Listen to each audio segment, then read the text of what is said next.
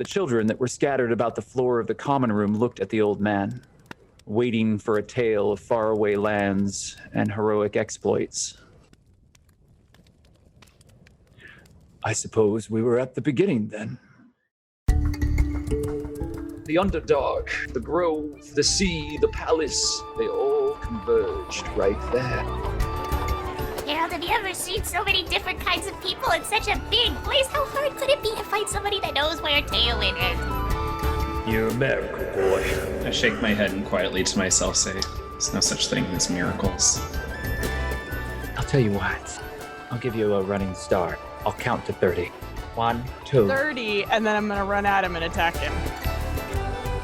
You told me your history. I was born on that boat. Huh? That ship that your friend is dissecting. I absolutely hate how chipper you always are. And it'd be a good look on you, though.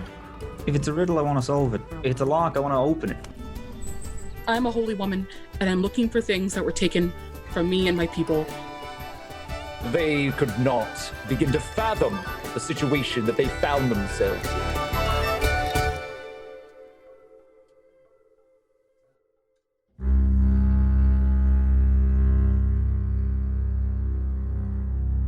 The fire in the hearth of the tavern in the small farming village burned brightly.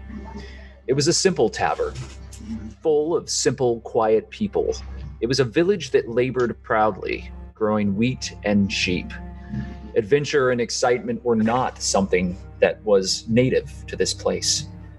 No, those commodities were imported by the likes of the old bard that sat next to the fire in the indisputable best chair in the common room.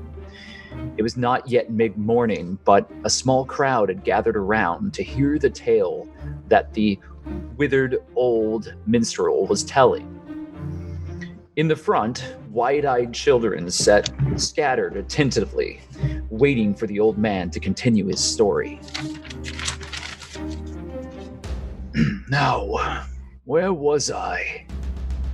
Oh yes, Waterdeep. In the beginning. It's a very big place, you see, bigger than you could imagine. It stretches out next to the Sea of Swords and teems with more political intrigue, hidden danger, and mystery than Baldur's Gate and Neverwinter combined. But it also has a surprising amount of compassion and hope. It was built, the legends say, on the ruins of an elven glade, and it grew there, from the barbarian tribes into perhaps the greatest city in all of Faerû, or perhaps even Toril.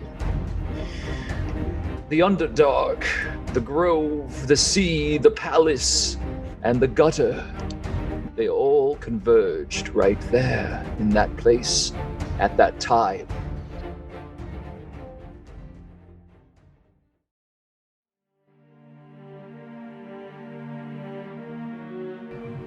Somewhere else, much darker,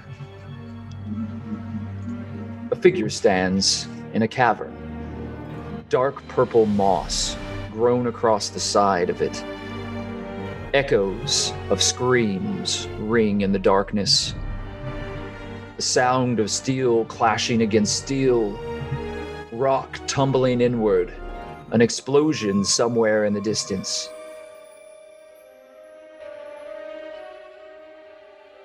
Hawke, describe yourself, please.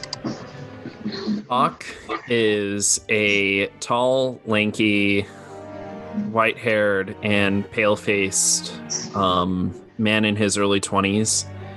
He's wearing dark clothes and plate armor and has a runed sword lashed to his back. Hawke stands against the darkness, figures moving in the shadows around him, that purple glow from the lights.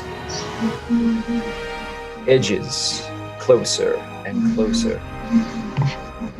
The shadows sputter, and then there's a spark of bright light. Warmth fills the space, and the smell of fresh grown grass and autumn leaves fill the air. The wind rustles, and we are now looking upon a stone circle pillars rising around the circumference of a grove.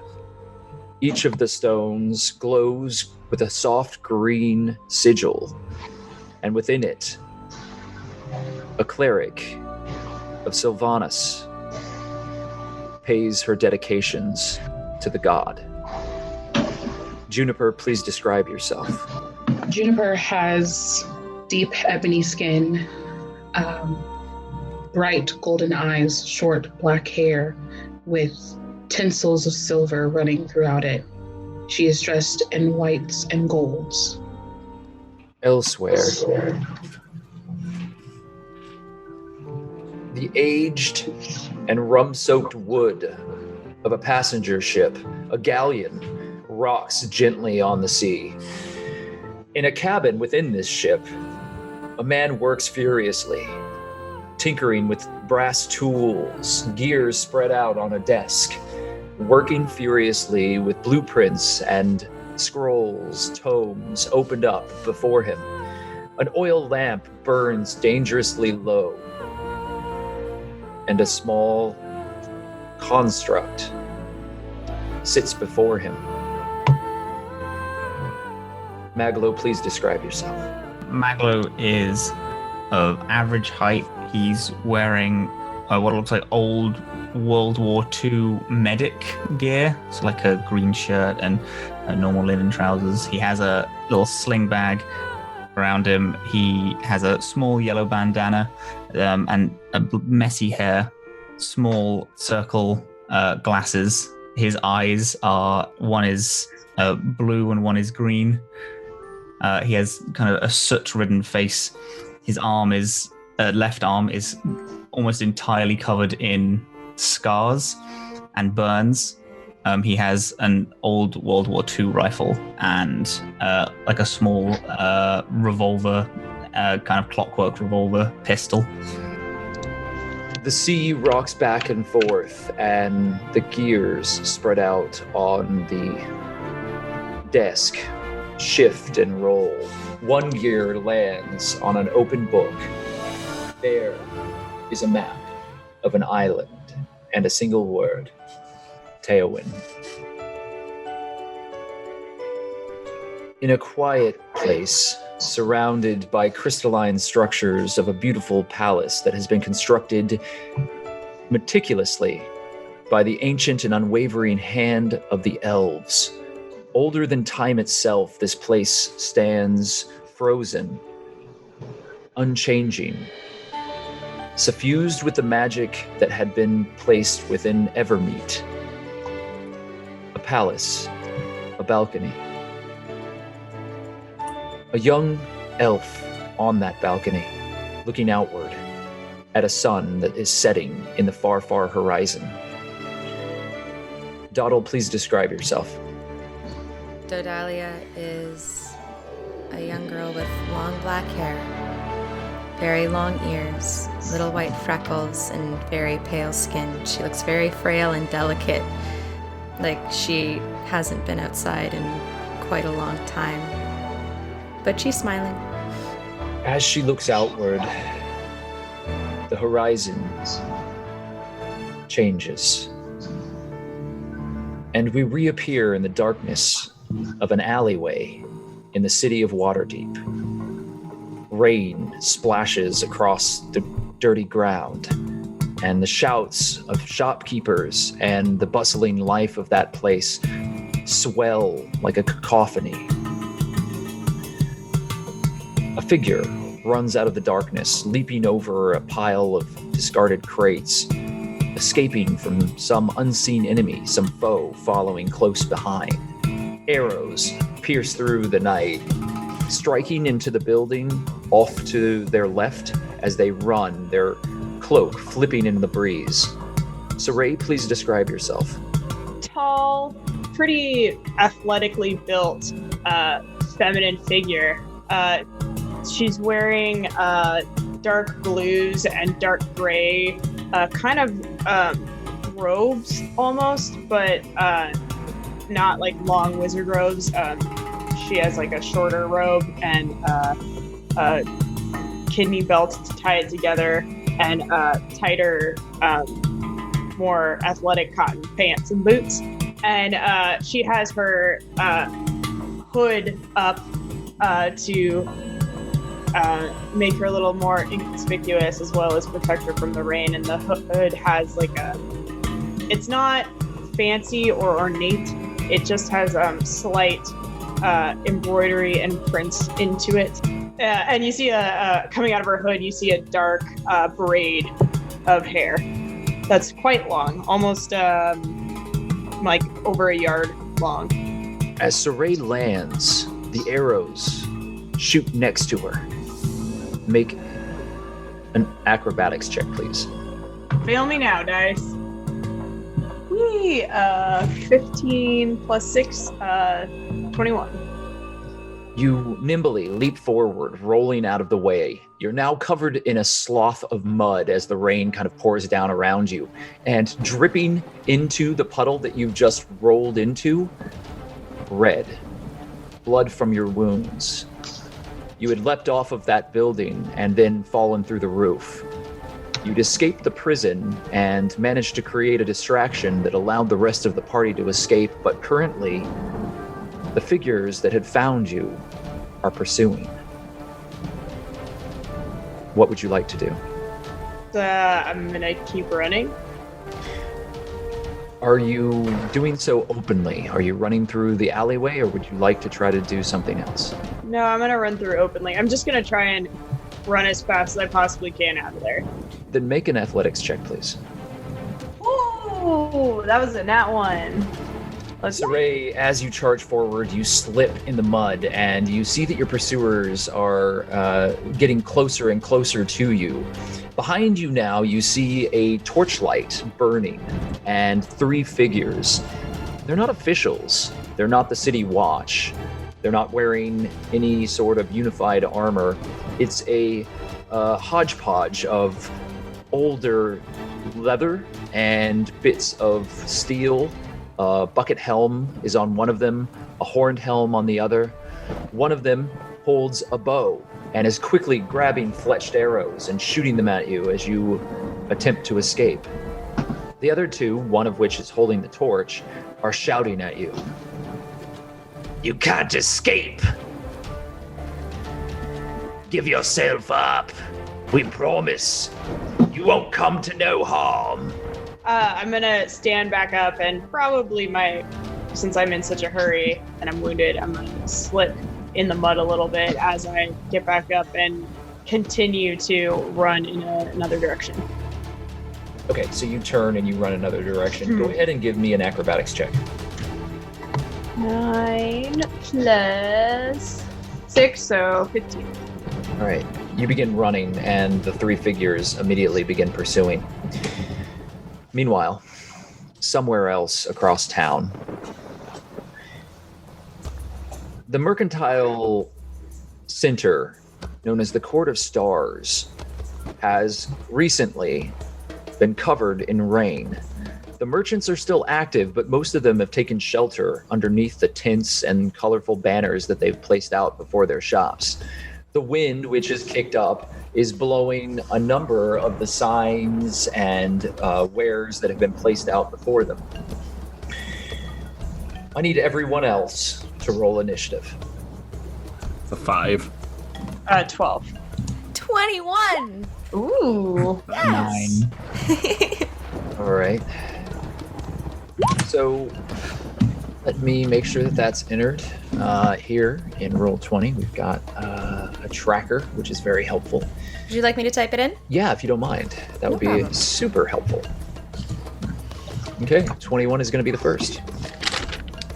All right, so Doddle, you are with your companions. Hawke is to one side with a somewhat vacant and haunted expression upon his face. Maglo is filthy and covered not only in the blood of your enemies, but also in the dirt and the filth from the passageway that you've just escaped from. Behind you, the prison stands with smoke still billowing out of the tallest of the towers there. You've managed to escape, and your imprisonment has come to an end.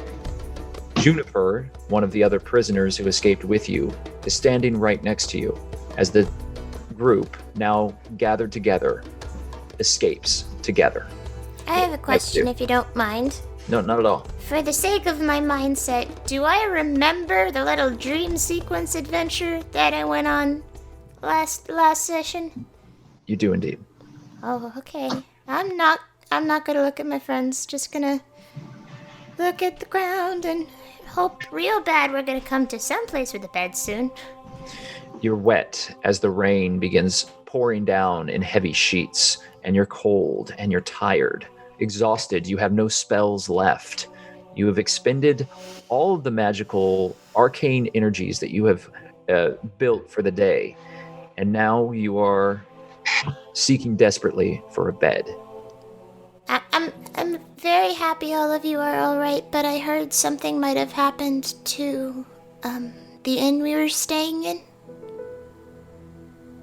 It's gone. The inn's gone. Is everyone all right? I don't know. Is that my fault? No. It's all of our fault. Aye. We need to get out of here. There's a safe place for us, but we have to go now. We got a place we're staying. Let's just get on. We'll show you. It's lovely. Okay. I'm gonna follow my friends. So, you are currently in the southern ward of Waterdeep. You are near the Court of Stars, which is in front of the Magistrate's Keep. It is the place where not only the prison is held, but also all of the official holdings are dealt with, where legal matters are put to rest. It is a bustling financial hub within one of the poorer areas of Waterdeep. Currently, the streets are filled with carriages and horses as they pass through the growing wet mud in the middle of the high road.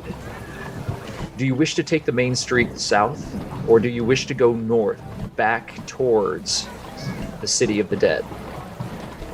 The way back is through the sewers, correct? Do any of us know how to get there?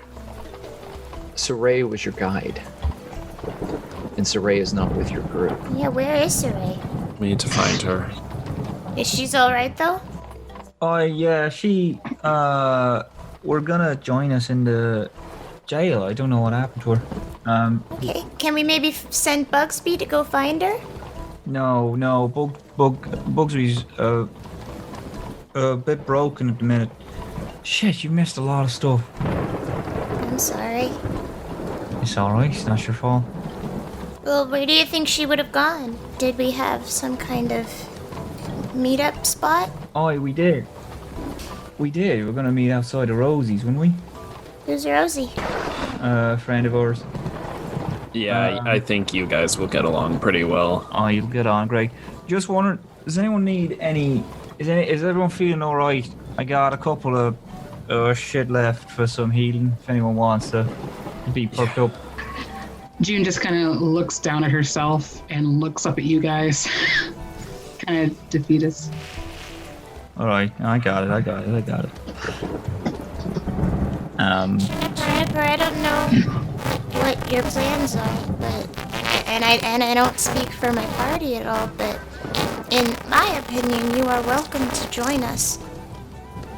Wherever Rosie's is, I'd like to be someplace safe and quiet for a while.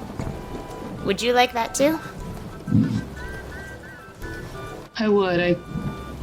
I want to make sure that you're safe. My loyalties are only with you. Although I think you're friends, we don't exactly know where we're going at the moment. So wherever you're going, I'm going too. Saray, make a acrobatics check as you leap over the building that you are currently climbing across. The figures have pursued you, but you think that you might have an opportunity to lose them. 8. 8? Mm-hmm. You slip and slide down noisily off the one side of the building. You manage to catch yourself and leap down to safety, but the wound on your shoulder wrenches and blood fills your shirt as you stumble back to the ground and continue your escape. Another arrow landing right at your foot. So currently, the rest of the party is standing on the edge of Satyr's Lane near the high road. Know how to get to Rosie's or whoever she is? I think I can remember. Do you think or do you know? Well, I mean, me thinking is pretty much as good as other people knowing. Juniper, this is the person who I said was very smart. Hello. Right. So, no, we can get back. That's no trouble. Just right. Okay. First things first. Hi. Juniper, was it? Mm-hmm. Hi, my name's Maglo. This is Hawke. You already know Doddle. Hello. You know what? Introductions aside, we'll do that in a minute. Let's go to get out of the open. We did just break out of a prison. Which begs the question. We know why Doddle was in the prison, but why were you in there? I think that's my own business, thanks. I just need to know you're not going to be trouble for us down the road. We already have enough as is. Hawke, please not now. Fine, but I got my eye on you. Yeah, come follow me. Maglo grabs Hawke by the arm and then pull him so they're walking at the same pace and slowly away. I think we already know what she was in. I think she murdered someone. Oh yeah, we had a conversation with them about that. I'm gonna stay by Juniper because I don't want her to feel left out by these boys that just walked a few feet in front of us. Appreciated. So I don't know what you want to do about that. I know that Doddle is pretty good at picking random people up off the street and then having them join our little gang that we have going on, but you know what? We'll get to the place. I think I'm pretty sure she's the same person. I was hoping it would be somebody else, but Maglo, make an intelligence check for me, please. 14. 14. It takes a moment. You're a little foggy because of the situation that you've just removed yourself from. Emotions are a little high. The face of your sister, Willow, is still fresh. It hurts, and it's hard to think. You're always logical and pragmatic, but in this moment, with everything happening, the way that Hawke looked, the strangeness of his eyes, the energies around him, the shadows that played across his face that weren't shadows. You do remember the way to Rosie's shop, but you have to fight for it. You can lead the party there if you like. Yeah, he does. You're moving along the streets. I'll be fine. We'll talk about it later. All right. You remember the way? Of course I remember the way, you fucking kidding? Moving through the streets, Juniper, you've been in Waterdeep for some time. You know a little bit about how this place operates, and rain doesn't really slow the city down any more than sun would. It's still very busy. The streets are full of carts and carriages, horses and merchants who are all going about their daily affairs. You still, however, have a connection to the natural places of the world, and as you're moving through the streets, as this stranger, this strange academic scholar, leads you and your new companions through the twisting, intertwined city in the southern ward of Waterdeep, something feels off. Can I feel whether it feels off because of who I'm with, or rather just the atmosphere of Waterdeep? I will give you an answer if you could make a wisdom check for me, please. 8. All you remember is that echoing whisper from the creature that you ran into in the tunnels beneath the prison. That strange alien voice that psychically attacked all of you, ringing through your minds, peeling back your memories. And then it stopped, but something else came in and took its place. Something else began to toy with your memories. As soon as this creature had opened the door, something else slipped through. You can't put a name to it. You don't understand it. You're not even sure if this is real, but you feel as if your mind has been opened and exposed to something very dark. I'm gonna pick up my pace a little bit and get shoulder to shoulder with Doddle. Hey, Doddle, do you feel okay? Do you feel off? I mean, I've had quite an exciting couple of days. I'm not sure I know myself well enough at the moment to determine whether or not I feel different. I mean, I do feel different, but why are you asking?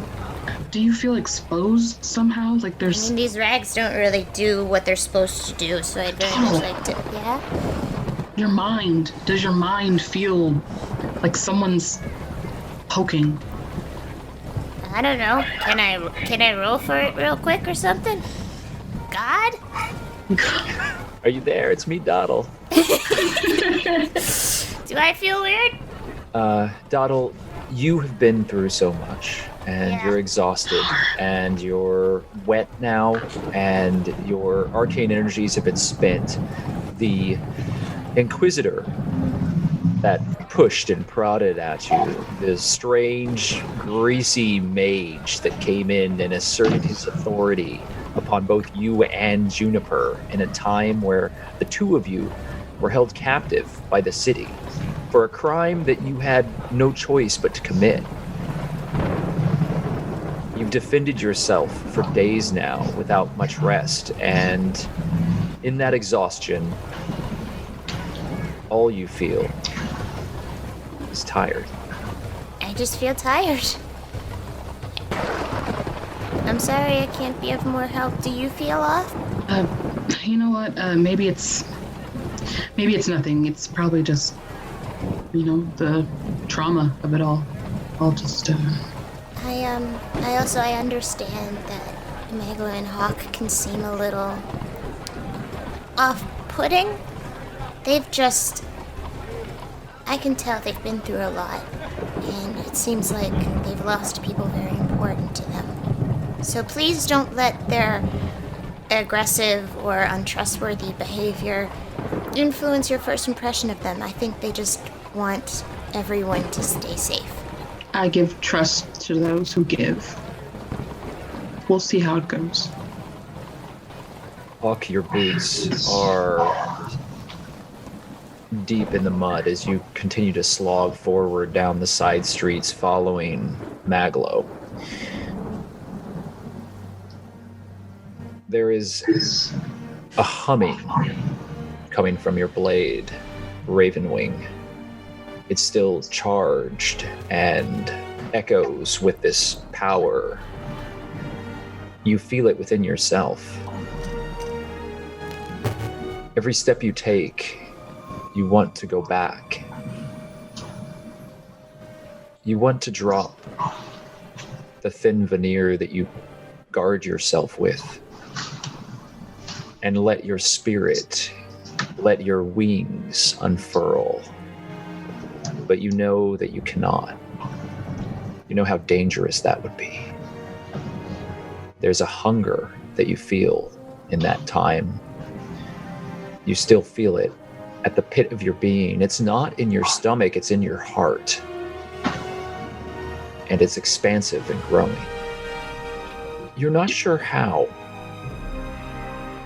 But in this moment of hunger, you know someone is watching you from the alley to your right.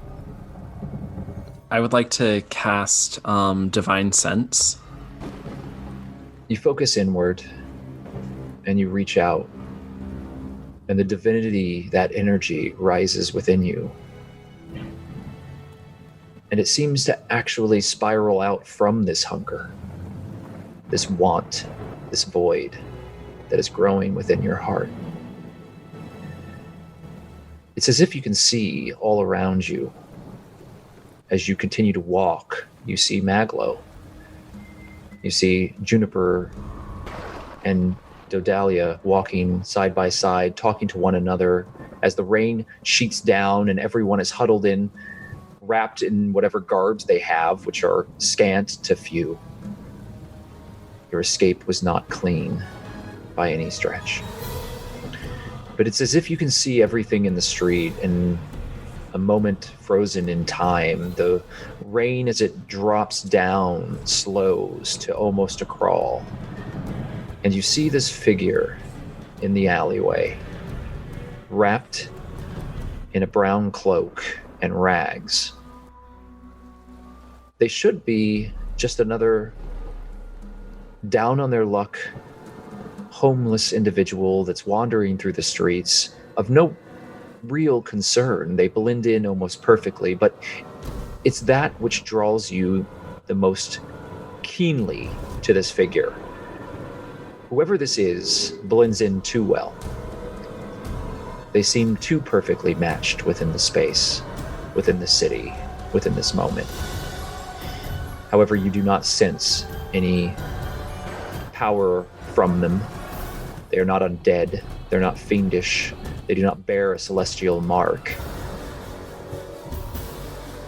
But you do see their eyes in that moment.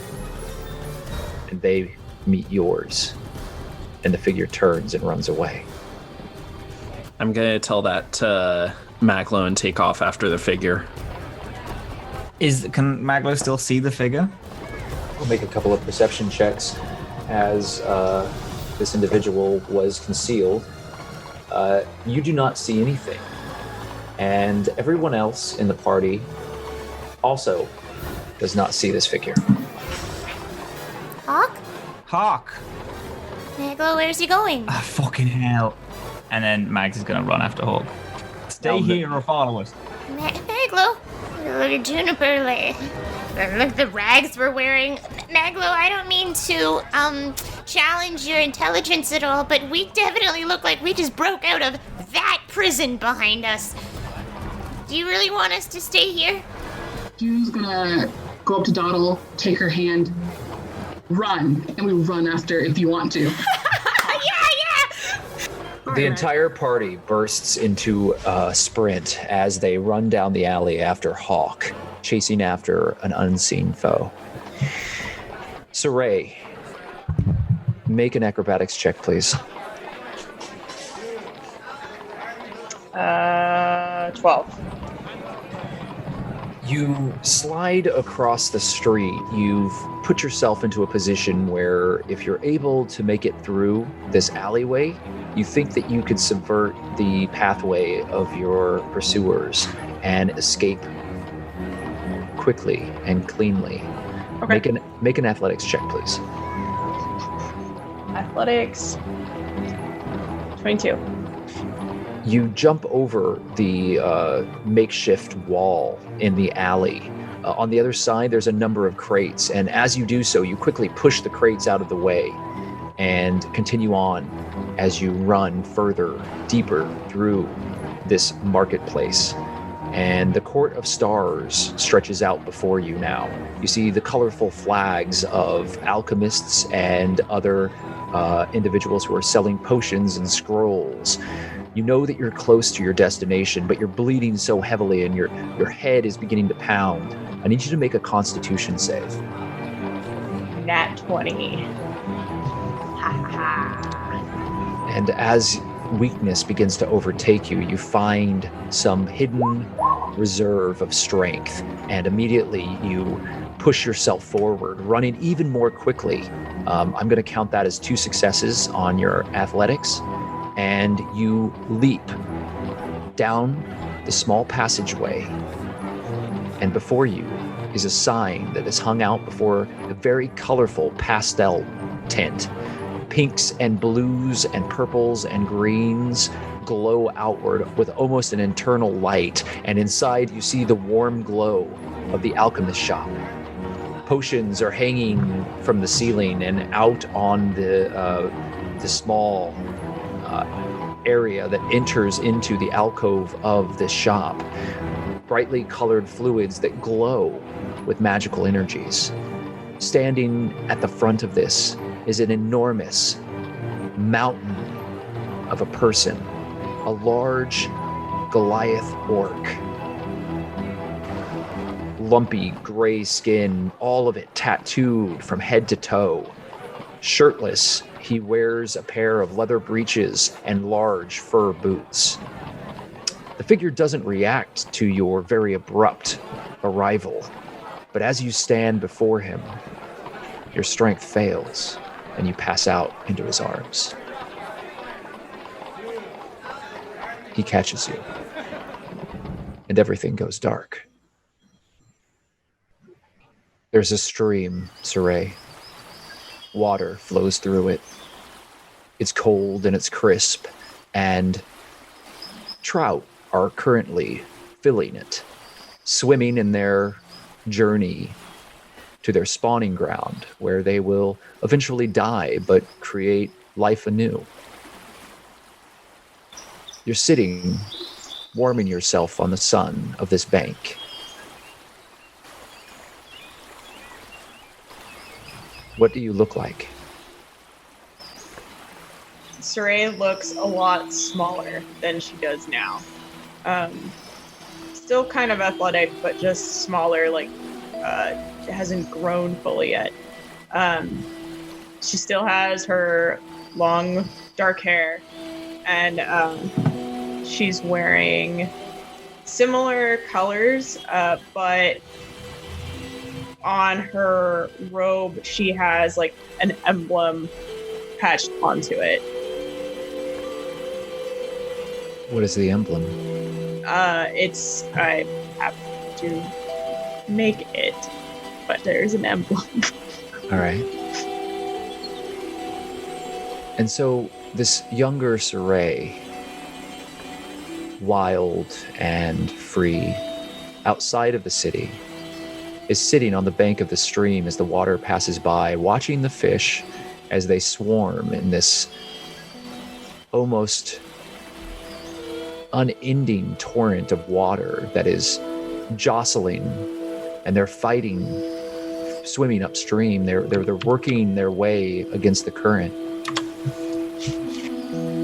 And above you, in the sky, the sun is growing very old, and the light is turning from a bright open blue to a fiery orange. In the distance, you hear the birds, and you know that the others are not too far away.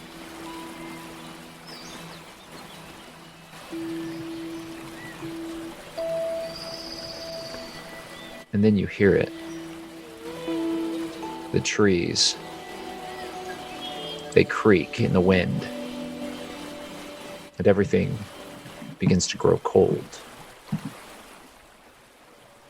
The birds silence themselves,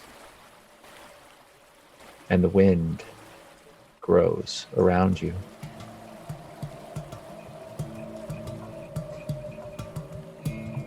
The grass begins to turn brown, and when you look back at the stream,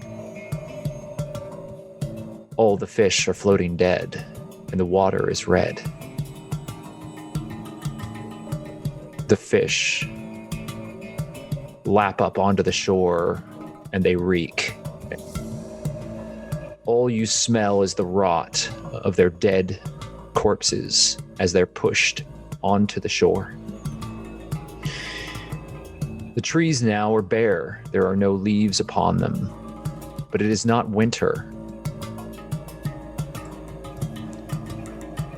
Twisted roots, now dark and gray, reach up from the ground. You feel imprisoned by the trees around you as they creak and groan in the wind. The rock beneath your feet looks like cobblestone. And when you turn again, you're in an alleyway in Waterdeep. And the stream is a road. And the fish are people. Dwarves and humans, elves, all scattered before you in the road, dead, lying on the cobblestone streets of Waterdeep are empty. And you look off into the distance and you see further into the heart of Waterdeep itself, the tall buildings and the towers and the castles beyond Castle Ward, beyond the North Ward, where the rich sit proudly. You see figures in the air, flying. Winged creatures with humanoid bodies that circle like vultures. And the sky is red. And it is raining.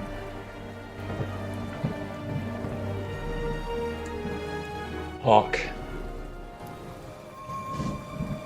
Make an athletics check, please.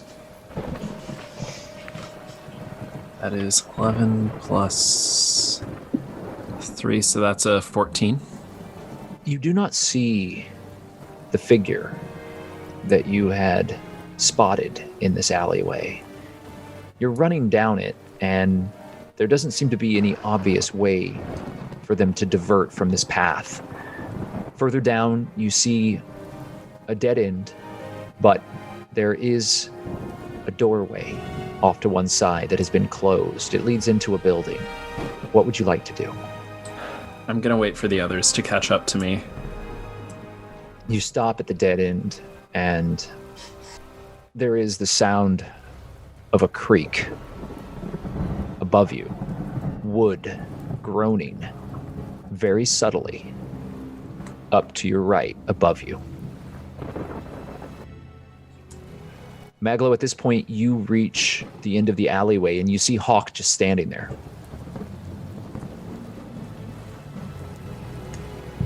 Hawke, come on, we can't just run off like that, okay? We got to stick together, okay? I heard the creak above me, right? You did. I'm going to reach at my hand and Eldritch Blast at it. Fucking hell, Hawke! With a spark of arcane energy, dark purplish glowing ravens shoot from your fingertips in an outstretched manner immediately, without even looking, up towards a figure standing on the rooftop to your right. Go ahead and let's resolve the Eldritch Blast. All right. First one is... That's a 10 and a 10. So both of your Eldritch Blasts shriek out as ravens are created in this energy, and they blast forward with this beam of energy that swells upward and hits the shingles above you. There's a small explosion, and broken debris rains down on both you and Maglo as Doddle, you and Juniper both arrive to see this blast occur. As soon as I see the blast, I'm gonna stop running and just take one step back. Yeah, I come to a halt. A moment later, a flare is shot from the top of the roof, and there's a bright, blazing blast. An explosion in the sky that for a moment burns with a phosphorescent green and then expends itself. Any who are looking at it are just momentarily blinded by it. Hawke, we gotta go. You're right. You're right, let's go. Okay, double time, everyone. Come on, follow me. Okay, I'm gonna run after Maglo and Hawke. I need everyone to make an athletics check, please. Did anyone roll lower than a 12? Yes. I'm sorry, what was your roll, Maglo? 1. Oh, no. Not a crit fail, a 2 minus 1. Oh no. Oh no. Okay, guys, we got a double time, and then just trip and eat shit. Follow me, everyone. The flare extinguishes, and the rest of you turn and begin running backward, the rain beating down around you, mud growing everywhere, and the city streets of Waterdeep are still full. Maglo, you're recalling the twists and the turns that lead all the way back to the Court of Stars in front of the courthouse that you have just escaped from. The keep that Doddle has been liberated from. You're headed back the way you came. And as you get closer, you begin recalling all of the twists and the turns of the mercantile area, but you're exhausted. And you slip in the mud and fall. Okay, I would have immediately stopped him and like, Maglo! And then go up to try and help him. I'm fine. Fuck off. Just keep going that way. Yeah, I'm sorry. He goes behind you and picks up your back and is like, run, dude! Yes, I not taking my eyes off of Maglo. I'm gonna keep running. Figures in the street and in the alleyways have noticed this. Eyes are clearly watching you now, and there is a curiosity in the streets as to what it is that these ragged individuals are doing, running through the mud and rain so desperately. As you pull yourself up, Maglo, you see behind you a number of figures, led by a man with an eye patch and a scar that runs across one brow all the way down to his chin. You recognize this person. It's one of the thugs that you've met in the past from the Grasping Eye. His shaved head and his colorful pauldron that has been painted with the hand and the eye are approaching you now, with two other gang members flanking either side of this man as he walks towards you down the street. Maglo gets up as quick as he can, just puts his hand in his bag and starts pulling out random things, pulls out like a small slob of butter that he pours into this small vial, and some random leaves, he spits in it, shakes it up, and it foams, and he chucks it on the ground and casts grease and bails. Immediately, the vial shatters behind you as you stand and continue moving. I need everybody to make another athletics check. As I do that, gonna be like, Maglo, what's going on? You may. Nope, it's fine. Keep going. Okay. 12. 19. Sorry, it was athletics? Yeah. Yes, Wow. that's correct.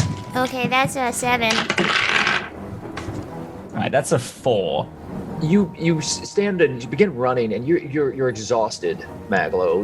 The day's exertion to just get to this point have brought you to the point where you want to physically break. Your mind is still as sharp as it can be, given everything that you've been through, and the strange echoes of your encounter haunt you. But you are pushing forward very slowly. Doddle, you grab onto Maglo, trying to pull him forward, but you've slipped in the mud as well and are struggling to remain standing, let alone to run. These figures are determined in their gait as they continue to walk very quickly towards you. Hawke, what was your roll? Mine was a 19. Okay, and you got a 12, is that right, Juniper? Yes. All right. So the others are further ahead. Maglo and Doddle have fallen behind as these figures get closer and closer. One of them, you can see, holds a hand crossbow. The other has a scimitar that has been drawn. The other holds a club. Doddle, I'm gonna need you to look at me right now. Okay. Mags is like half crouched in the mud. Okay, I'm gonna be fine. You know I'm gonna be fine because it's me, alright? I'm gonna need you to go catch up with them. It's all gonna be okay, right? Just don't look back. It's gonna be absolutely fine, okay? I don't believe you. Like, listen, when have I literally ever lied to you? Listen, lying is for bards, not for scientists, okay? I don't fucking lie, alright? Just follow after them. I'm gonna be fine. I'm gonna say no, and I'm gonna cast Firebolt, please. Maglo's like grabbing his pistol and pulling his rifle off of his shoulder. Hawke's gonna take off his greatsword and cast Green Flame Blade.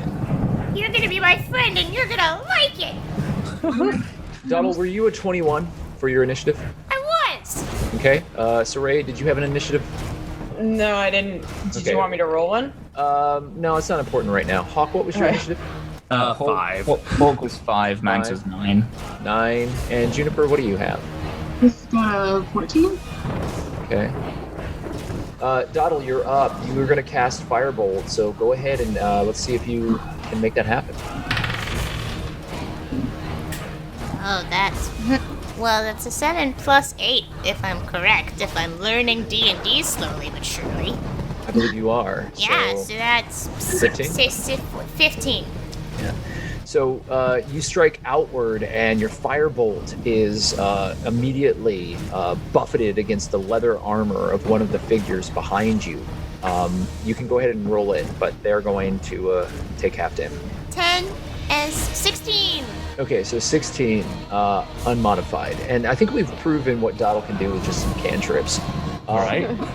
So you do shoot outward, and this flame licks across the armor, and it singes the armor, and you can see like a reddened burn form on one of the figure's faces.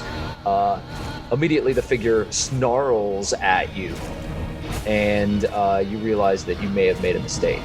I'm still gonna stand over Maglo. Okay, Juniper, you're up next. What would you like to do? Yeah, Juniper's gonna. There's a guy with a crossbow, right? Yes, it's a hand crossbow. They're being somewhat subtle about their weapons and having them out in the open. The hand crossbow is kind of held to the side. They're wearing cloaks and other things, but the figure that has the brightly painted pauldron on is more open about holding the scimitar. I'm gonna go ahead and form whip the crap out of that, so that it can like possibly get out of his hands.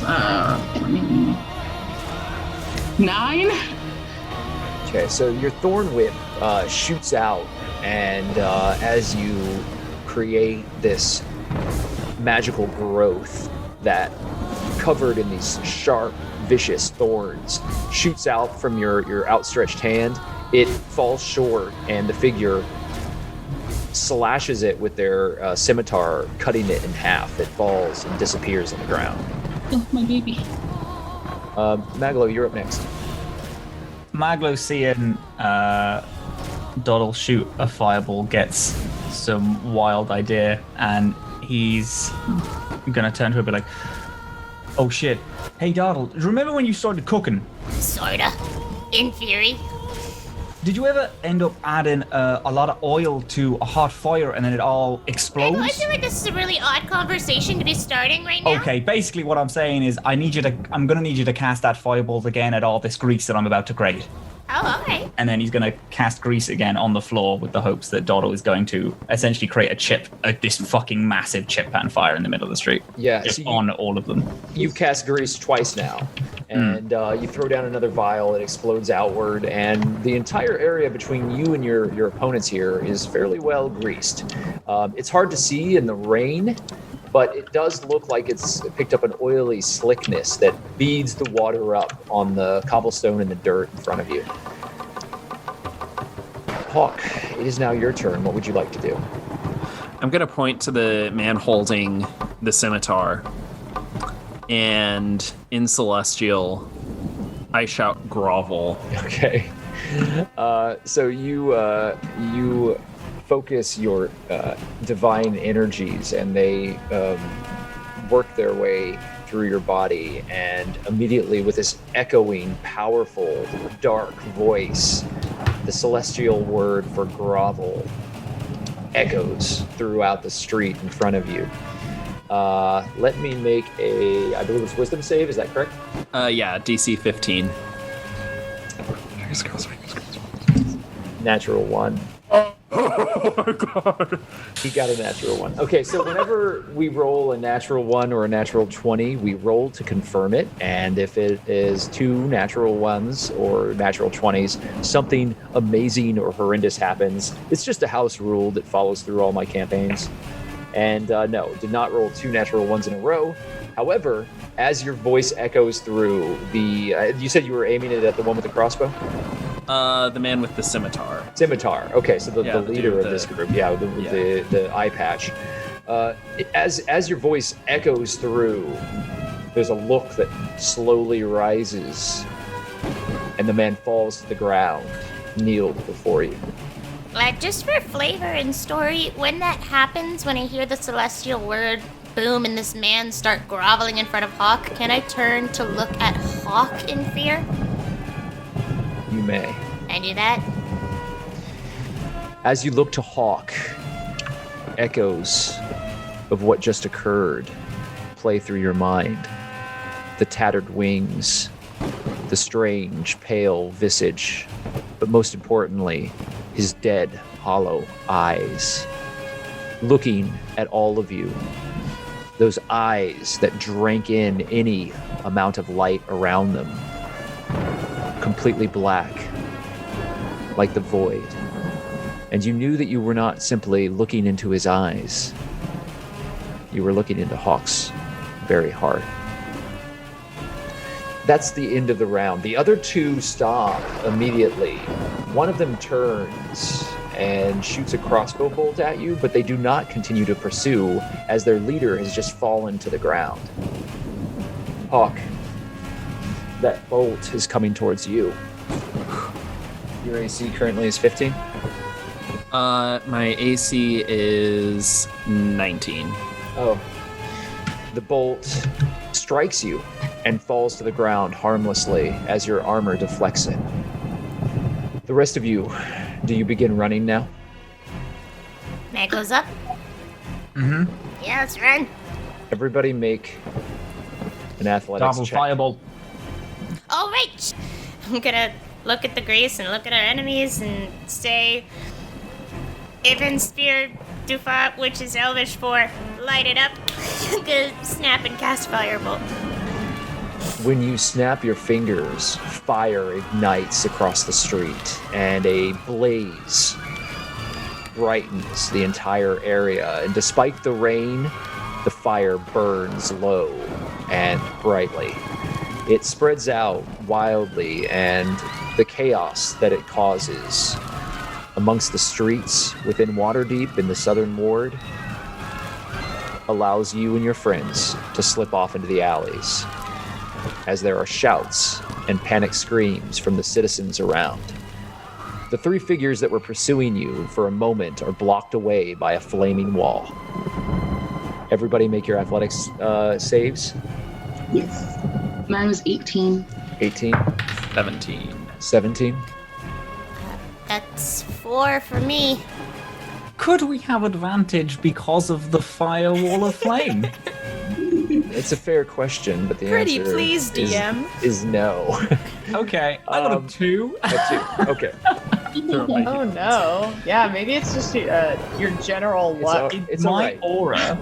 aura. I will say that because of the flame, however, your opponents are not able to easily pursue. You've created a decent moment that is going to allow your pursuers to have to fight their way past a few obstacles. Not only the fire, but the individuals that are swarming to deal with the fire that has been created.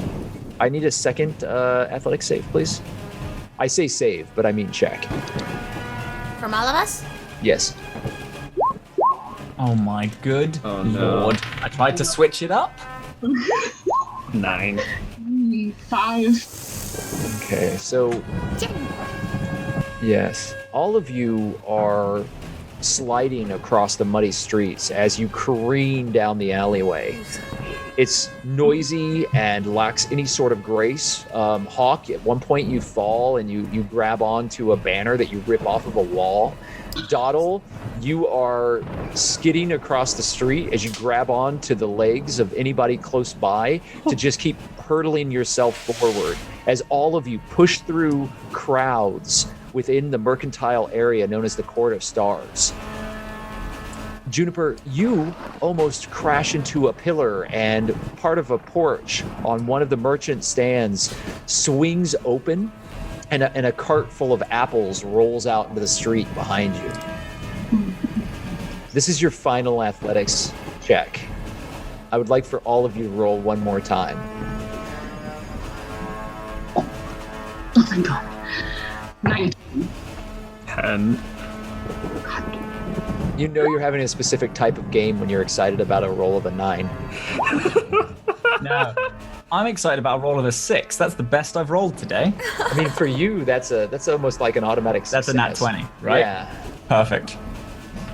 All right, Doddle, did you get a natural 20? No, dirty. Okay.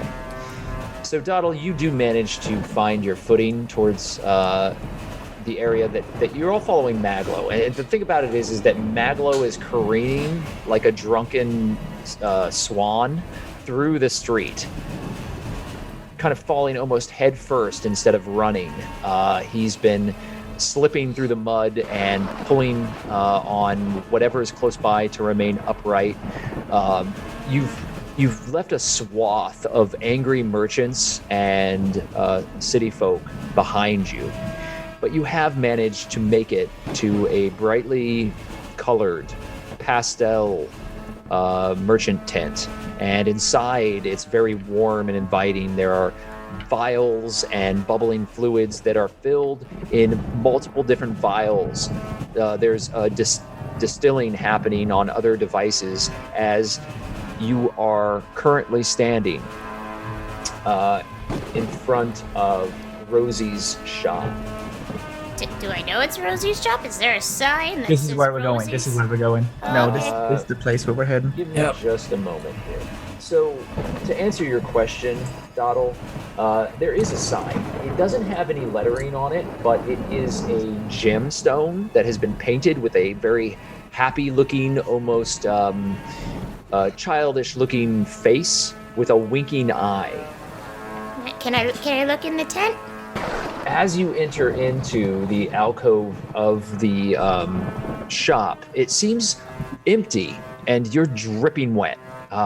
So you're standing there, and immediately as you cross the threshold of this tent, you immediately are warmed by some sort of glow within the space.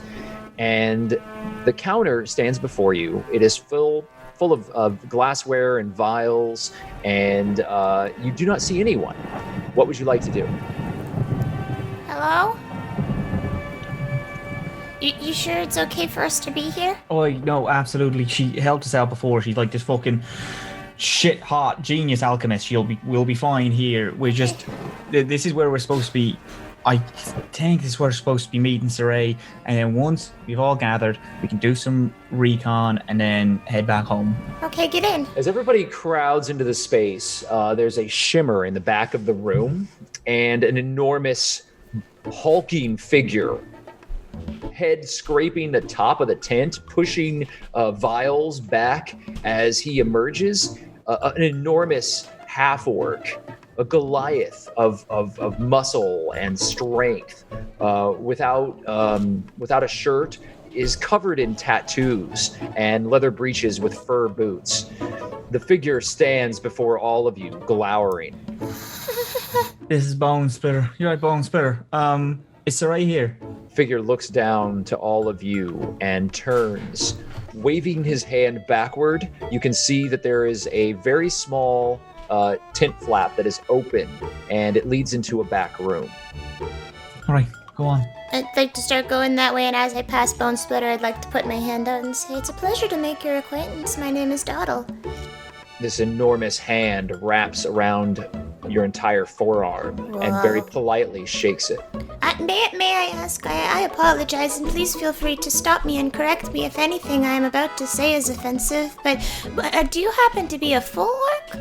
I am not full orc. Oh wow! So are full orcs even bigger than you are? I am half Goliath. Oh my goodness! Wow, you are quite an impressive specimen, if I do say so myself, sir. Thank you. Do you work out, or is this just, your natural build? Does everybody else walk through the tent in the back? Maglo is trying to hurry everyone along. Oh, okay, I'm sorry, we are in I would very much like to sit down and perhaps have a conversation with you later. I am very interested in your lineage, and then I'm just going to follow Maglo. I just walk by, look at Bone Splitter, and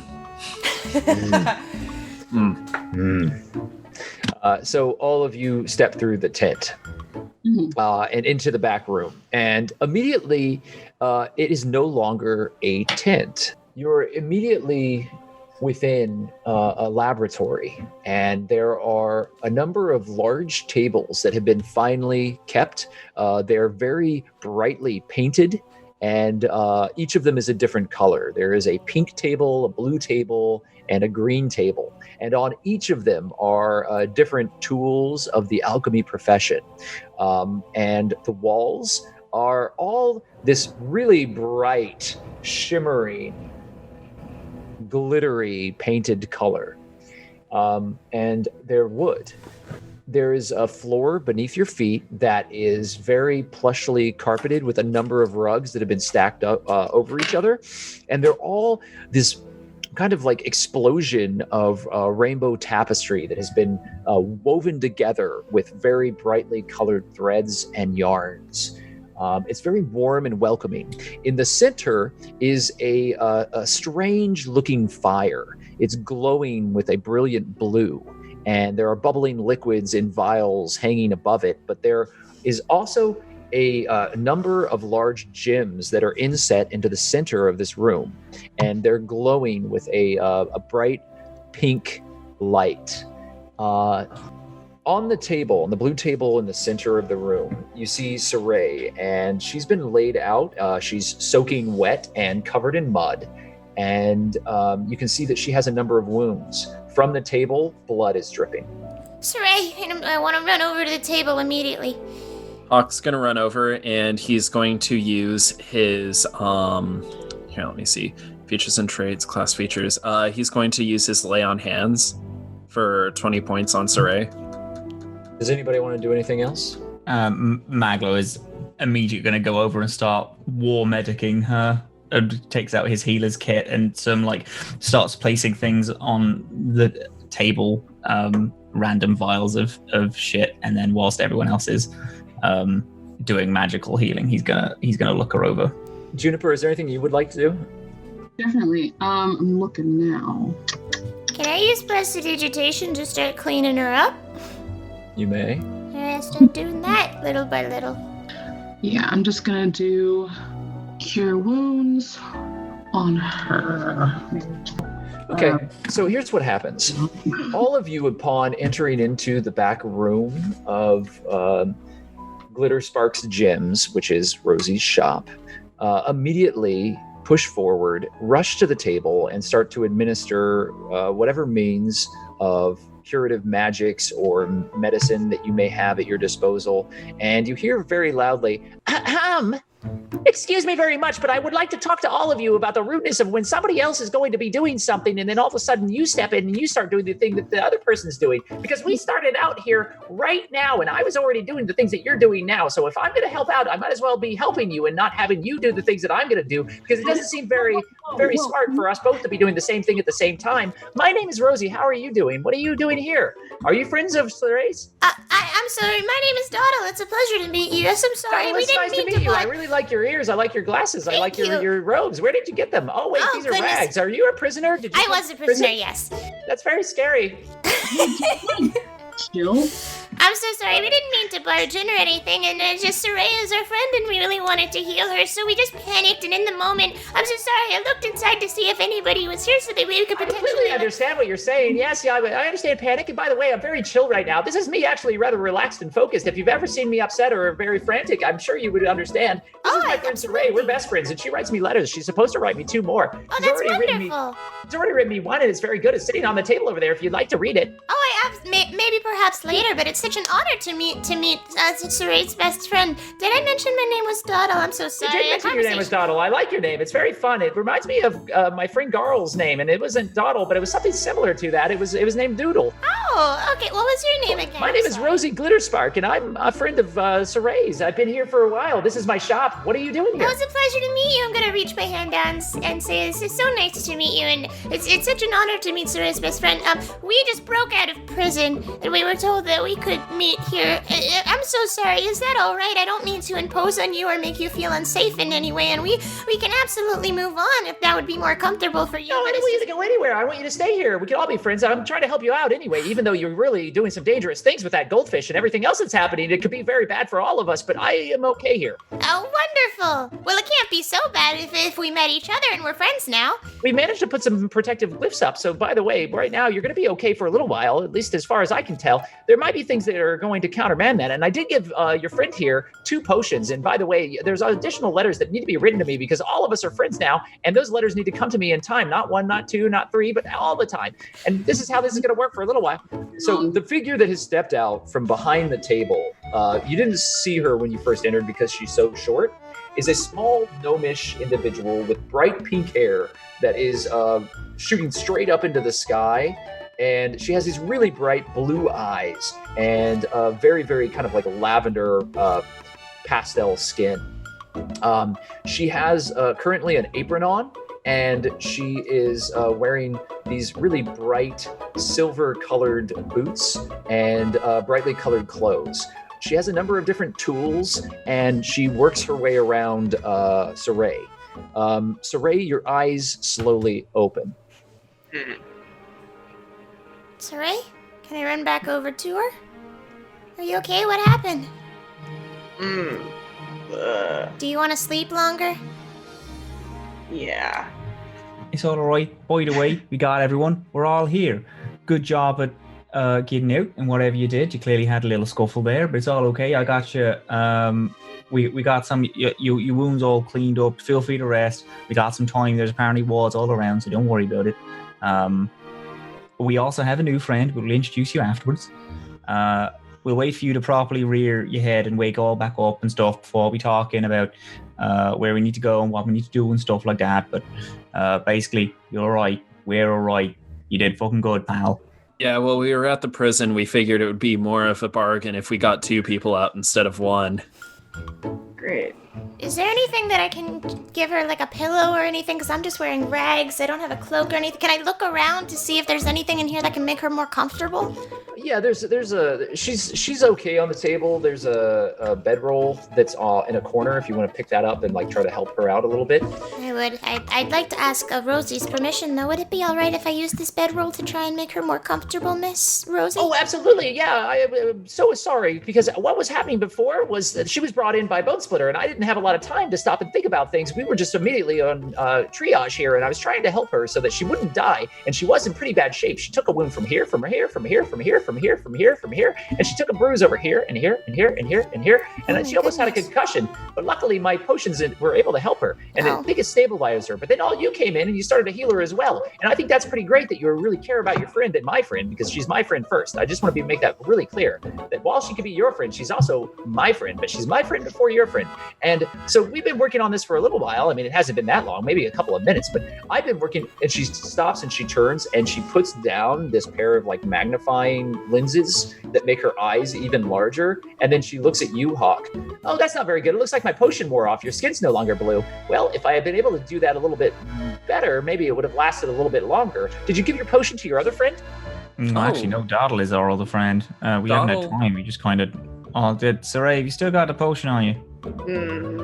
And I like try and go for my bag, but I'm probably missing.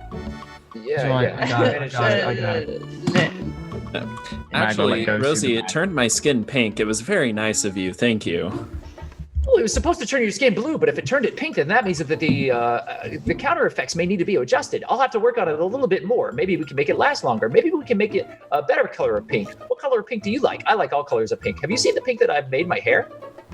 I have seen the pink. It's very nice. You know, I'm more into wearing blacks, but I think that would be a great one for Doddle. Doddle seems to like pink.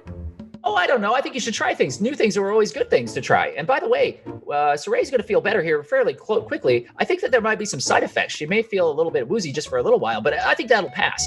And if we continue to work together, I think we can get you through your situation with the goldfish and all. I think you've made a lot of poor choices as you've gone along in your adventuring path, but I think that we can kind of put you back onto the right path. I don't think you can stay here too long because my wards won't last forever, especially if they're using powerful magics. At the mention of poor choices, Doddle's smile is just gonna fade a bit. Oh, actually, Rosie, would you mind getting us some clothes for our little friend here? It looks like you're around possibly the same size. It's just wearing rags in the street ain't really going to be that becoming. She jumps up onto the table and grabs you by the collar and pulls you really close, Maglo. Are you saying we're going to play dress up? We're absolutely going to play dress up. I'm gonna jump up on the table too and grab Maglo. Oh my god, are you gonna say that we're gonna play dress Oh my god, up? okay. I just want to let you know that Saray is also on, like, right next to us, and I can't have you over. Can we please just... Can I grab Rosie's hands and say, Rosie, it would be such an honor to receive a makeover from you. Oh my gosh, we got to do this right now. I have other things that we have to do to make sure that Saray is okay, but first and foremost, we're going to have a dress-up party, and everybody's going to change their clothes. Let's go. Wait, Rosie. We don't have time. There's no time to talk. Doddle. This is the most important thing that's ever happened in the existence of Faerun. I'm gonna point at my other friend that's in prison rags. What about Juniper? I have just the thing. And she runs across the shop and the laboratory, and she immediately flings open a door. And inside the door is a walk-in closet, and there's like a disco light that shines from inside with like some sort of magical orb on the top. And you can see just rows and rows of brightly colored fabric.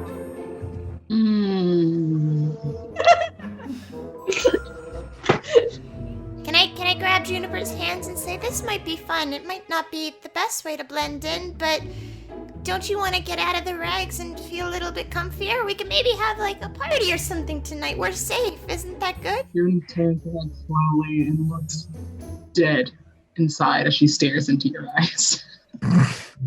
Sounds great, friend. Give me a smile and follow Rosie. Saray, make a Constitution save for me, please. Nope, 5. Okay, so you still feel woozy and sore as you sit up.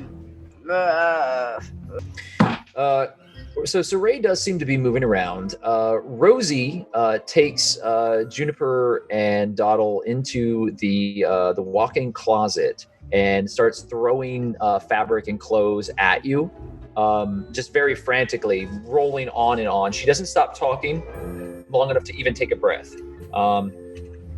Talking about the various fashions of Waterdeep and how she finds them fairly atrocious, and that where she's from, she manages to find all kinds of great clothes, and she's going to share them with you right now. Doddle hangs on her every word and just nods once. Yeah, so you're given a pair of very brightly colored pants and a like kind of a flowy pirate-like shirt, and it is really bright yellow, and the pants are kind of a patchwork array of these glittery gem-like colors of every imaginable type. And she gives you a pair of shoes that have curls on them with big buckles, and the buckles look like they should be pretty heavy, but they're actually fairly light, and they're comfortable. You have a pair of socks that go all the way up to your knees, and she wraps you with a scarf that you can use to kind of conceal your face if you choose. It is striped and has stars painted all across it. And then she gives you a really big, warm-looking coat that is bright purple and has like kind of a fur lining on it. Juniper, she gives you a pair of like teal robes and a big purple scarf that almost drags all the way onto the ground. She gives you a pair of boots that actually end up fitting you very well.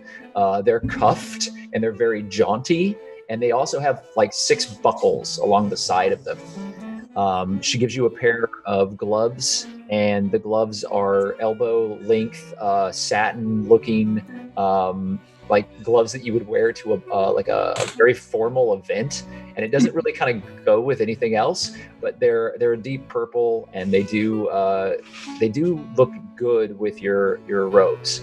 And then she gives you a cloak with a hood on it, and that is instead of teal or purple, it's a very, very bright pink.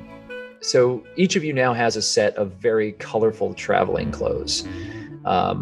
they're well made and would be considered fancy by anyone's standards. Although it's an explosion of color that doesn't make a lot of sense. Meanwhile, in the other room, Bone Splitter kind of watches as all of this is happening. Maglo, Hawke, Saray, what do you do? I'm like groggy AF as I get up, and I'm just like, did anything bad happen? Did you guys get caught or? We didn't get caught, but a lot of bad stuff happened. Can I get my boots back because I can't fucking run in these? Yeah. All right, thank you. Takes his shoes off. So, they found us. They have definite means of tracking us, which is great. They were mainly after the fish because I was holding it, and they were mainly attacking me, and I'm not marked, so we can assume that they want. Obviously, they're primarily tracking the fish, but we're able to take care of a lot of them. They're working with ithalids, which is fucking great for us. I don't know if it's related in any way. I think Inquisitor Sternward is dead. He might not be dead. That's the person in the guard that you had connection with. Yeah, the fucking phony prick. But there was no confirmed body, but it seemed like he probably was crushed under the stuff. I did use my real name the whole time, which I understand is a bad idea, but I'm not great at lying, so I decided just to, instead of lie a lot, just lie a little bit. And also, if anyone saw me, they'll know my name, and then that'll be another thing, which would mean the cover would be blown. That's another thing for another time. Basically, if any guards find out and they find me, I'm probably going to be hung for impersonating an Inquisitor. I hate to say it, but getting hung might be the least of our worries, considering who they're aligned with. Basically, even though nothing went particularly wrong, a lot of things also went wrong at the same time. Like, really, okay. It's either one or two things. It's either fine, it don't matter, we didn't get caught. Now, many people know that we were there. We've got Doddle back. We have possibly a new friend, possibly someone who's going to be a pain in the ass, but we'll figure it out later. So it's fine. It's either fine or we are fucked. And it's one of those two options, and I'm trying to figure out which one it is. The Grasp and I did not follow us here, but was there for a long time, followed us a lot of the way. We managed to get away, but by setting the city street on fire. But we got away. I was also running from some figures. I thought they were guard at first, but I think they were Grasping Eye. Okay. Well, at least we know that the city's not after us. That's fine. Worst things. Get this fish situation taken care of, and we need to get out of this city as quickly as possible. I think we need to get out of this city. Hey, Rosee. Yeah, hi. Oh, I'm glad you're feeling better. It's really good to see that you're up and around. It's been really kind of concerning to me because you're my best friend, and I'd hate for anything to happen to my best friend because we were going to have a lot of fun together. We're going to have sandwiches, and we're going to have tea parties, and we're going to do other things. And we're going to talk about my buttons and my hair and everything about my... Oh. And here's Juniper. Look what I did to them. You both... Can I step out and be like, ta-da? Look at the shoes, look at the buckles, look at the jacket and the hair. You both look fucking brilliant. Great. Great.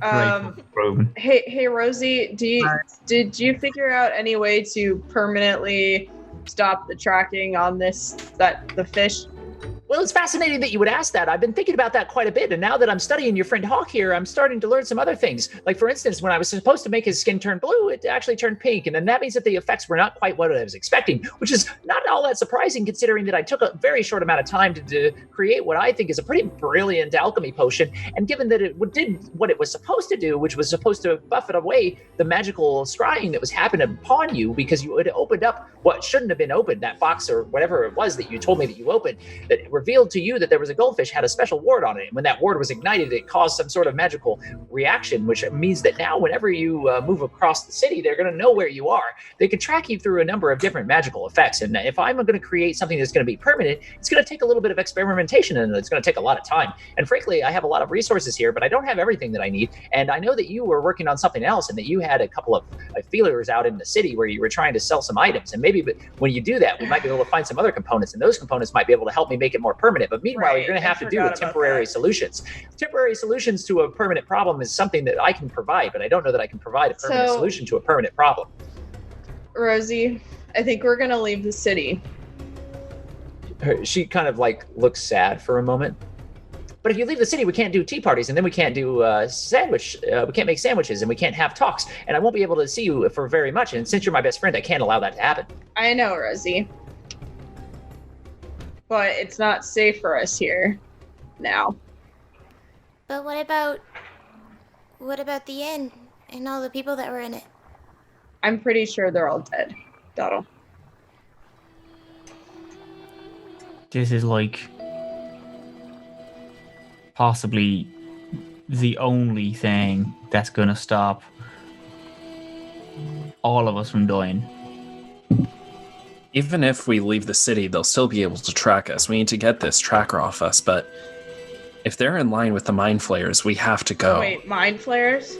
Yeah, the Ithalids that they're working for them, the mind flayers. There was at least one of them, but gone away. Yeah, we need to go. Did you say a Lithid? Lithids are horrible creatures, and I can tell you right now that they're no good, but they do have certain flaws, and if you're able to exploit those flaws, that sometimes you can work it against them and be able to defeat them. It's not an easy thing to do, and I know a lot of my friends who worked below a long time ago didn't make it out alive, but I can tell you right now that there are ways to do that. Wait, you have friends that fought the might? Wait, I need to know everything that you told me, please. Everything that I told you about what? Would you like to start with my buttons and my hair and how cute I am and how clever I am and what I can do with an alchemy potion? Would you like to start with the basics? Would you like to hear my whole life story? I could begin at the very, very, very, very, very, very, very, very, very, I mean, about the mind very, flayers. very beginning. Rosee! Although, Rosee, I would love to hear that in a letter if you want to send me a letter about your life. I would love to send you a letter. I like writing letters, but you know what I like more than writing letters? I like to read letters. And by the way, there's a couple of letters that are owed. And who's going to write me letters? What about you? And she points to you, Doddle. Are you going to write me letters when you leave? Rosee, I need to know about the mind flayers. I need to know how to kill them. Oh, that's really hard. I don't think that you can easily kill a mind flayer because they're actually very difficult creatures. They're not really from here. You see that there's a number of different planes and they're stacked on top of each other. And sometimes one plane will intersect with another plane and there are creatures from the great beyond. And that beyond doesn't have a really place or a form or anything like that. It actually is very, very dangerous because it's full of alien creatures from alien minds, but that don't even really have any sort of sense of time or scope or even understanding, but they do work together. It's like a hive. I was just gonna say, while Rosee is talking me, I go over to Bone Splitter and just quietly be like, that front section of the store, is that also under protection so that people can't track us in there? The large half-orc looks down at you with big, kind of deep, understanding eyes, and then shakes his head. Maglo would like to put a hand on Doddle's shoulder. You plan to run away again? I'm just gonna shake my head. No, that was a terrible, terrible, terrible mistake. Sometimes mistakes happen. It's fine. You gotta make a lot of mistakes before you figure out what's right and what works. It's all science, isn't it? I'm afraid I don't accept that. I really need to be just alone for just a few seconds, please. Is there anywhere I can do that? As you're looking around, Doddle, you realize that the closet is currently empty. Well, that's slightly embarrassing. Yeah, I'm just gonna go into the closet, I guess. All right, and And close you it. close the door. What do you do when you're in there? I'm gonna cry. Okay. So you begin crying as you're surrounded by these. I try not to make too much noise, but it's you can probably hear. Yeah. So you're surrounded by these rainbow fabrics and coats and clothes and all of these shining shoes and jewelry and gems. And the room is very bright, and there's this happy spin of magical light inside of it. And you stand there and you're crying. In the main space, Rosee is at full speed, explaining a lot of what sounds like lore about the Illithids, but it's very, very complicated. What she's currently spending a lot of time talking about is the mental effects of a mind flayer and how they all work as a unified whole, and that it's rumored that each of them is in some way linked to every other mind flayer that has ever existed or ever will exist, and that they don't have the same sense of time that other creatures have. She has not stopped to take a breath this entire time. Talking like a bat out of hell. But Rosee, is there any way? There's nothing that you can do to stop them from tracking this goldfish currently. So Ray, we're best friends and we've been through a lot together, but I think I should go ahead and clarify one more time for you that I'm a brilliant alchemist, and that I don't know if you've noticed or not, but my hair and my buttons and everything about me is pretty great. And I can definitely make sure that they can't find you for a short period of time, but it's a temporary solution to a long-term problem. And it's not something that I can just fix with the wave of a wand. That's not how science or magic works. It all takes time. And by the way, speaking of time, you're going to need to spend some time writing some additional letters. Let's see, how many extra letters are you going to write me, Saray? Let's talk about that. Were you talking about 2 letters or 3 letters or 4 letters? How many letters is all this worth to you? All the letters. I will always write you a letter. Do you mean it? Do you really mean it? Because, by the way, if you were not going to pinky swear, I was going to make you pinky swear. And she, jumps up onto you and it, holds her pinky out. There's no need to pinky swear, Rosee. But if we don't pinky swear, then how do I know you're going to keep your promise? Because sometimes people don't keep their promises and they leave you behind, and then you're all alone, and then you have to find your friends, and then you have to find new friends, or you have to make new friends, and then you don't have a family. But you can find a family, you can make a family. It's not the hardest thing in the world to do. I've done it before, and I've lost them too. But I can find you no matter what. I'll find you. She's still holding her pinky out to you. I hold my pinky out. And she wraps her little pinky around yours and shakes on it. There, it's a deal. By the way, we're going to be friends forever. And she jumps off and she's grabs That's great, but I need that permanent solution. I'm working on it right now. Look, I'm trying to do 2-3 things at once. Your friend Hawke was asking some very interesting questions about Illithids and mind flayers, which is a pretty dangerous question. And if you're I would love to continue to have this conversation about them, but if that's the case, then we need to get out of the city as fast as possible. How fast is fast? Because we can make you leave the city real fast, but it's actually pretty dangerous, and I don't think you should do it. I think you should leave the city by more conventional means. We're already using a lot of magic right here, and if I'm going to expend resources to get you so that you're protected so they can't find you immediately, then it's probably a good idea for us to stay on the down low and make sure that you leave in a way that nobody can find you. Exactly.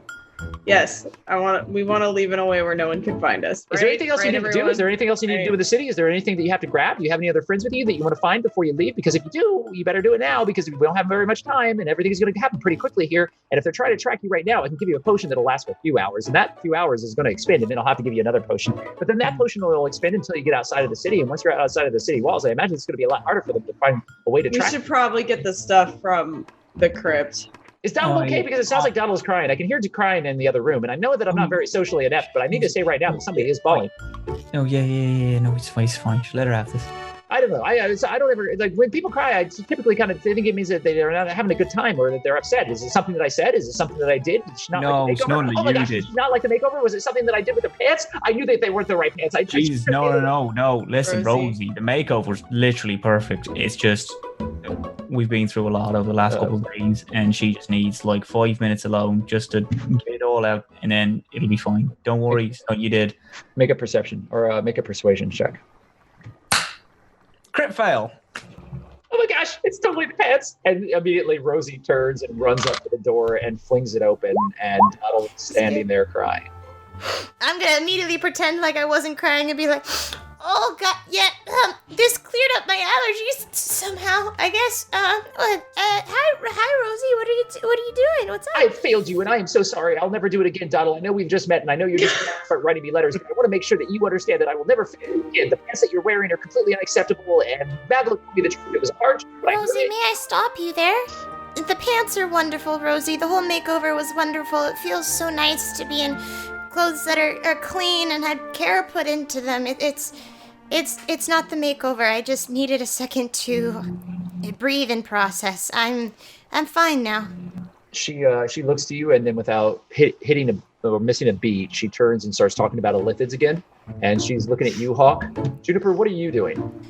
June just kind of sunk to the floor and just kind of has her head in her hands because she can take everything in with how fast Rosie's going.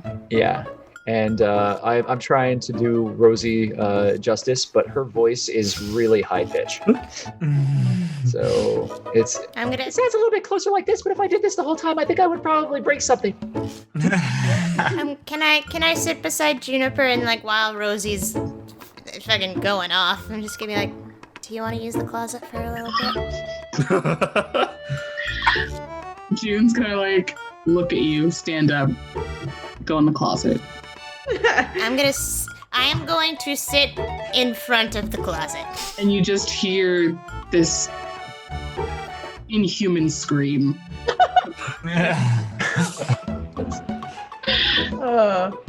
So there's a chalkboard in the Space Hawk, and Rosie has begun drawing, and she's actually very good. I mean, she's taken a stick, and on the stick is a piece of chalk, and she's immediately kind of rubbed it across the thing, and there's a fairly good illustration, a scientific illustration of an Lithid, and she starts talking about what the tentacles do and about how they consume living flesh and brains and why they do that. And how the tentacles actually wrap around and drain psychic energy, and how they use this energy to expand their own consciousness and their ability to communicate within a network of themselves. I don't know. I don't think Hawke knew very much about the abilities that these creatures had, but if what this gnome is telling you is true, they're far more powerful than you ever imagined. I'm just gonna hug my knees a little bit tighter as she talks. You said that you knew people that fought them underground. Fought is kind of a difficult thing to say, because actually, if you look at the way that the situation played itself out, I would say that they more or less just died. What were their names, by chance? Maybe I met them while I was underground. They're all gnomes, yeah, and it wasn't the Underdark, but you probably didn't know them. There was Beryl, and there was Misrel, and there was Grekel, and none of them made it out alive. Each of them was traveling through a certain area that they shouldn't have been in, and when they ran across what was standing there, the creature was able to force them to do things that they didn't want to do, despite the fact that they were all very, very, very strong of the mind. It was very difficult. Yeah, that's what happened to my people, too. That's how they do it. They find ways into the cracks and the crevices of your head, and then they get in there, and then they make you do things that you wouldn't normally do, and it's very bad. But sometimes you can find ways around it. Is that why you changed, Hawke? I've always been able to do that, but it was different beforehand. I'll tell you about it later. Okay, but please do tell me about it. Okay. So, you said that there was a way around it, Rosie. Yeah, there's a way around everything if you know how to think about things. Sometimes you gotta say to yourself, well, look, I'm on a road. Which way is my road going? Am I gonna go the way that I'm supposed to go, or am I gonna turn around and think with it around a different way? Maybe I'm gonna go down a side way. Maybe it's gonna be an alleyway. Maybe it's gonna be something that nobody knew was even there before. Maybe I'm gonna open a door, and maybe in that doorway there's gonna be a whole new world of ways and possibilities to affect things and problems that I didn't think about when I started. You said that they all are connected, right? I clearly said that. I said it about 4 times in my dissertation. Were you paying attention? Do you want me to start from the beginning? Because I can. We can start at the very beginning where you talk about the... If they're all connected, is there one who is slightly more connected than the rest? That's if an we interesting manage to take speculation. that I'm one not out. sure. Nobody's ever really been able to say, because to find that, you'd have to get to the heart of it all. And in the heart of it all, they're not what would be known as, like, if you've ever watched a community of bees, you know, there are the drones, and then the drones are out there in the open, and then there's the queen, and the queen is in the center, guarded by the hive. So to be able to find out the answer to your question, you'd have to go some places that would be very dangerous. You probably wouldn't make it back out alive. I know that none of my friends were able to, or none of the other gnomes that I know that were ever traveling through those spaces had ever been able to talk about anything other than the mind flayers that everybody else has seen. But it is an interesting speculation as to whether or not there might be some sort of species divination that would actually allow them to be diverted from other types of mind flayers. There might be others that do things that are meant to control the others, or maybe there might be a central brain or some sort of powerful mind flayer in the center of it all that controls the others.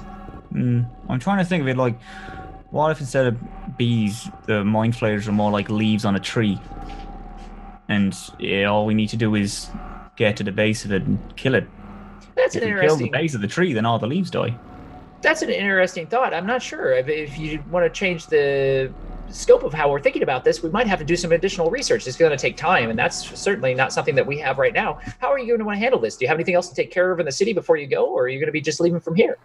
Yeah, I have to talk to the Gravesmaster, definitely. There's some stuff. There's like a clockwork dragon that I want so fucking bad, and it's like kind of all it's been on my mind over the last couple of days.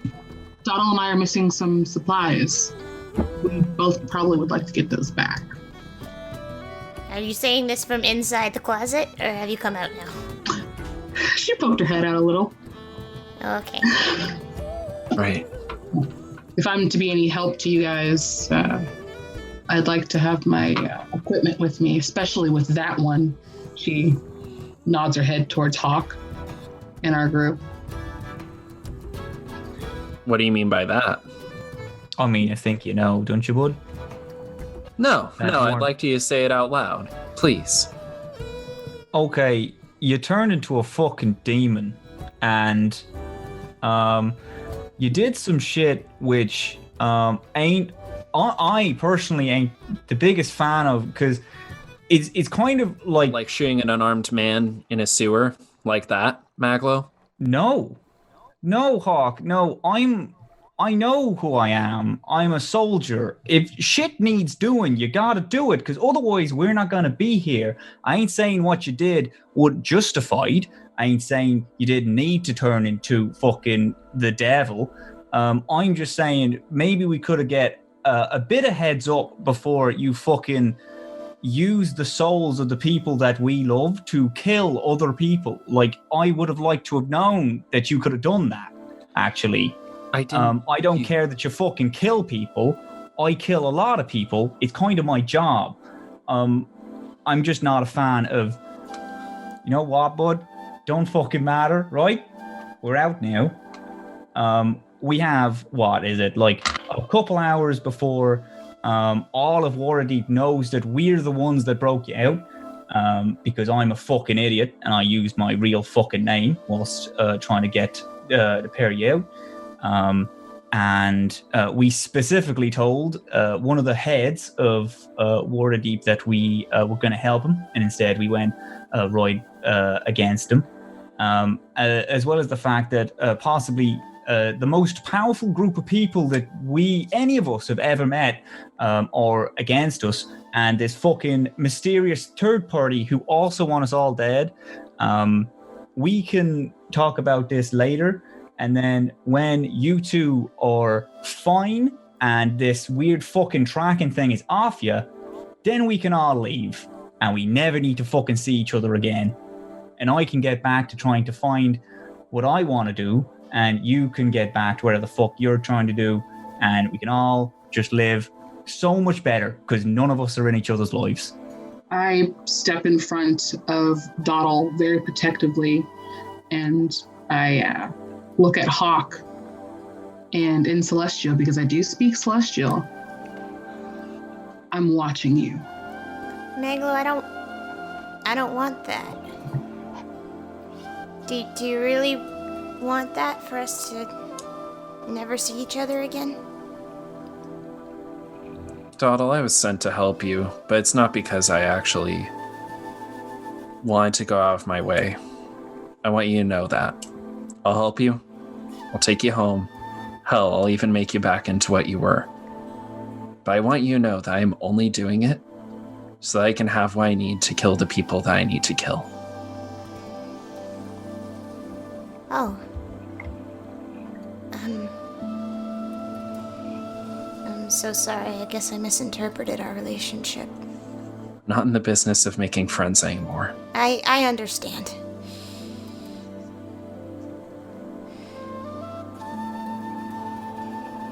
June leans down and she cradles Doddle's head to her chest and hugs her while glaring at Hawke.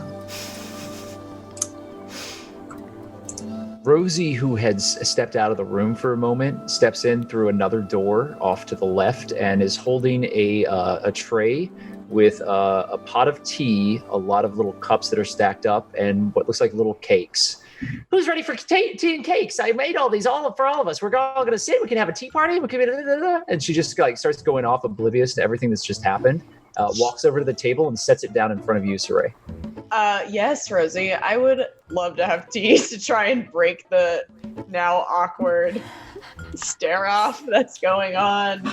I would also like tea, please, and I'd like to go over to Rosie and start sipping. Okay, so all of you drink tea. It's very floral and fruity. It's very sweet, and the cakes are also really sweet. They're like covered in this this icing that is really, really just super saccharine sweet, and there are these candied fruits that are on top of it.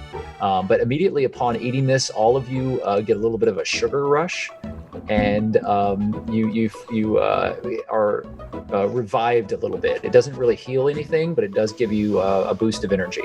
Rosie, may I ask how you met Saray? Oh, it's a great story. And then That's actually a really long conversation, and I don't think you should actually talk about that because there's a lot going on here. And by the way, my name isn't Saray, everyone. It's Sally Mae. Remember, I changed my name.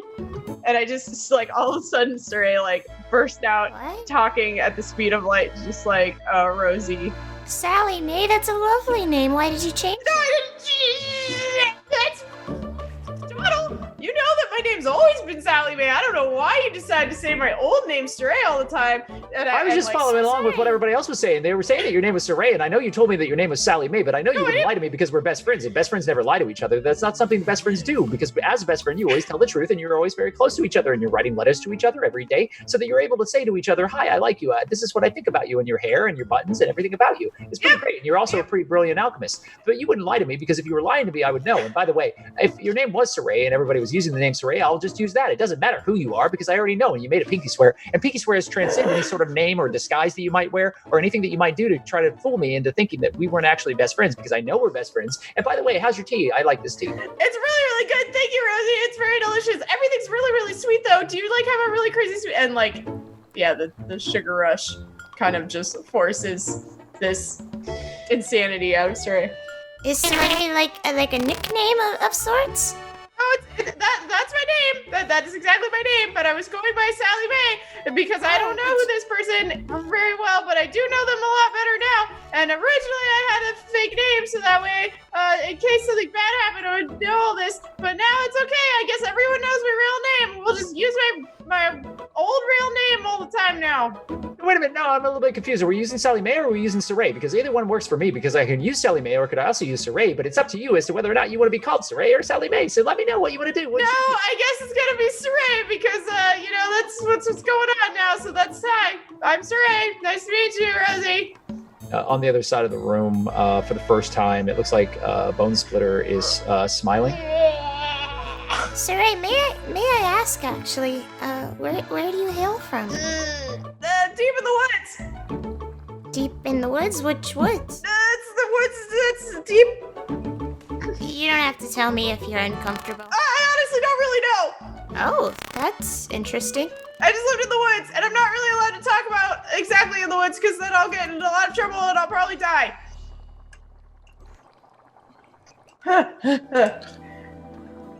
Rosie, hey, do you have any water? Just plain water? Just water without anything in it? She gives you water. Oh, thank God.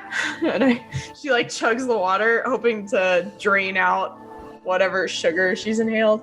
as this is a role play session, you can do whatever you like. So you can either keep it or you can get rid of it. It's up to you. It'll come in and out. Rosee, I have a question. Oh, I love questions. Let me get comfortable here. Let me find my stool that I use for special questions. I'm going to sit here on this stool, and then you can give me all the questions that you've got. I'm going to sit there, and I'm going to think about them, and I'm going to respond to them in a very wise and informed way, and we can talk about all the things that you want to talk about. What's the thing that you want to talk about? What's your question? What kind of questions do you like? I like all kinds of questions. Okay, well, this is more of a curiosity and less of an accusation, but I find that you seek a lot of validation and you speak very quickly and say a lot. Do you perhaps feel some sort of social anxiety and feel you have to fill an empty space in order for people to pay attention to you and value you as a friend? I'm really glad that you were able to intuit that. That means you're very intuitive. And by the way, this is a kind of a very close moment between us right now. So let's go ahead and get really close. I want you to tell me something very, very clearly, and I want you to be honest with me, and I want you to never lie to me, because now we're going to be best friends as well. And then when we're best friends, we're going to talk to each other a lot, and you're going to write me a lot of letters. How many letters are you going to write me, Doddle? Are you going to write me 3 letters or 4 letters or 5 letters? Just name a number, and we're going to say that that's how many letters. And then we're going to hold my pinky out right here, and you're going to shake my pinky, and it's going to be a pinky swear. And that swear is going to be that we're going to be bonded through all time and space. And then no matter what, you're going to be able to write me letters. All right, well, that sounds wonderful to me, Rosee, but I'm afraid that our situation is a little bit dire and very much disorganized, so I'm not sure how many letters I can commit to at the minute. But I'll write you as many as we're able to write. I'm not sure when we're going to be by a post office or when we're going to be in pain or... Oh, I guess MacLeod did say we were going to separate after this, so... Things are a little uncertain for me right now, Rosee, but I will write to you as often as I can. Let's start out with the basics. Let's say that you're going to write me 3 letters. And 3 letters, you're going to write me not 1, not 2, not 3, but you're going to write me 3 letters, and you're going to write 1 on one day, and 1 on another day, and 1 on another day. You're not going to write them all at once, because if you did that, then they wouldn't feel like they were genuine. Each letter is going to talk to me about what you're doing and how you're feeling and all the things that you think that we could be doing if we were together, if we were able to spend time together, like we could have sandwiches or we could have tea. And by the way, you're very intuitive, and I do agree with you that, yes, I do have some social anxiety, but I think that all of that is more of a side effect of what it is that I do and how I do it. And because of who I am, I think I've kind of learned how to best suit myself as far as creating things. And because of all this, I'm able to do some pretty brilliant things. So I'm actually okay with it, even though I'm a little bit awkward. And here, shake my pinky. All right, I'm going to take her pinky. Okay, and you perform the ritual of pinky swear with Rosee. And now we're all effed. Well, you were way effed before the pinky swears.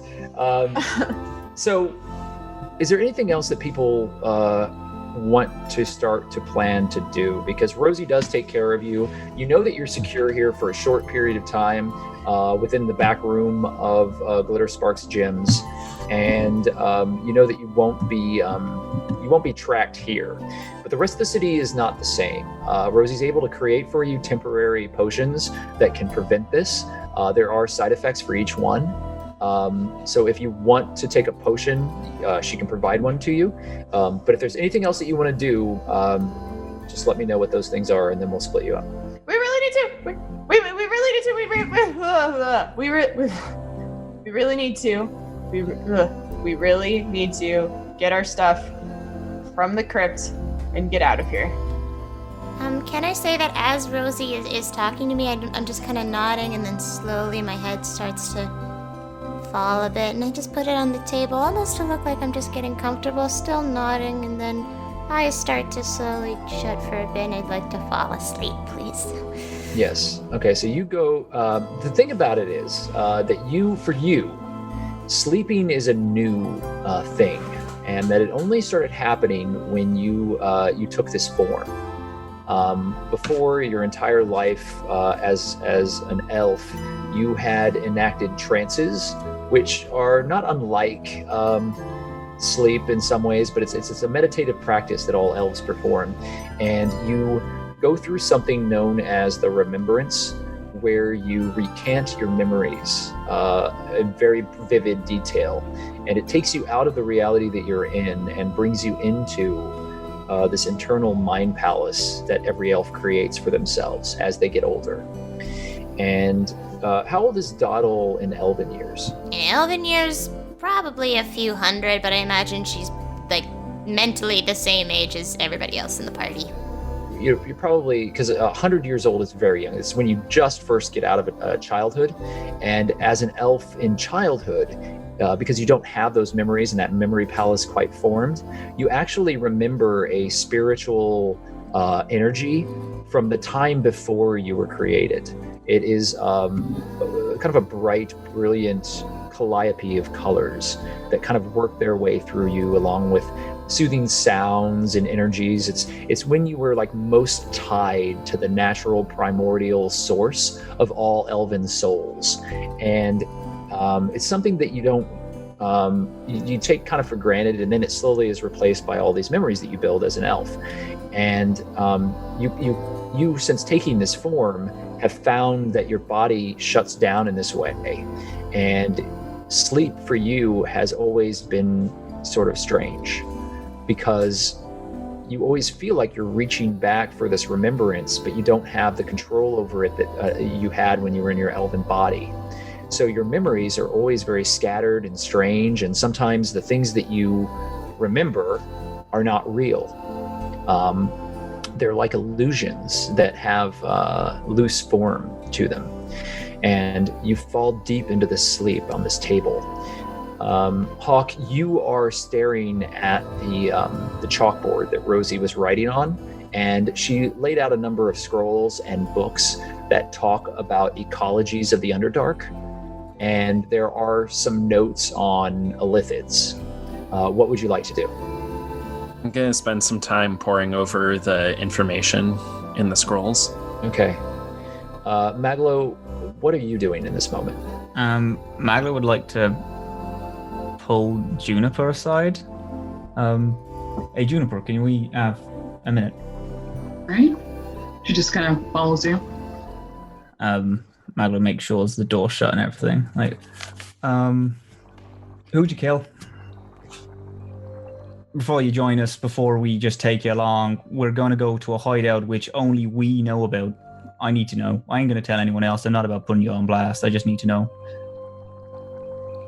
When?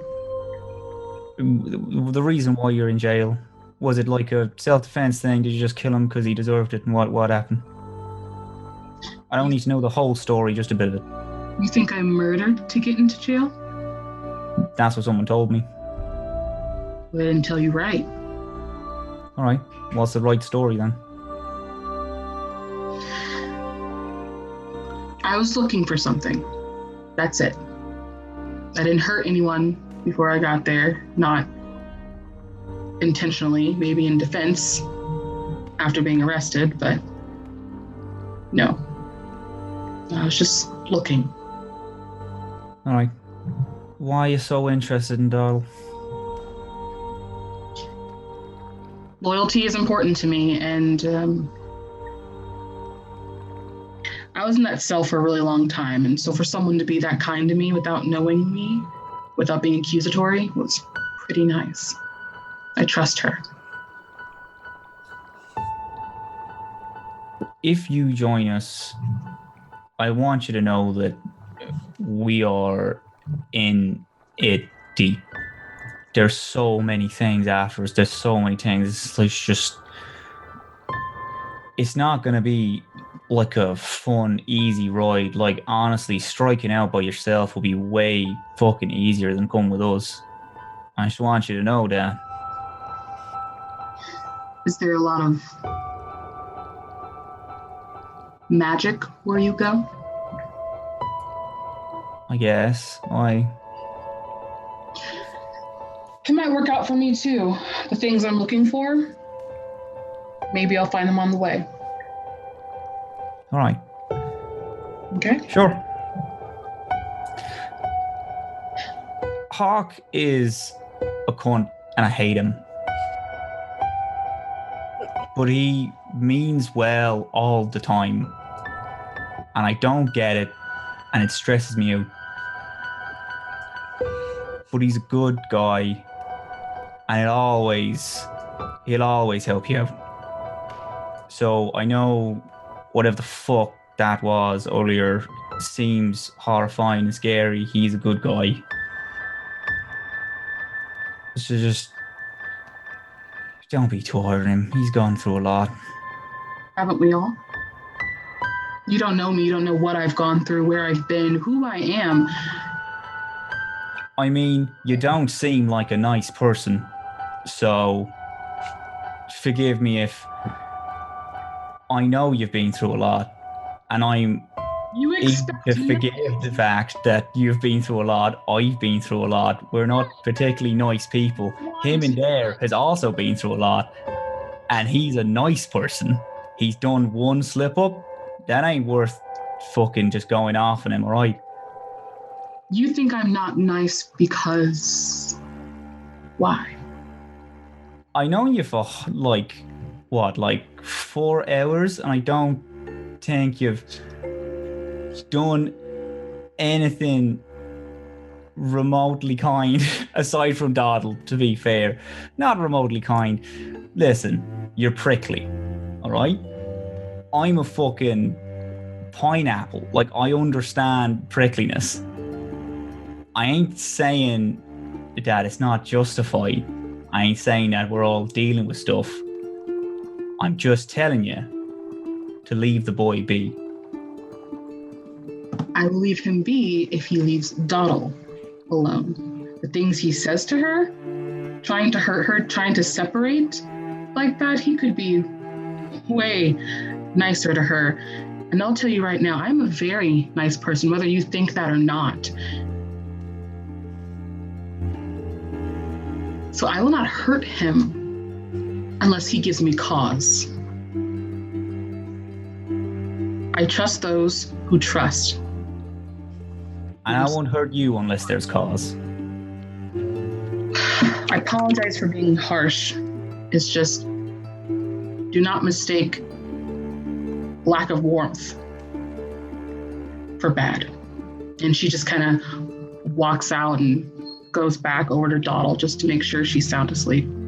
I'm sleeping. And so you step out of the wardrobe, and Rosie's still going full tilt, talking to Doddle, and Doddle is just very quietly, softly snoring in the corner. And so that's why, by the way, every time you write a letter, we're going to be able to respond back and forth to each other. And my favorite kind of calligraphy started back probably about 300 years ago when I started to research something differently about the way that the loops and those S's always kind of curl upwards. And I wondered about that for a long time until I started to do the research on it. And I realized that there was an evolution in handwriting that happened over the course of time, and it was very interesting. Hey, Rosie, will you do me a favor?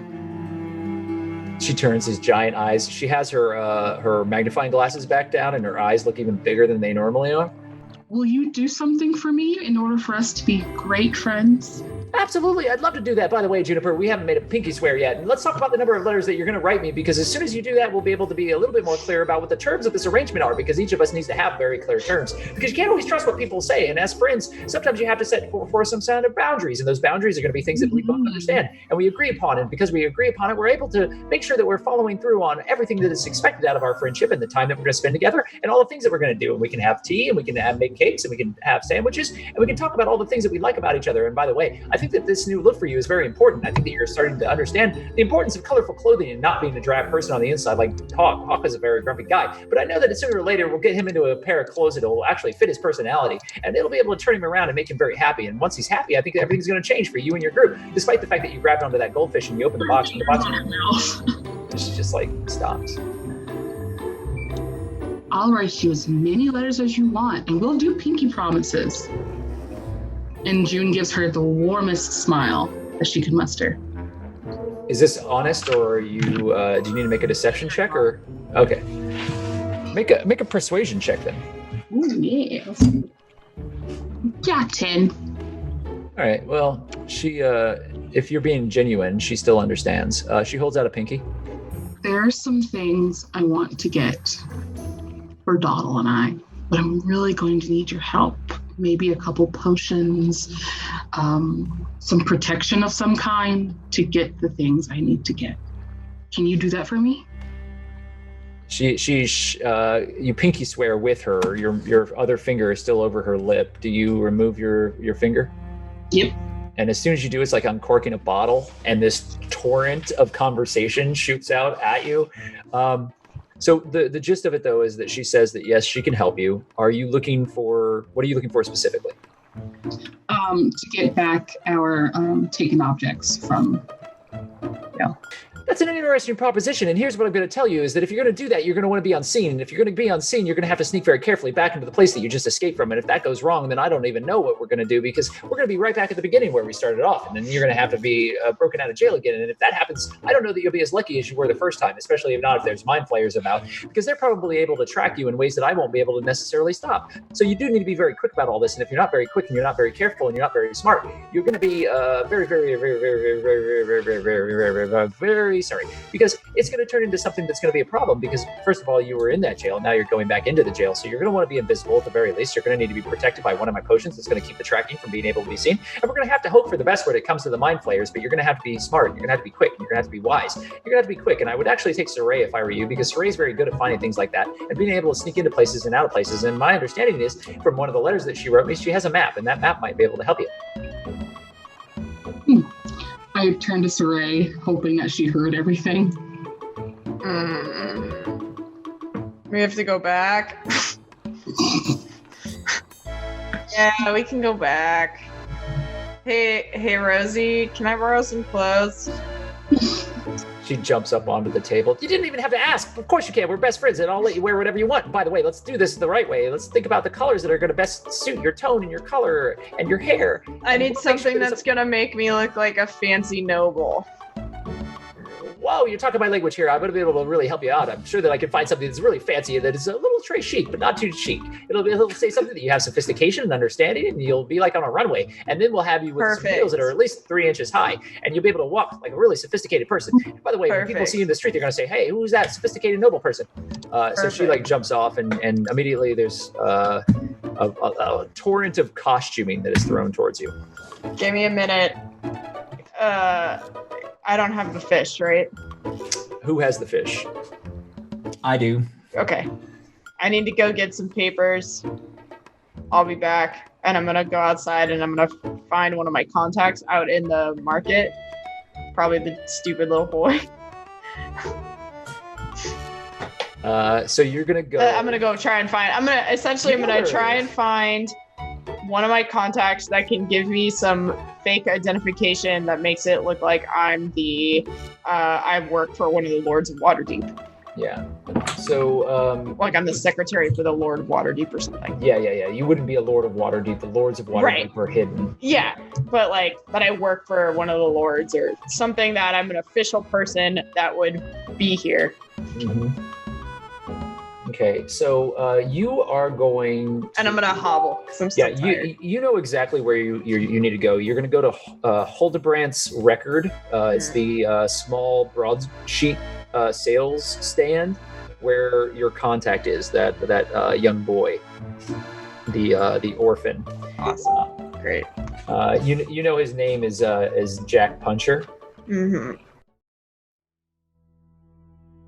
You found a moment to take a short rest, and it is still raining outside, and the magical properties of Rosee's tent have sheltered you and given you a moment to not only physically restore yourselves, but also mentally restore yourselves. Although being in Rosie's presence is tiring in a different way. She is exhausting. You do manage to have the security that you weren't able to find elsewhere in the street. And this entire time, Bone Splitter kind of remains quiet, lumbering by the main doorway. And you can tell that he's fairly vigilant about what's happening. Saray, you gather together some noble-looking clothing. You're putting a disguise on, is that correct? Yeah. I'm trying to disguise as someone who could go into the jail and demand for prisoners gear. Mm-hmm. I'll allow you to either make a performance check or a deception check. I think my deception is higher. Okay, so go ahead and make a deception check for me. 8. Okay. I'm going to let you roll with advantage because you're using Rosie's material, and it's very fancy. The fancy outfits, you have an edge here. So you can roll again and pick 15. the higher. Okay, that's much better. Yeah. It's a very convincing disguise. Now, before we go any further, we know that you're going to go to the broadsheets contact that you have out in the main square in front of the Magistrate's Keep. Yep. You've been to this contact before, and he provides you with very, very helpful Underworld information for a price.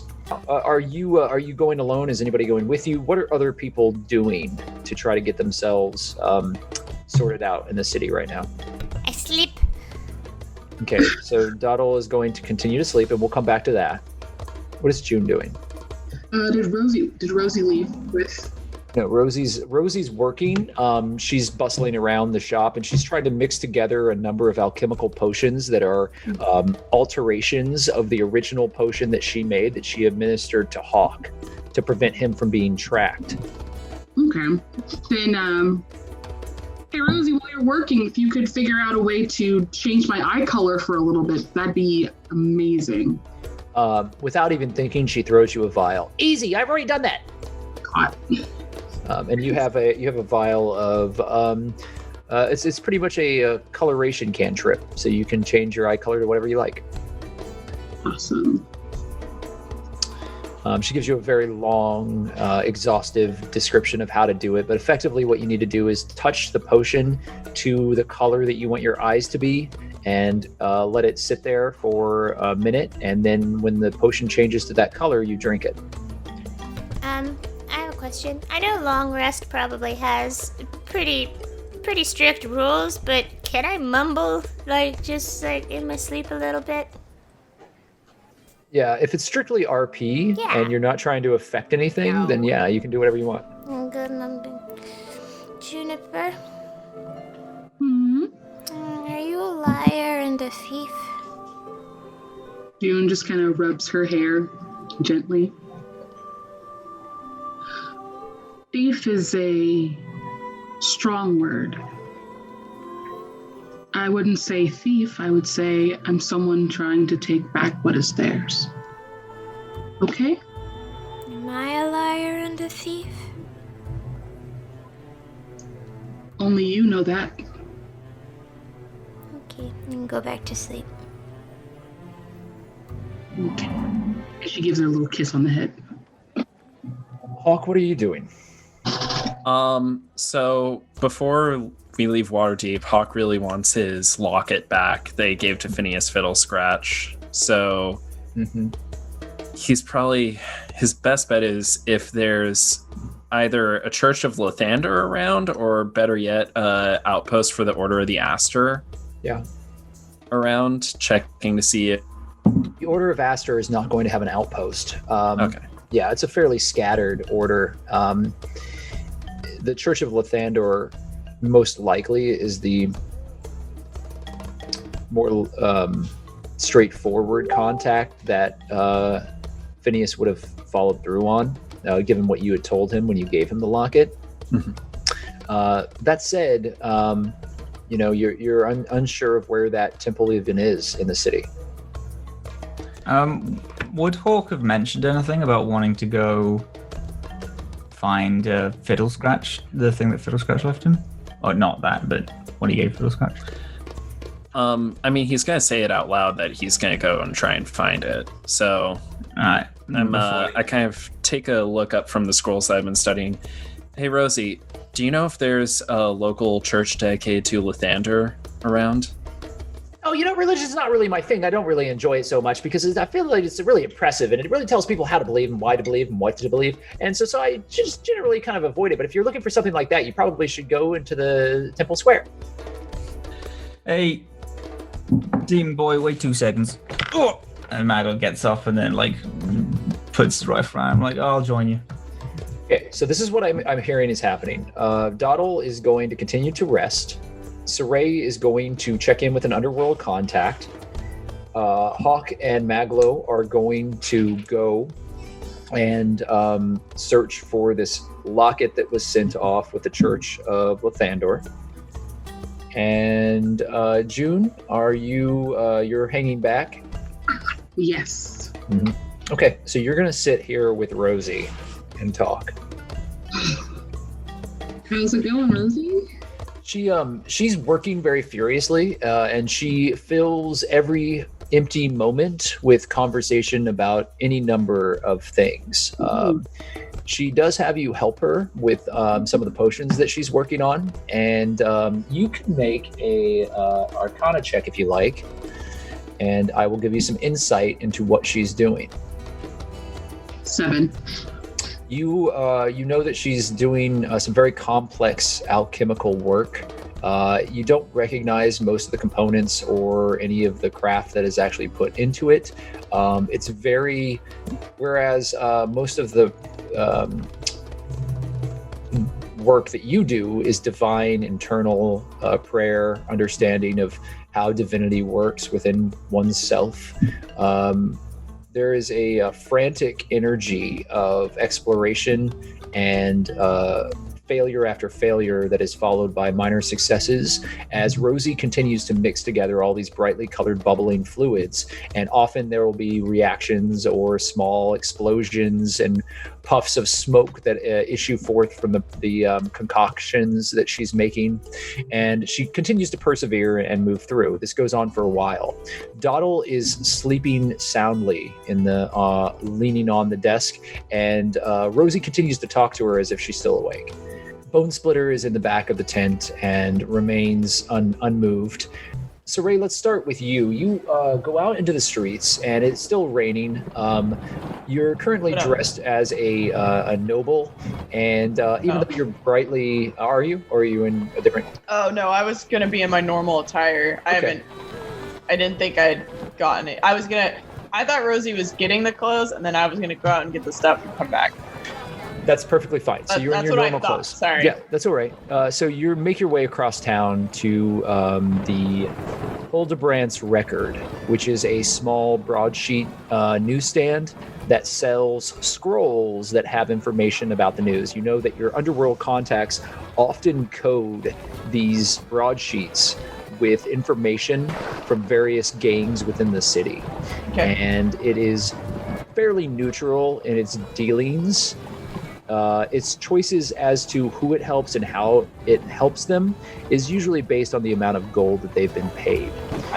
So, coming upon this this newsstand, you see the small young orphan who is dressed in somewhat ragged clothing, leaning heavily on his cane as he kind of hobbles around and is shouting out, "Broadsheets! Broadsheets! Get your broadsheets right here!"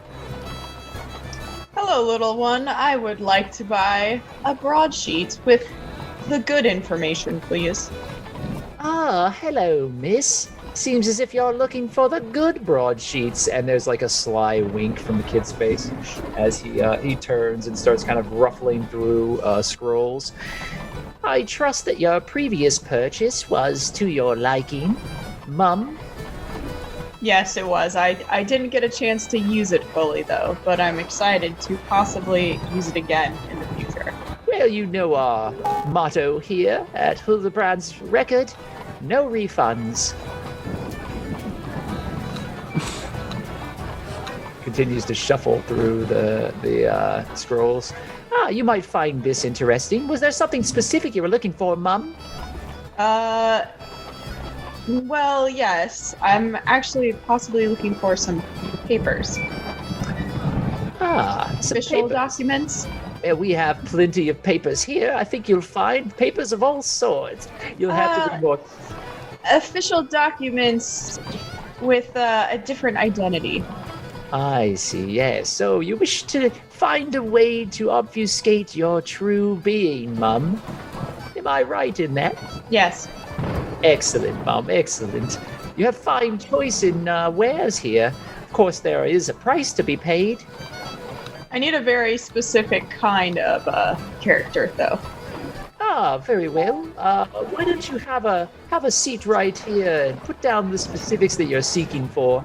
I'll continue to do my work, and when you're done, I'll see what can be done.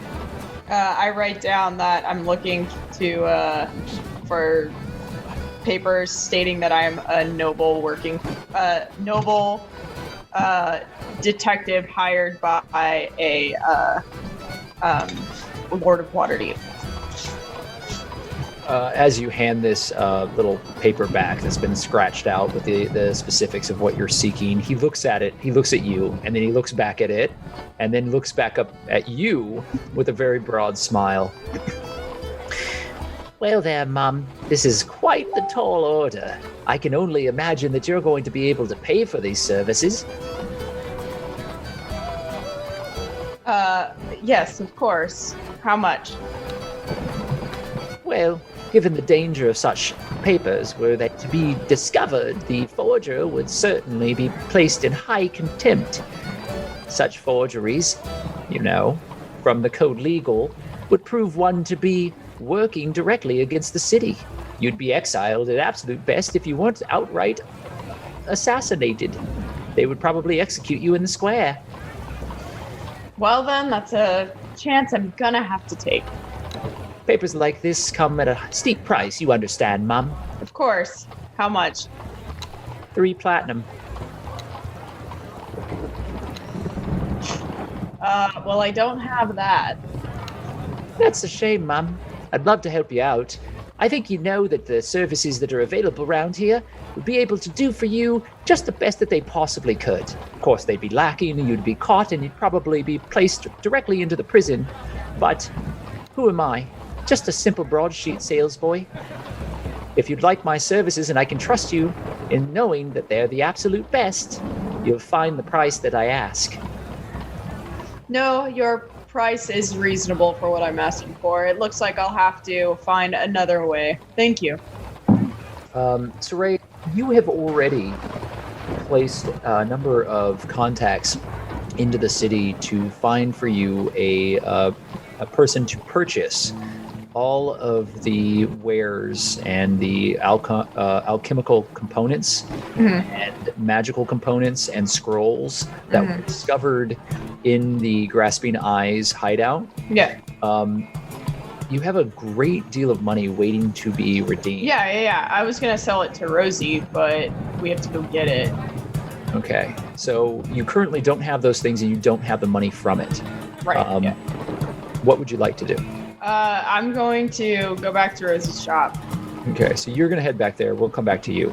Hawke and Maglo, you have stepped out and you go to the Temple Square in the southern ward, which is further south, closer to where you first entered into the city. What are we looking for? The Church of the Morning Lord Lythander. I'm surprised you wanted to tag along. You don't strike me as a religious type. No, nah. I just wanted to get you alone. Now that tracks a little bit more.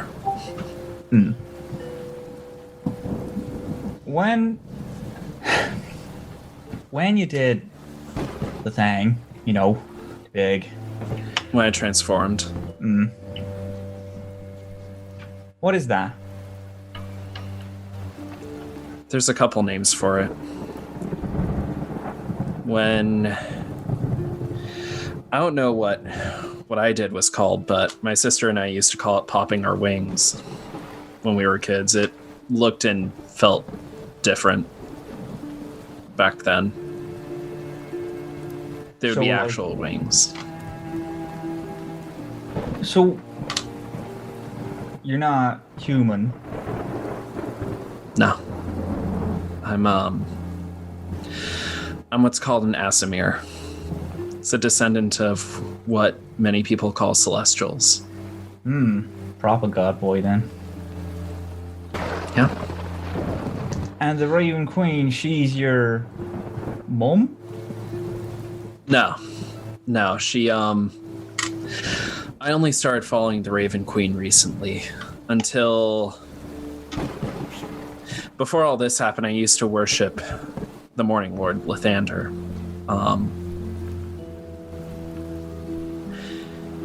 Most people get to choose whether or not they live this kind of life, and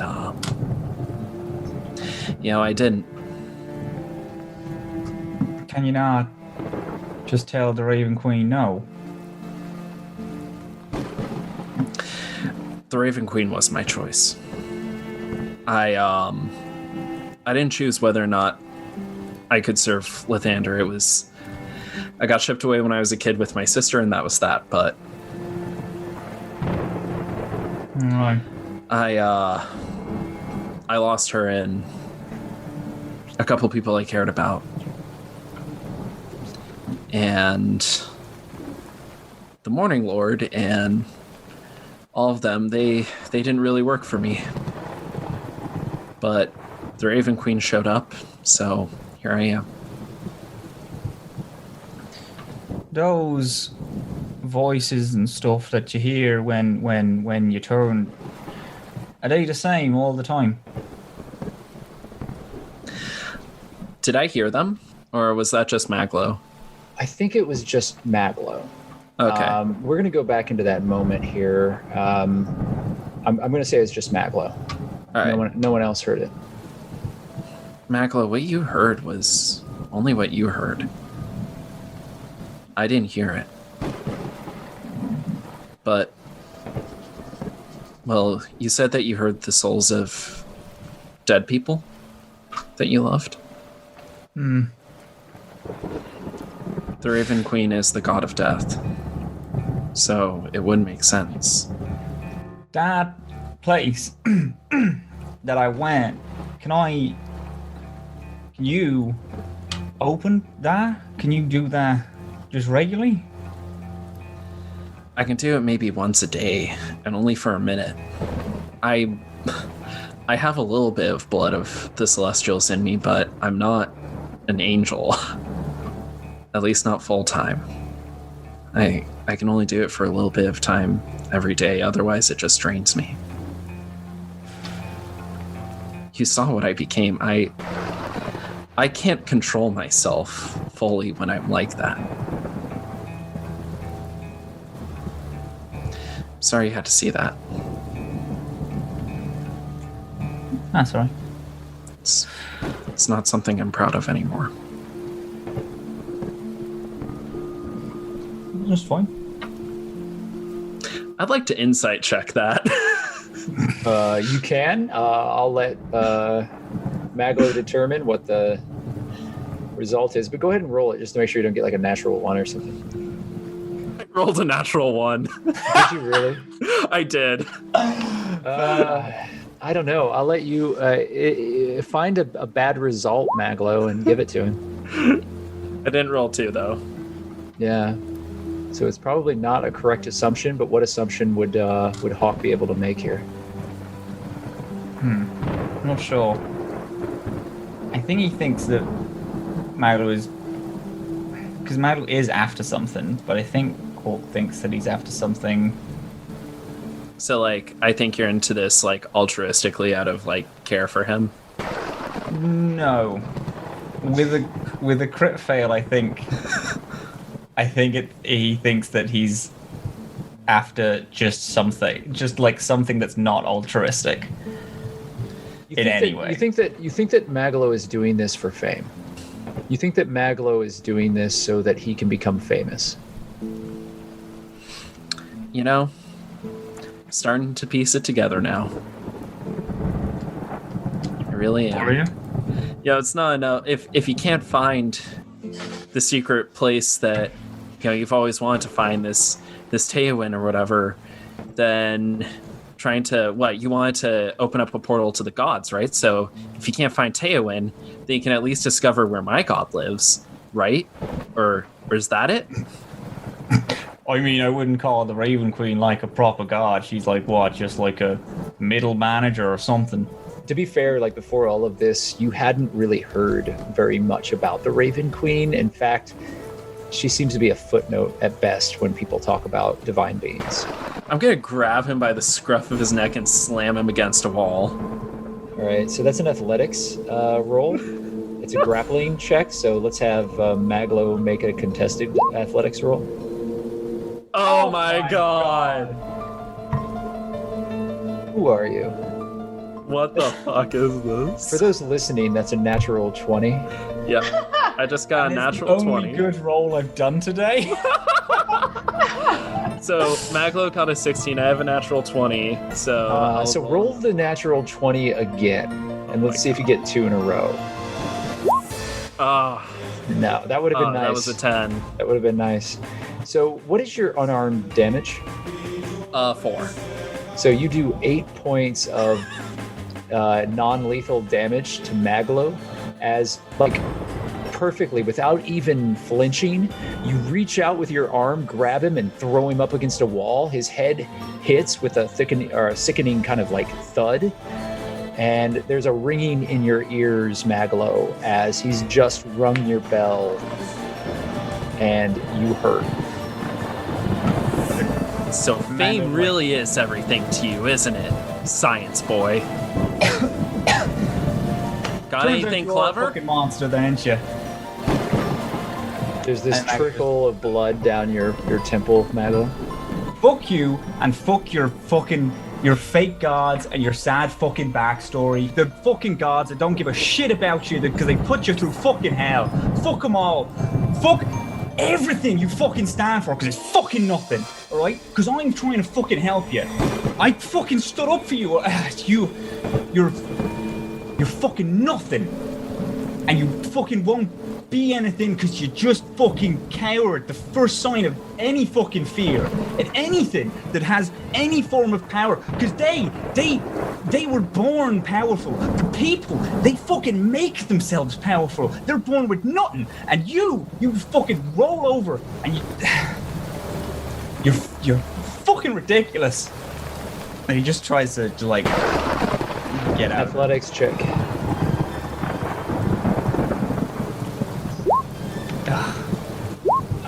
No. Yeah.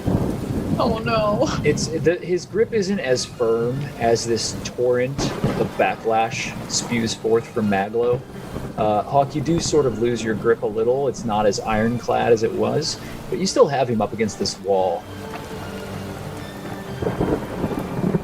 I know that I am nothing, and I am not looking to be some fucking hero here, man. But you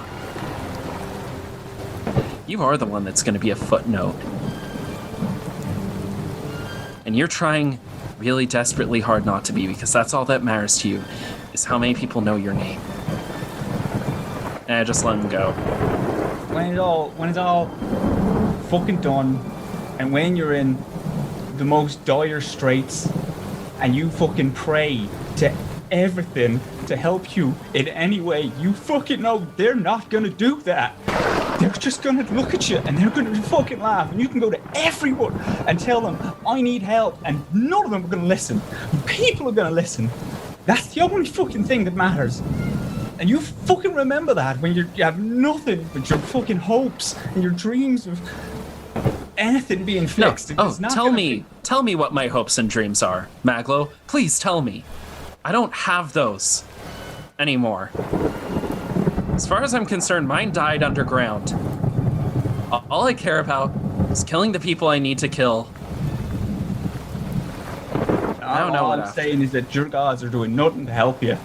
But we're all trying. We are trying to get you out of this fucking situation, but your gods are doing nothing but making you scared and angry. And that's all they'll ever do. Because they don't care about you, Hawke.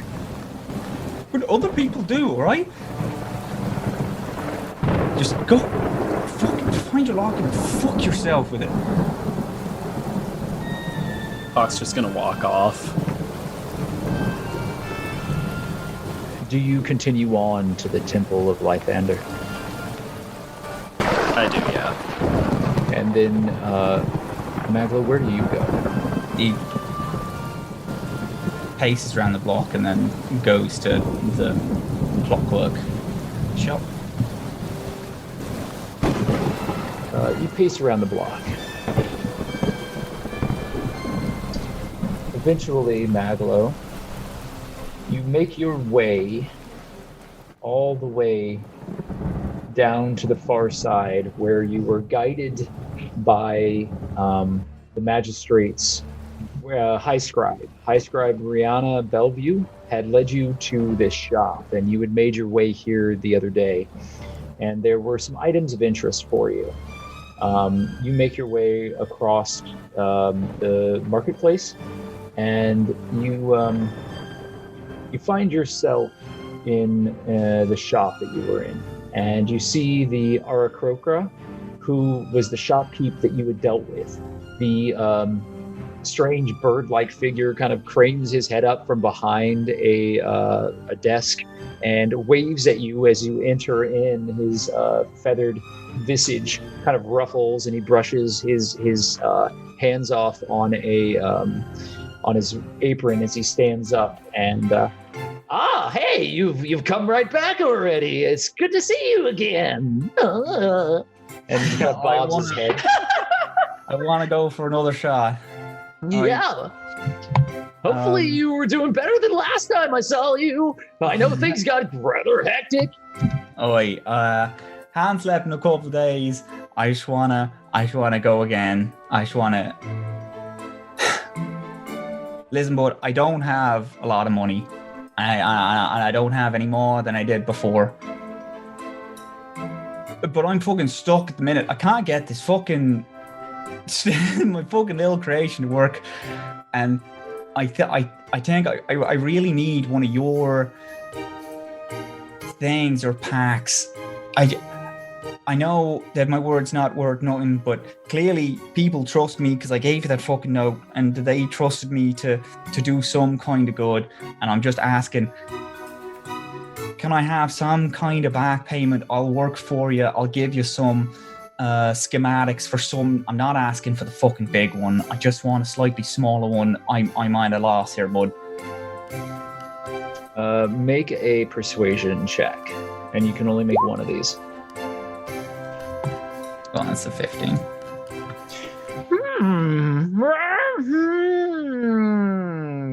His big bird eyes kind of like narrow as he kind of looks you up and down.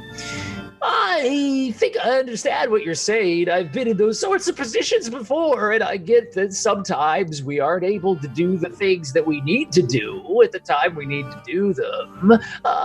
Can't exactly be giving away all of my goods here. That would be a very poor business proposition. So I think that maybe we could work something out. How much money do you have? You rinsed me last time we met, but I have nothing. And I ain't asking you to give me for free. I know you're a businessman. This shit's fucking expensive, but like, do you want to trade for someone? I can work for you for as long as I'm here. I can do something that you want. I'm like, I swear, I know I didn't come off the best last time, but I'm like a really fucking good inventor. I can make practically fucking anything. I can make fucking magic items. Like I'm really good at what I do. I just need someone in this fucking city just to trust me for like 5 minutes. All right, calm down. There's no need to get your feathers in a ruffle. I'll do what I can, and we'll come back to you. Hawke, you are now standing on the steps of a very large, ornate temple.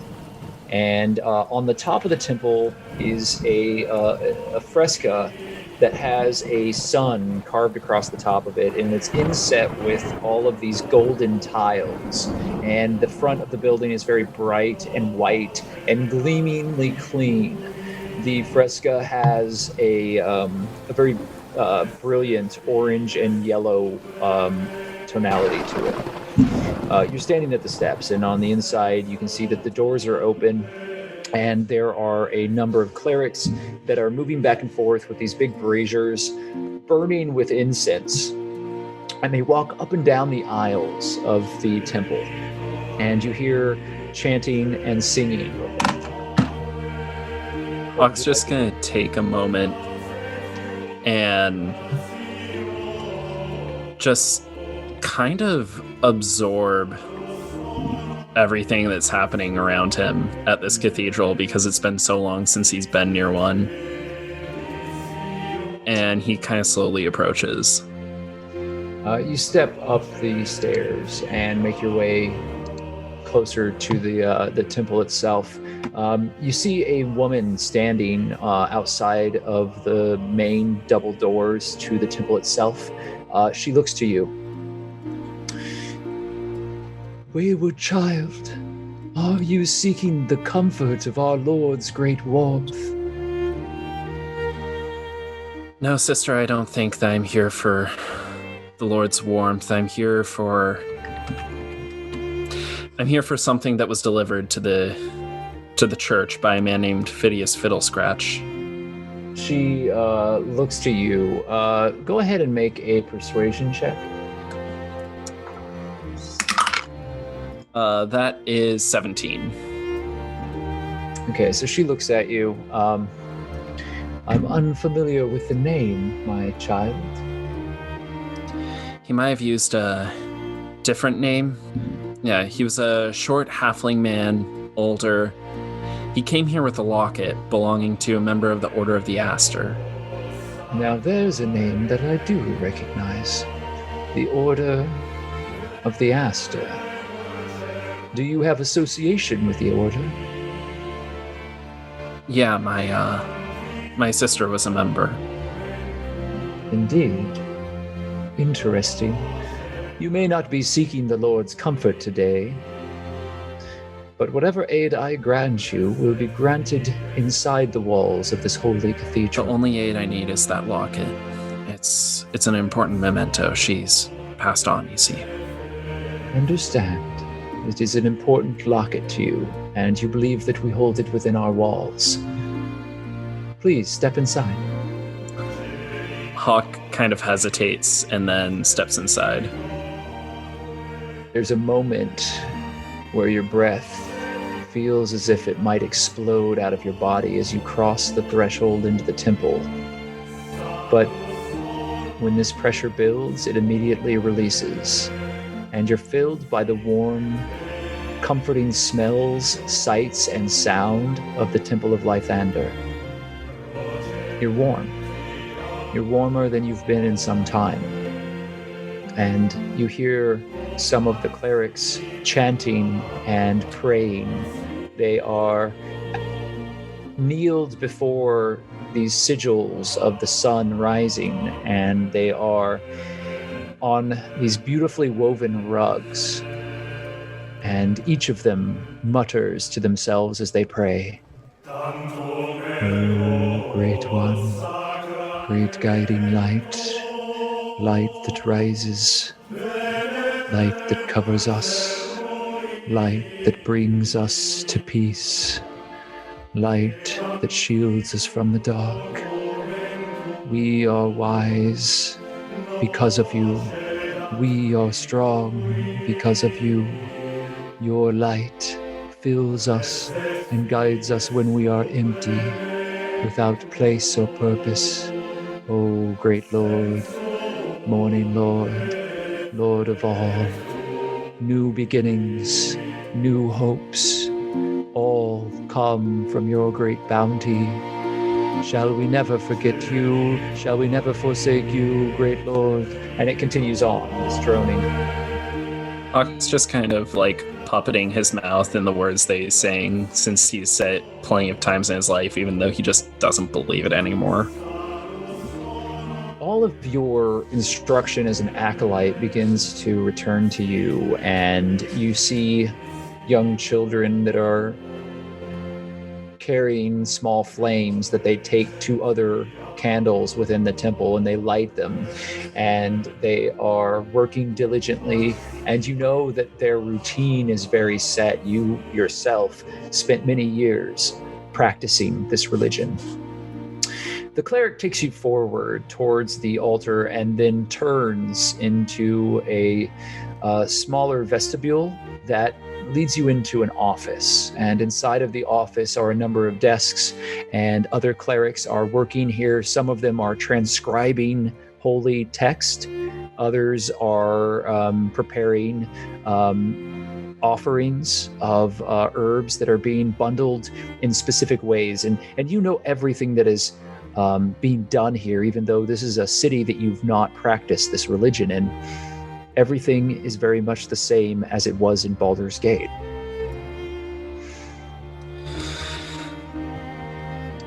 You failed to tell me your name, my child.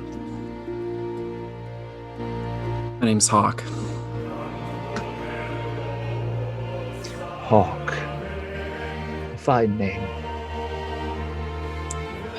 It does me okay. I am Sister Petra. It's a pleasure to meet you, sister. Has a gentleman given you a... I was brought in here. I'm just looking for my sister's locket. As you've said many times, my child, if a locket was placed into our care, then I will find it for you. Please, have a seat here. And there's a number of chairs up against a wall. I'll take a seat. I don't see what all of the hoops are. I mean, if you have it, you have it, right? I do not have it personally, my child. You know, the Morning Lord has much to say about patience. Yeah, the Morning Lord has a lot to say about a lot of things. I don't mean any disrespect, sister, but I'm not looking to convert here. And I'm not looking to convert you. I'm simply looking to aid you, as is my duty in service to the Lord of Dawn. It occurs to me that this locket, if it were passed upon the clerics of this temple, that it would have specific instructions placed upon it, and that the person seeking it would be doing so under great duress, and that if they were to give this locket to the temple, it would be done in the hopes of procuring protection and aid. It was going to be brought here by somebody who desperately needed aid, and unfortunately that aid fell short. What did you say your association with the Order was again? My sister was a member. What was your sister's name? Does it matter? Very much so. My sister's name was Amara Evanmore from Baldur's Gate, Order of the Aster. Finally, I feel that we are peaceably communicating in the Lord's light. Allow me to see if your locket is here. And she steps out of the room. And there are other clerics that are working. They take no note of you. We'll come back to you. Okay, so in the meanwhile, Ashley, I need to have you make another Arcana check, please. 14. 14. You are beginning to understand how Rosee's process works, and it's fairly destructive to get to the point of creating usable potions. But you think that what she's doing is altering some of the alchemical components that she was using to create this concoction that she had given to Hawke. Doddle, you are still fully sleeping on this desk as you are laid out on it, and you're having a dream. And the dream is, again, different to you because, as I mentioned, sleeping is something that is still very new to you. Dreaming is something that is new to you. This isn't a remembrance, not the way that you had understood them your entire life.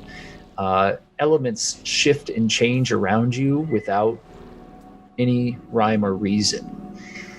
You're back in the tunnels of the prison, and you are working through a dark corridor. You are not alone. You're being held aloft by the goblins who are carrying you on the board with the chair. And Big Hat isn't there, but you're sitting in the chair that Big Hat was in. What's going on? You look around and the goblins are walking you through a tunnel. They don't seem to pay much attention to you. Tell me where we're going. A few of them look up at you, but they say nothing. They turn and they keep moving forward. You're not in any way held to the chair. You find yourself able to move. Everything that you say is immediately in Goblinese. Why isn't anyone answering me? Can I sense what kind of emotions these goblins are having Make right an now? insight check, please. Oh, well, not great. That's Yes. insight? Alright, that's... Oh, I have +5 insight. Wow. Okay, so that's 12. Right. So You don't feel that there's any malicious intent with the goblins. They seem to be, just from the expressions that they're giving you, Doddle, they're doing what they're supposed to do, and they're very loyal to that task. But it's not malicious. I'm gonna just keep trying to get them to talk to me, and I'm gonna say, where are my party members? The palanquin that you're riding on, this makeshift board with this chair that's been tied to it, it bobs up and down as they turn a corner, and immediately it opens into a wider cavern. It's not familiar to you.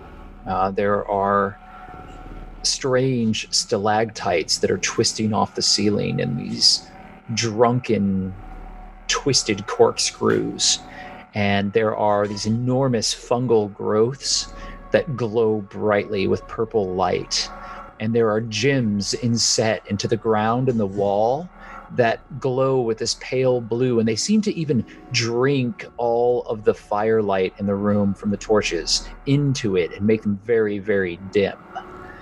And the floor is slick and wet, and it smells deep and hidden and so different from the space that you were just in. You're not simply inside of the wall of the prison any longer. You're somewhere else. Does it at all remind me of the place I was in my dream with the screaming? Yes. Yeah. It feels exactly like that place. No. And in there, in that space, you find that there's a resonant hum, as if you had stepped into a space that had an empty vacuum that was now filled with an electric energy that you couldn't see, but was present nonetheless. In the center of this cavern, there's a shadow, and that shadow for a moment has the twining tentacles of the creature that you faced in the prison, the Mind Flayer. But the shadow resolves itself, and instead, a pair of rotten, necrotic wings are outstretched. And you see the back of Hawke standing there. Are the goblins still moving towards him? All of the goblins have slowly begun to rot away, and are now corpse-like creatures that are carrying you forward towards Hawke. Their flesh has fallen in wet, slick slumps off of their bones and hit the floor with a sickening rot, and flies fill the air.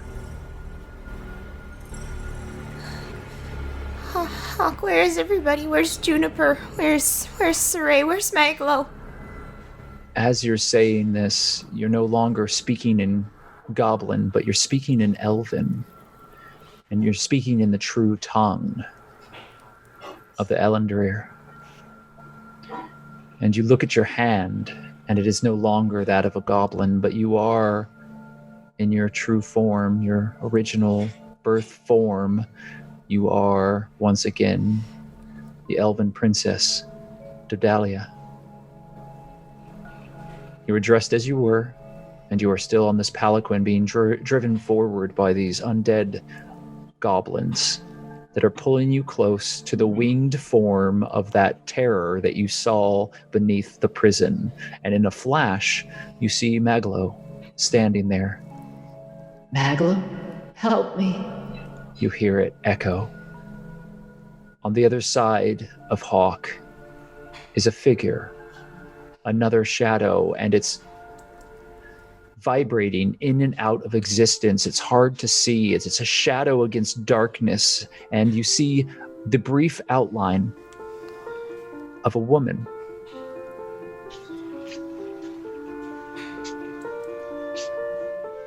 Maglo, describe your sister, Willow.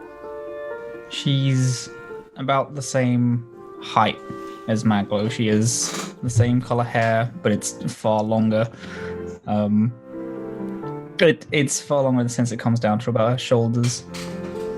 She has a soft linen white shirt that's like tied into almost like a crop top, and she has like a series of small satchels and pouches with different smaller vials and a lot more schematics around. She's normally found holding a lot more books. She's a lot less dirty than Maglo as well. This figure, in brief flashes, appears and then disappears into the shadow on the other side.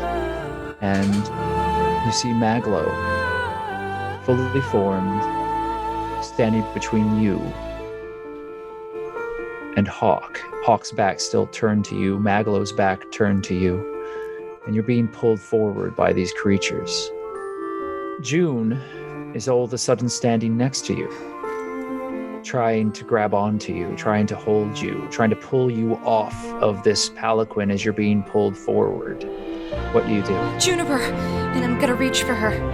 In a moment, the palanquin topples forward. You lose sight of Hawke.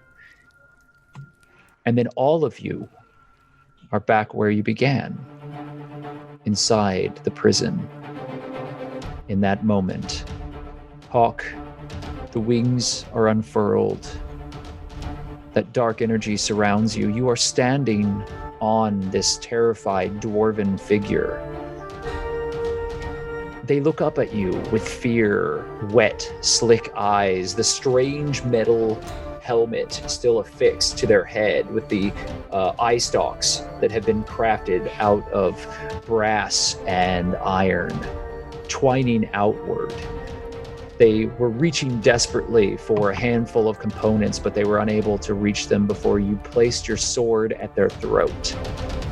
Maglo, you heard Willow crying out. The goblin leader, known as Big Hat, has just been knocked unconscious by June, who with a swift kick drove the remaining fight out of the goblin, who now lies unconscious on the floor. The mind flayer that had assailed you in the group, mentally attacked all of you, disappeared. The other goblins are now dead. All that remains is this terrified dwarf. Hawke, what do you do? Talk, or I break the other one. I do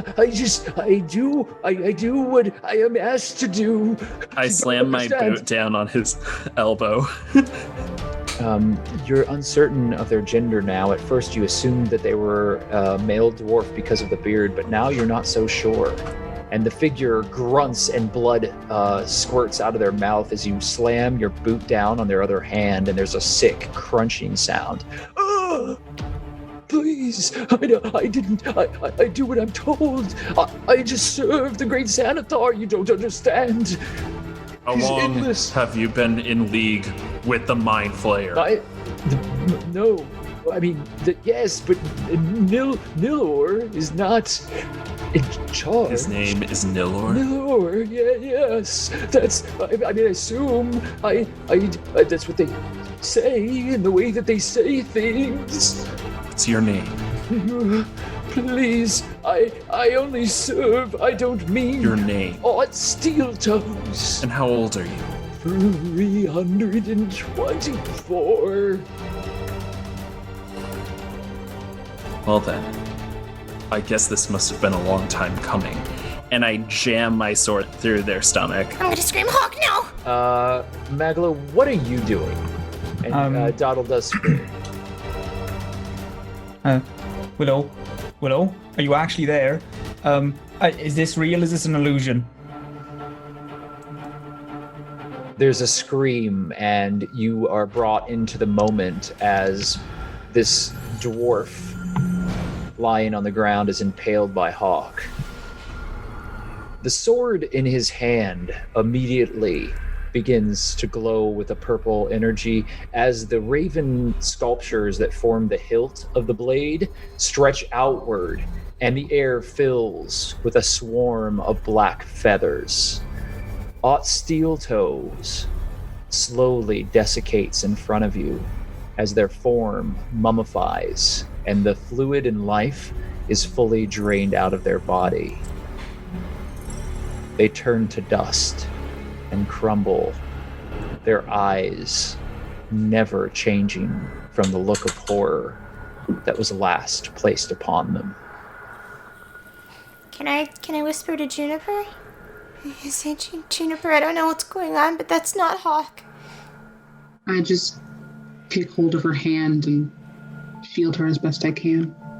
You're fully aware of everything, Maglo. Whatever that vision was has passed. You can still hear her, and something like you swear you can smell the grease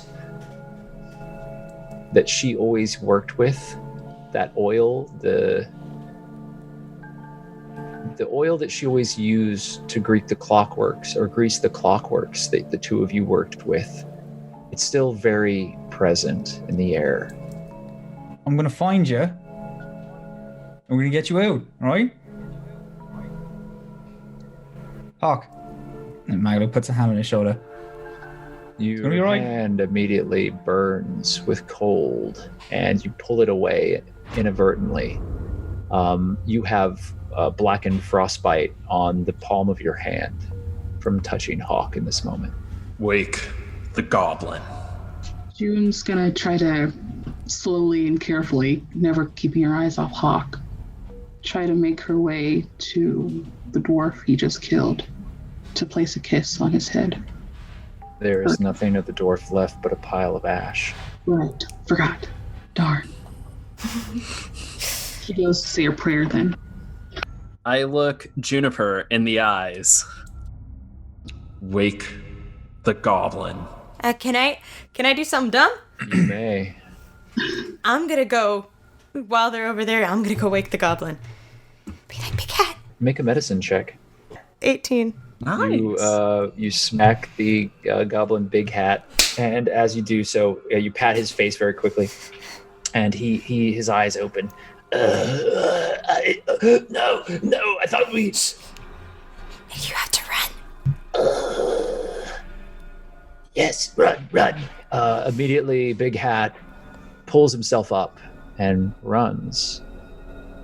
Hawke, listen to me. I know you're in there. This ain't you, right? This is some fucking god trick or something. Someone's taking over you, right? You're just gonna listen to me. You just gotta come back, right? It's all gonna be okay. You're safe here. I stare Maglo dead in the eyes, like with my weird pools of darkness eyes. The goblin is going to deliver a message for us. The goblin is currently running down a corridor away from all of you. Get it. I don't know who you are, but we are not on the same team, bud. You can't tell me what to do, right? I'm talking to Hawke. I ain't talking to you. And I'm going to deactivate my necrotic shroud.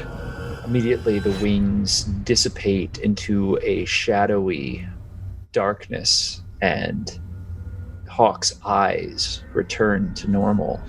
Everything falls away as if it were just smoke wisping off of Hawke's body. You see Hawke return to you normally. Is the sword still in your hand? Sword is still in my hands, yeah. And then a moment later, the sword begins to vibrate and the wings reemerge. Hawke's eyes again turn black, and the figure stands before you as it was. You ain't shit, bud. You were gonna let my friend come back here right now, or we are gonna have some fucking words. I need you to make a wisdom save, please, Hawke. 5, so that's 23. I'm gonna write something to you in secret on roll 20. While this is happening, after I told Big Hat to run, can I hide? Absolutely. So, Doddle, where are you gonna hide? I still want to be in earshot so I can hear what's going on, but like maybe behind a rock or something. Does Juniper have any idea what's happening since she's kind of into this whole celestial, divine stuff?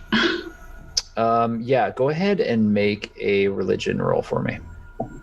And the gods said 15. That's a good roll.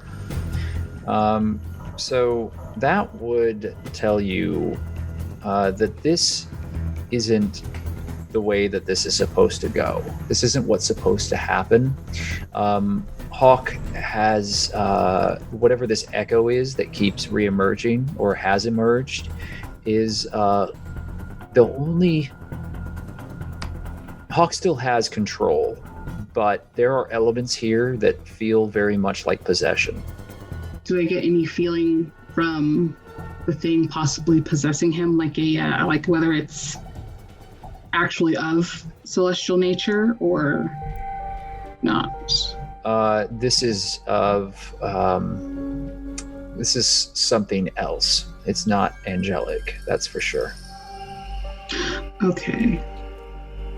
June is gonna... I'm gonna look at him while he's staring Maglo in the face, and I'm gonna just... What the hell have you done, you crazy son of a bitch? And she's just gonna go back to praying and hope that works for their soul. Okay, so you're gonna actually put a prayer on this? Nothing actually magical. No, just more of like, well, hope you did some good deeds, dude. Okay, make another religion roll. Let's just see how you do. Let's see. 7. Yeah, you do intone the prayer, and you think it might have fallen on deaf ears. Doddle, you're hiding. Hawke, you're standing there. Maglo, you're trying to convince him otherwise, and the goblin has escaped down the corridor. What is everybody doing at this point? Is the goblin, like the elderly goblin that was opening the portal, still there? You have not seen that goblin, no. And in fact, you remember you were in a different room than the portal. Oh, yeah. Yeah, you were in the corridor still. Most of that fight took place outside of that room. It wasn't too far off, but it was still not in that chamber. Yeah, so I wouldn't have seen that one. Okay. Yeah, you don't know if that goblin's still there or not. I am Hawke, Maglo. No. You're mostly Hawke. But someone's there pulling some string. Just one, but just enough to make someone go down. Maglo, this is what I really look like. That's fine, mate. You can look like whatever you want. But I know that when you looked at me, and you went back to you, and then your wings burst back out, I know that wasn't your decision. That was someone else's. And I'm talking to them. You better let my fucking friend go, or I'm gonna kill myself. I'm gonna fucking find you. I'm gonna kill you. If the matron wants me to have my wings out, then she'll make me have my wings out. False gods. She isn't a false god. That's not what you tell me. She isn't. All right, now we should get out of here. And Hawke's gonna try and drop his necrotic shroud again. It drops, and this time, without an opponent within range of you, that cold hunger remains, but the wings disappear. And that empty feeling echoes throughout you. Listen, we should just get out of here, okay? Doddle, you're back on the palanquin. You're on the chair. You're being dragged forward by the undead goblins again. Am I a goblin or am I an elf at this You're point? a goblin. Okay. And they're pulling you through the corridors inside of the prison. Only now those corridors are even darker than they were before. And you hear the dripping of water somewhere off in the distance. And you hear voices. I don't want to do this anymore. I don't want to sleep anymore. No. I can't believe they eluded us. I will find that creature and get to the bottom of this. The Watchful Order will be very interested to hear that there's such power here within our walls. Stern Ward, you will need to find them. And you're just in the darkness now, Doddle. You're alone. And you just hear these voices from somewhere. They're echoing through as if they were above you. Track this creature for the watchful eyes, the watchful ones. The Magists will want to know everything. If what I sense is true, we will have great need. Yes, it has been so long. I want to wake up. And it's as if there was another voice, but you can't hear it on the other side of the conversation. Can you imagine? High Elven Mythal here. And then you wake. Your eyes open and you're on the table, and there's a bubbling potion right in front of you. And inadvertently, Doddle, the last thing that you said, you say out loud as you shoot forward. And June, you're right next to Doddle, and there's a look of fear. I want to wake up. Doddle? Doddle? Doddle, look at me. Look at me, Doddle. It's me, June. Doddle? It was just a bad dream, okay? Just a bad dream. Is that gonna happen every time? How many times has it happened? A lot. I haven't had a lot of good ones yet. There's been a couple where there's somebody that looks like me, but they're not me, and I'm not me, and I just want to be me again, and I want to be back home, but I don't know who else wants to be there with me. Can I hug you and hold you? It's okay, it's okay. I'm here. I'll be here, okay? We'll figure this out, okay? We'll figure out what's going on and make the bad dreams stop, okay? I wanna push away and be like, Juniper, I don't mean any disrespect, but I don't know who you are. And I know I have a problem where I trust everybody, but I don't know if I should do that anymore because I don't know. I'm gonna get up on the table and cross my legs and just hold out my hands. The only thing you need to know about me is that I belong to the world. You give me love, I give it back. You give me trust, I give it back. We are one and the same. But if I disagree with you, then you'll fight back? I wouldn't fight over a disagreement. If you cause harm, I will do what I can to dispel that harm. How am I supposed to trust somebody that puts judgment like that on other people? I don't know. I just do what I was taught. I share the love that I have and receive the love that is given. If there is no love, then that is what it is. I'm sorry. I didn't want to raise my voice. I want to go home. Where is home, Doddle? It's far away. And it feels farther away every day, but I'm scared because I feel like it's closer for others than it is for me.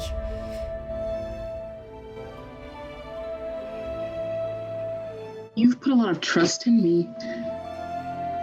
So I'll make you a promise. Let me travel with you. I have a few things I have to pick up. Some items. Let me travel with you. Be your friend. And on the way, I will try my very hardest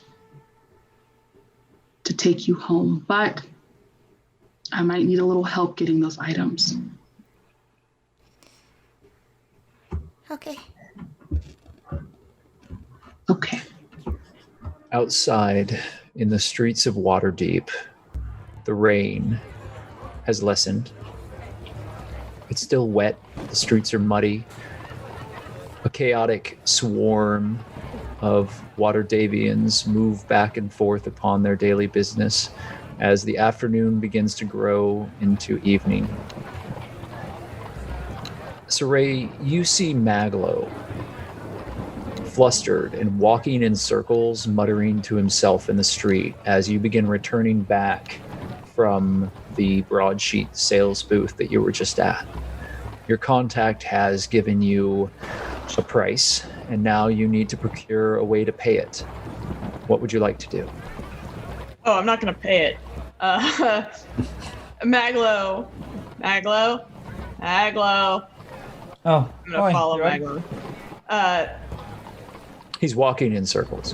Where were you? What you doing? I was knowing. Fuck. He wipes like the blood from the side of his head.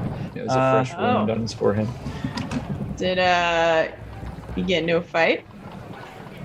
Yeah, got fucking jumped by some prick. Okay. Well, look, we have to get out of here as fast as possible. Can you help get with Hawke and Doddle and our new friend the stuff from the? You know what? Maybe we should all just go back to the crypt and rest. I'm pretty beat still. I think I'm just like going for a nap or something is a good idea just to get our bearings. But should we not get their stuff from the prison now? Because if we don't, then there's going to be a tight lock on it, right? I don't disagree with you, but I cannot do that now. I physically cannot do it. I have to make a plan. And I have this map, and I pull out this map. I have this map of the jailhouse and all of the specific areas in it. So we need to go back. We need to rest. We need to make a plan. Okay, sure. Okay. Whatever you want, Captain. And then first thing in the morning, I'll go and get the stuff from the jail. If you could collect all of our stuff out of there, get the box to Rosee, and sell the box to Rosee, I think is our best bet. Yes, ma'am. All right, let's gather then. Absolutely. After you. I'm gonna head back to Rosee's. Okay, so the two of you walk back to Rosie's. On the outside of the very colorful tent, you see that Bone Splitter is standing guard, and he nods to each of you and grunts as you enter into the space. Bone Splitter? And as you walk in, you don't see Rosee. She's been working in the back area. However, your friends are present. Juniper is currently comforting Doddle. Can I have a cup of water? You alright? I'm fine. I just haven't been sleeping very well lately, that's all. Welcome back. How was your trip? It was alright. But hey, we're gonna go back and get an actual night's sleep, and then tomorrow Saray has a plan to grab your stuff. So that's all covered. Juniper, we're gonna grab yours as well when we're there. Thank you. Where we're going ain't like nice, I want to warn you, but it's safe. There's no one who can follow us there, which is nice. I don't fucking know. And he just flops down on chair. None of us know anymore, but it's the best chance we have. So everyone gather your stuff and let's get out and head over there. Is there still a gash on Maglo's forehead? Can I run over and be like, what happened? And I try to reach for it, and then I remember I'm small, and so that feels He's a lot. sitting down, so he just like slumps down a little more. Okay, can I be like, what happened? And like dig through your hair and look at it. It's a pretty bad bump. Just knowing some. I was kind of scuffle, am I? Well, that's not nothing. Are you alright? I've been worse. What was the scuffle about? You know, people thinking you got someone when you don't. Is there anything I can do? You're right. Keep being yourself. Where's Hawke? Meanwhile, in the temple, Hawke, you've been sitting and waiting for some time, and eventually a figure comes out. It's not the woman that you were speaking with before. It's a bald, somewhat pauchy monk that has come out, dressed in the robes of the Lord of Dawn, and very brilliant, kind of faded fabrics, but the ones were probably very bright. Looks older and comes to you and looks at you with kind of a judgmental scowl. My boy, I understand you seek not the comfort that our church would give, but a locket that is said to be owned by one of the members of the order. Is that true? This is true. I just need my locket, and I'll be on my way. Yes, I am sorry to say that no comfort will be given to you this day at all. None of my clergy has been given such an object. Is it possible that it was in another district of Waterdeep? There's a friend of mine in the Southern Ward. I gave it to him because he was going to be in need, and I felt that the church might best help him. But clearly, once again, the church has not been able to. I sense great conflict within you, son. I sense anger and a power that feels dark. Are you sure there is not anything that we can offer you? I'm quite fine, thank you. Go with the Lord's light, then. Thank you, Father, but I won't be needing it. And he gets up and leaves. As he gets to the door... You slam the angst in his face? No, I just kind of pause, and I look back at him. You know, I used to know this morning lord who would say, "You can't conceive, nor can I, the strangeness of the Light Lord's mercy." And I really don't know whose ass he was kissing when he said that. And he walks out. Everyone in the space is just quiet as you do so. And you walk out of the temple, and you're on the stairs leading back down, and you can still smell the incense. And as soon as you cross that threshold, that warmth that you had felt disappears, and you are cold once again. And you feel an internal hunger that is gnawing not at your stomach, but at your heart. And the noise and the grime of Waterdeep and the rain, which has washed the city, but in some ways has made it even more dirty, surrounds you. Hawke's gonna start heading back to the tent. Yeah, you step into the street, and a small child bumps into you and then runs past you. Oh, kiddo. Hey, are you all right, buddy? You turn, and the child is running down the street, and you notice that he has your pouch. No. Can I still see him running? Yes. I'm gonna Misty step in front of him. He is turned down an alleyway, and you Misty step directly in front of the child. just as he does so, and he rams into you. Are you trying to stop him? Yeah, I'm just kind of like put a firm hand on his shoulder. Well, make an athletics check before you do that. That was a nat 20. Shit. Hawk versus children, undefeatable. Okay, so immediately he turns and runs past you, and you reach out and you grab onto his shoulder and you pick him up off the ground. And you're holding him in this alley. I just kind of get on one knee. I put my hand out.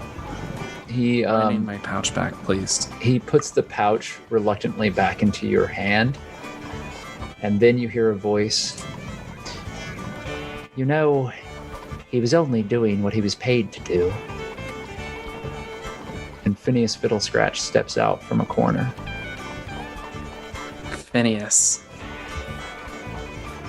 I needed to find a way to get your attention. I figured this would be the most direct.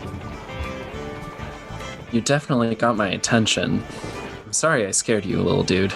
He nods and then runs off.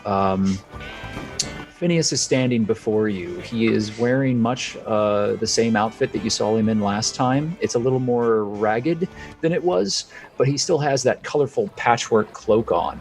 And his bright face is beaming happily at you as he is standing in the shadows deeper in the alleyway. His hair is tousled, and his eyes are still very bright. You're not an easy person to find. I've been through quite a lot. Phineas, how is everybody at the tavern? He looks very, very solemn when you say that, and he looks down. I'm afraid they didn't have the same amount of luck that I've always been blessed with. And he smiles. It's kind of weakly. Phineas, I'm so sorry. You know, destiny is often used to shield fools against the will of the gods. And I've never been one to put much stock in anything other than the fate that we've created for ourselves. I'll tell you this much. As far as I'm concerned, everything's happening as it must. And while that means that we must say goodbye to some of the things and people that we once held dear, in the long run, everything is happening as it must for the good of all. I hope so, Phineas.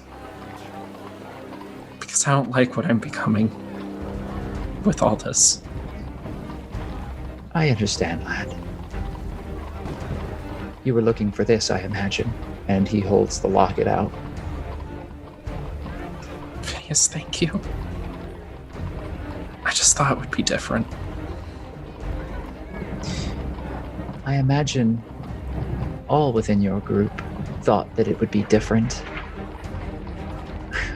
I imagine a great many heroes from many times, when faced with the odds that you're facing now, would find themselves thinking to themselves that things hadn't turned out the way that they thought that they would. I understand also that you're making friends in very strange places. You and Maglo made a journey to the magistrate's office, to the keep, I understand. That's correct, yeah. They told us to look into some sort of strange group that was making moves in the city. That's interesting. I can tell you now that whatever path you and the others decide to walk upon, you're at a crossroads. And the choices that you make here, now, are going to define how the end of your story plays out. You see, you are carrying the goldfish. Your charge is not one that will be easily removed. And you can choose to walk the path of the law, or you could walk the path of the shadows. But any choice that you make will preclude you from walking the other roads. I can only help you so far. All of you have to make choices, and make them soon. You're running out of time.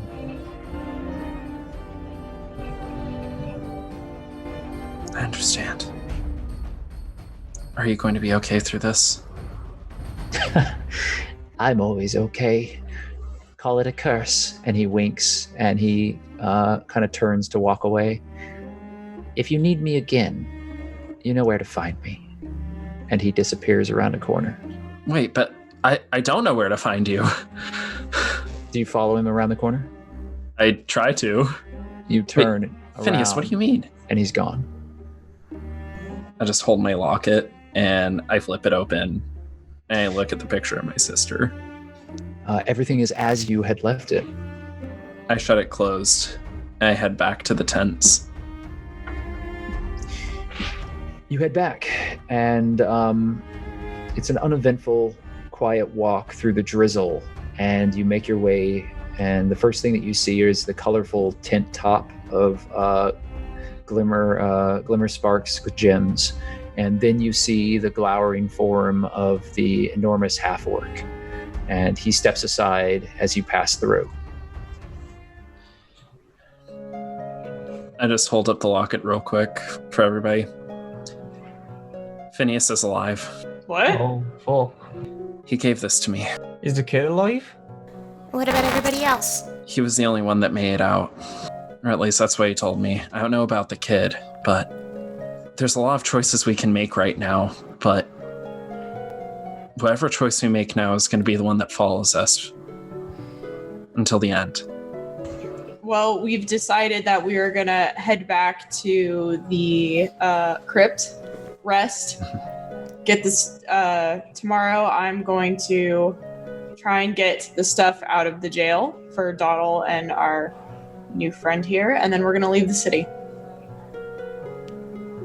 That's definitely one choice.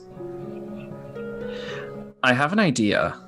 Listen, I'm not going to do anything without everybody's approval on this, but we have something that the Xanathars need. Not want, need. And they're willing to go to any lengths to get it, right? So what if we sat down with them? Are you suggesting that we be diplomatic with... What are the Xanathar again? They're gangsters, right? They're gangsters, Yes. They're criminals. They are gangsters that are being managed by mind flayers. No. The Mind Flayer is not the one in charge. Xanathar is the one in charge. There's still mind flayers working for them, and if there's mind flayers working for them, then there's something worse up top. Because something worse up top is the only way that mind flayers are going. That's true. No, that is true. And I hate them just as much as you do, but if we sit down in a room and talk to them, they're just going to kill us and take it. No. Somewhere public where they can't make an open move against us. We sit down with them and we make a deal. But we've been warned about this. We said that if they're gonna take it and kill us anyway. That was one of the first things that Phil Scratch told us about. And Hawke, when I didn't understand what the box was and I tried to place it somewhere, I tried to place it very close to somewhere public, and that didn't stop them. True, but the box wasn't what had the spell on it. Do we have the device that dwarf was using? Yeah. I don't want to make deals with criminals. I don't either. All right, so... But I feel like there's something even bigger going on. Hawke's right. It's going to be difficult to move forward if there's a dagger in our back. So why don't we turn around? Why don't we go back at them? They're not going to expect us to go on the offensive. It's fucking wild, but if we can't get out of it, the only way we're going to slow them down is if when they catch us, when we run to them first. I agree with Maglo. Yeah, I agree that it is absolute insanity, and I'm not sure if it'll work, but I know the kind of person that I would like to be, and it's not someone that walks into a town, ensures the end of many lives, and then leaves. I'd rather do something good. You, Hawke, Maglo, and the rest. If you want to do this, you need a plan. You can't just go in guns blazing. There has to be a plan, and they're the enemy, but they're not. I just don't want recklessness and senseless death. So we gotta figure this out. Maybe there's an in-between. We don't go after their leaders, but we can...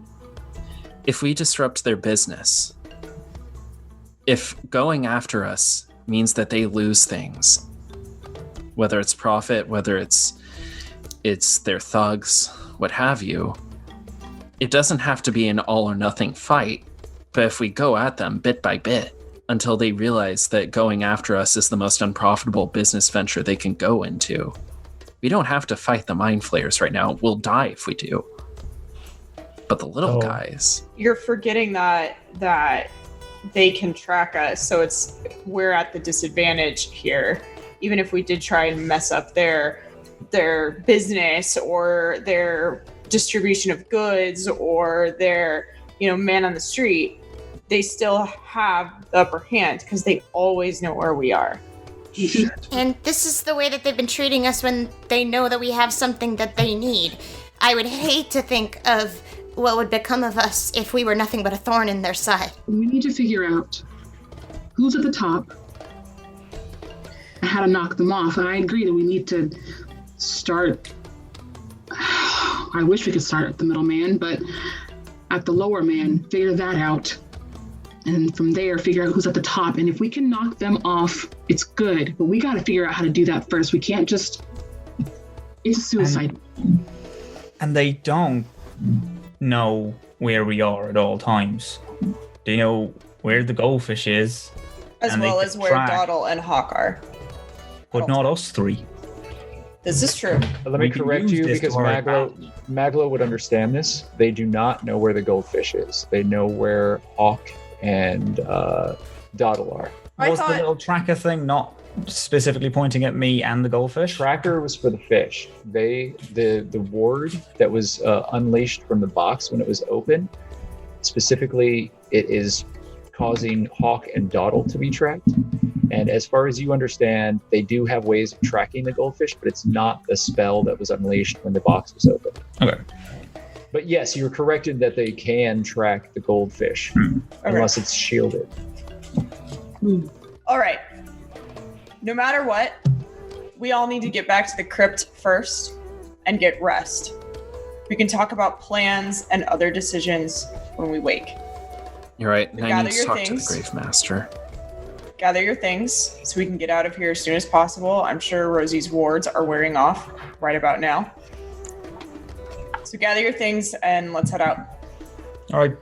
There's a small bustle as Rosee comes into the space. Oh, hey, everybody's back. It's really good to see everybody. I'm so glad that you're here. I'm sorry that I was gone for a little while. I just wanted to work a little bit more closely on some of these potions that I'm making for each of you. I know that there had to be some alterations given that Hawke's skin turned pink and not blue, but now I think I've made the corrections that were necessary to make sure that the potion does what it's supposed to. Here, go ahead and take these. These should last you for about 24 hours. And if we're in any way, shape, or form lucky, then they should hold out and your skin should be blue and not pink. Thank you, Rosee. If you allow me to explain, we have some things we need to take care of, and I'm afraid we're going to be leaving soon. But is there a place with a pen and paper so that I may write you one of the first of many letters I'd like to send to you? Oh, of course, yes. I expect you to have those letters completed, and all you have to do is put them into this box right here. I'll give you a box, and then you can send them into the box, and the box will send them to me, and then I'll make sure to be able to get them, and we don't have to deal with the post office. That'll be messy. Why even do that? We have magical out of this. And yeah, she gives you a small box that has like a slit on the top of it, and you can just drop letters into it. Yeah, she gives you a pouch with a bunch of paper and pens and ink and quills and all of that. I've written a thing. Can I read it as I write Yeah, it? you can start to do that. I do want to point out to everybody that this box is very brightly painted. It is of kind of a luminescent blue color with pink gems scattered all across. Of course. Okay, so Doddle's gonna sit down with the pen and paper, and she's gonna write, Dear Rosee, I want to thank you for helping my associates, and in turn myself. You are a good person and a good friend. You likely saved Suray's life, and gave us answers when we were lost. You gave us shelter when I have never felt so much danger in my whole life. You gave us comfort when no one else could. You gave us a semblance of home, and you didn't have to give us any of that. You put yourself in danger for us, and that's what friends do. Thank you for caring for us, and I hope to care for you in exchange. You are a good friend, Rosee, and while your hair is beautiful and your eyes are haunting and your buckles are shiny and your buttons are pristine and your alchemical expertise is rivaled by few if none, your heart has more weight than all your words. Your friend, Doddle. You put it in the box. You write it and you drop it into the box, and there's a bell that rings in the shop as a tube somewhere behind Rosee has the letter, and it slides down the tube into a little dish at the bottom. And then she picks up the letter and she starts reading it, and she's squealing with joy as all of you walk out from the shop. Oh, we should probably take the potions first. Are you going to drink the potions? Oh, shoot. I forgot to ask Rosee to not make me blue. Yeah, you didn't ask that. Question. Do we know if we can be tracked when we're in the crypt or when we go into the sewers toward the crypt?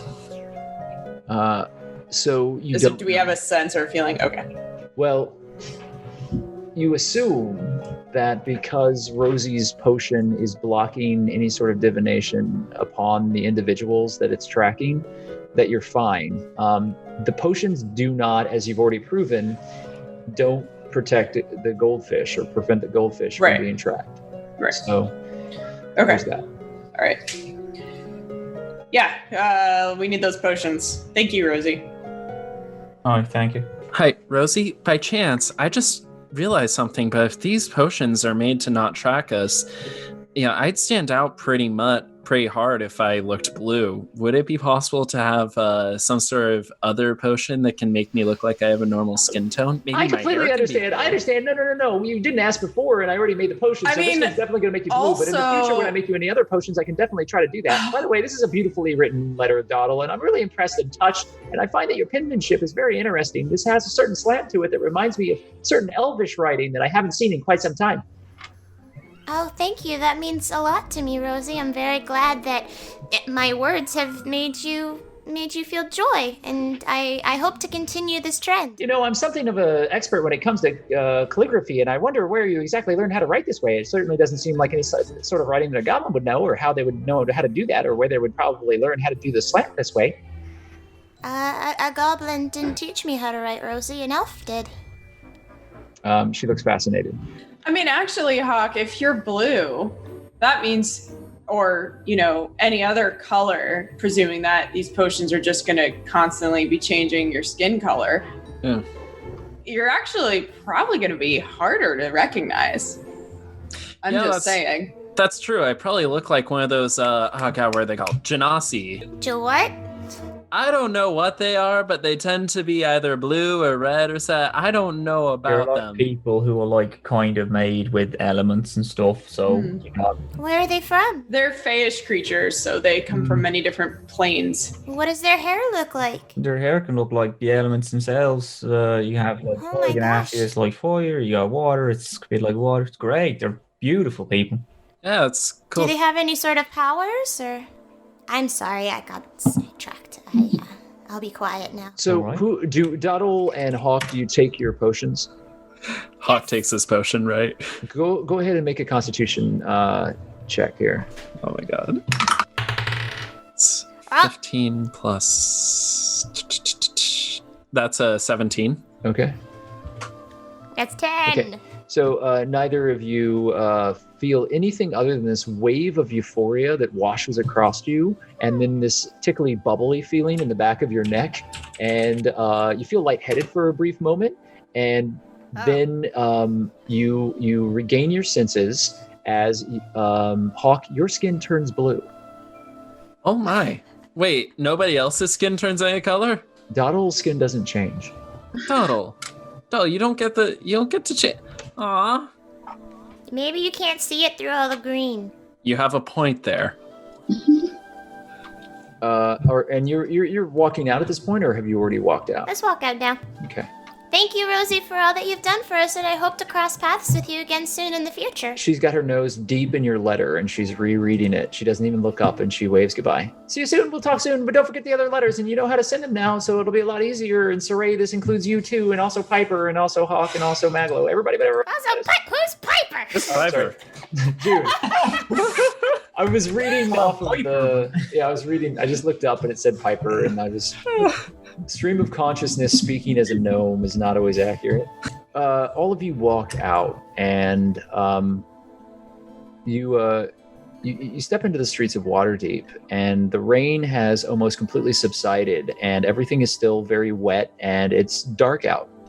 How are you getting up to? You have to pass through the southern ward, and you have to make all your way all the way up to the city of the dead. How are you planning on doing that? Are you going to walk all the way up? No, I'm gonna hail a carriage. Oh wait, can I say goodbye to Bone Splitter before we go? Yeah, he's standing at the doorway. Alright, I just want to give him a big hug and say it was so nice meeting you, Bone Splitter. I hope that we cross paths again. I'm sorry we didn't get to have many conversations in our time here. You place your arms about halfway around one of his legs. You can't even touch your own hands because he's so massive, but you do manage to give him a hug, and you say all of that. This hand, massive, just kind of reaches down, and you feel it on your back for a moment, and that's all. Hi. In the streets, you hail down a carriage, and the carriage pulls in next to the side of the street. It's a rickety, older carriage driven by an old woman who has a kind of a disheveled look about her. Her hair is a little scraggly, and she's clearly deep into her 70s. She looks to all of you. Where to? We're headed just outside the City of the Dead, please. Headed to the City of the Dead, you say? Just outside of it. That's awfully specific, but if you have relatives, I suppose, to go visit at this time of night, Exactly. buried there. Yes, I have relatives. Well, all of you need to make a deception check at disadvantage. Yes, I am the Duchess of Nevermeet. Oh, I got a 4, so I could actually be doing It's that. actually gonna be doing. Yeah, it's 5. I don't even need. I got a 6 and a 4. That's It's great. fucking I am same. the Grand Duchess, and these are all my children, and we're going to see my great aunt. And I got 2 now. My Did you Genasi get 2 friends are natural buried ones? here. Yes, Dad, I got 2 now. I also got a nat one. Ones. Oh my god. You got 2 natural ones in the same roll. Okay, Does so that count as? Incredible. I think it does. Roll my God, another yes. one. Roll another one. Oh my god. Oh See my if you god. This has confirm. changed the campaign. Oh god. Not great, but you didn't get another natural one, right? Plot twist. Our cab driver is the Raven Queen. Yeah, I'm gonna say we look at the cab driver better. and You're it's just a immediately whole assassinated. fucking beholder. Yeah. Yeah, you get into the cab and there's a beholder inside of it. Yes. Yeah. No, that's not what happens. When we I get there, we're also in rolled a Ravenloft. nat 1. I don't know if I was supposed to be rolling for deception. Okay, so roll again to see if you get a second nat one. Oh my This god. is the worst cab ride on the face of the planet. Oh, close. I got a 13, and it's right next to the 1. You are safe. It's not good. In all of this, all of you are talking over each other, and you're all telling a different story, and it's just so clearly just loaded with bullshit. And you are all very exhausted, and you've been through a lot recently. Let me make a roll now. It's like, yes, I am Lord Genasio. going to see my Genasi relatives in the graveyard. Obsessed with Genasi at the minute. I don't know. The old woman kind of like smiles broadly at all of you and holds her hand up. I feel that I've heard enough. However, I believe this ride is going to be more expensive than you perhaps thought. That's fine. How much? 5 gold. Fucking hell. Fuck that. No. I'm gonna hail another cab. No, you move along. It's fine, young lady. ma'am. It's fine, ma'am. Young lady, I'd hate to have to call the city watch. Why? You haven't given me a ride anywhere. But I've been hearing things about things happening in the city with small goblins. Does anybody have 5 gold? You all owe me so much money, and I pull out 5 gold. All right. She takes your coin and smiles. City of the Dead, is it then? Just outside. Very well. And your silence on the matter, I hope. That was implied. Thank you. And I get in Trying to be cool. the cart. Can I give Saray 6 gold? You can, yeah. Don't worry about it. I got this. Where does... But you said that we owed you so much money, and you just paid her 5 gold. It's fine. When our next payout happens... Clearly it's not fine because you said that we owed you money, and you seemed very upset about it, and I don't want this to tarnish our relationship going forward. I'll tell you what, Doddle. The next time we get a job where we make money, I'll take your earnings, all right? Okay. Doddle, how do you have so much money? It's... Oh, yeah, Doddle, you actually don't have any money. Ooh. I don't have any money? Oh, yeah, I was in jail. Oh, no. Let me just put this to 0 real quick, I guess. Yeah. I'm gonna presume that you didn't even look in your pocket. You were just like, oh, I'll pay you, and I'll still say all that. Let's not. Yeah, no, you could still say, because Doddle just was used to having money, and now Doddle doesn't have money. Right, so. Yeah. I'm poor. Yeah. All right, wait, Oh, that's not great. Oh, no. Can I sit up next to the driver again? If you choose to. Oh, no. No, Doddle, come on. You're not even disguised, Doddle. She Come looks on. like she has so many stories to tell. Doddle, Yeah, I know, but we have so many people after us. Just get in the carriage. Okay, and then get in the carriage. You get back off. Do you want me to go up? I can go ask her about some stories and tell you about them. No, but, I mean, you guys could tell me some stories. I mean, none of you look 70 unless Saray's age is very hard to read. But it might be nice to know a little bit about you guys. It doesn't have to be anything serious. I'm not asking for any secrets that all of you want kept for probably very good reasons.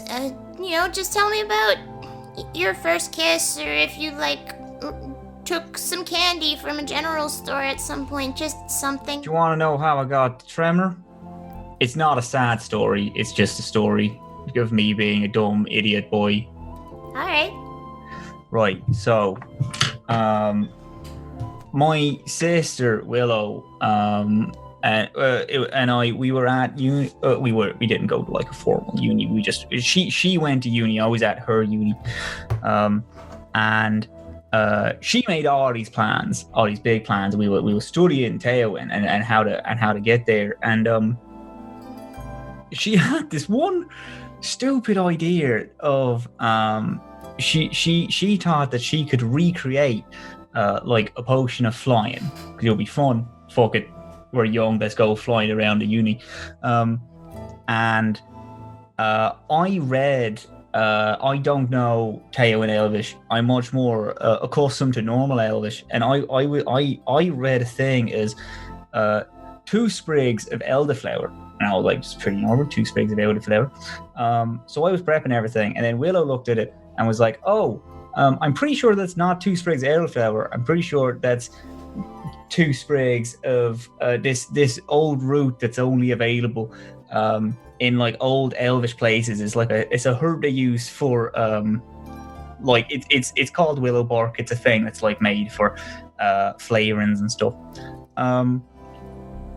Anyway, I, in famous Maglo, who I am since, put 2 sprigs of elderflower in. The cauldron started bubbling and boiling. And this is as we were arguing about which translation was right. And it started overflowing because I forgot to cork it because we were talking about it. And in a stupid... So the person who like run her building, the building that she was staying in, the person who kept going by and knocking on all the doors, like the superintendent, was such a pain in the arse. Like anything was out of place, then you would get in so much trouble. So obviously I didn't want her to get in a bunch of trouble because this thing was bubbling over and it was absolutely going to stain or do something to the ground.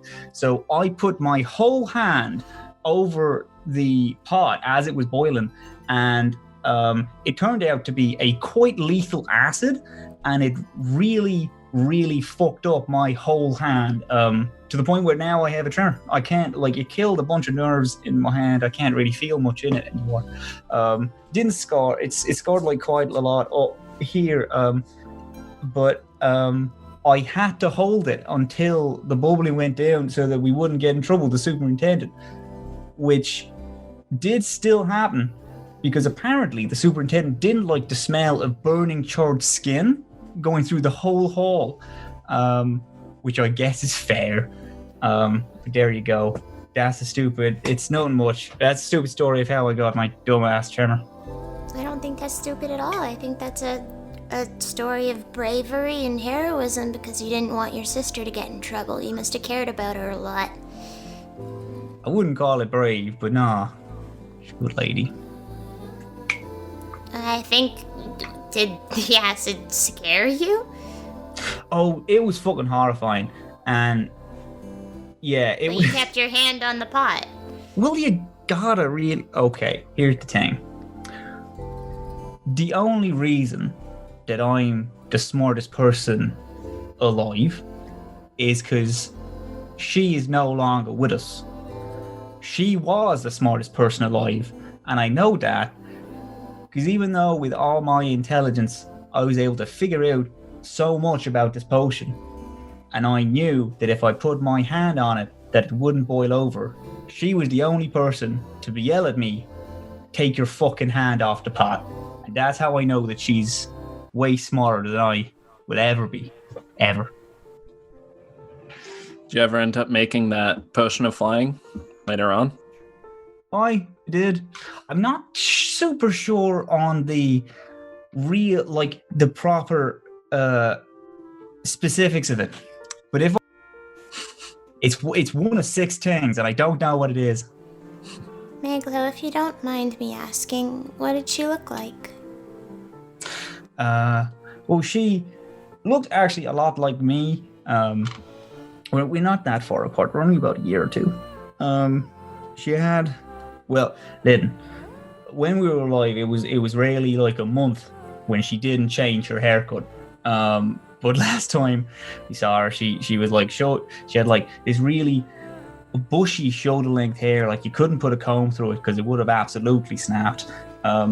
She hated the feel of any like shirts or anything properly covering up her body. Did she used to tie them up? Yeah. Did she carry around potions and pouches and such? How do you know that?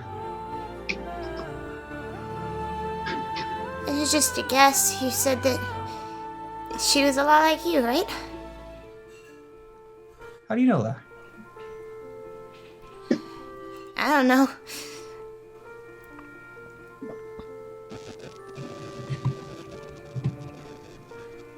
How do you know what my sister looks like, Doddle? I saw her in a dream. Are you angry? I don't know what she did, but she's hitting a lot of people's dreams lately. Smart woman. You're a smart woman. I miss her so fucking much. Can I put my little hand on his knee if he's across from me in the carriage? You do that. I grabs her hand and squeezes it real tight. I'm not gonna say anything for the rest of the ride, presumably.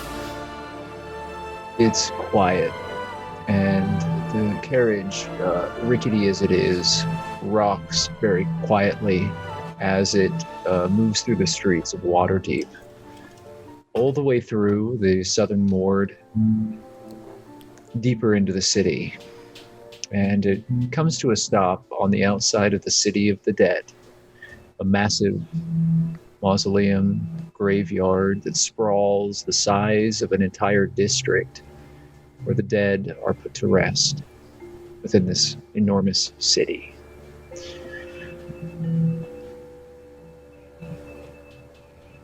Thank you. You're quite and welcome. I'm gonna hop off the cart. Come on, everyone. The older woman just kind of nods to all of you and whips her carriage off as it drives off down the street, blending into the flow of traffic there and disappearing.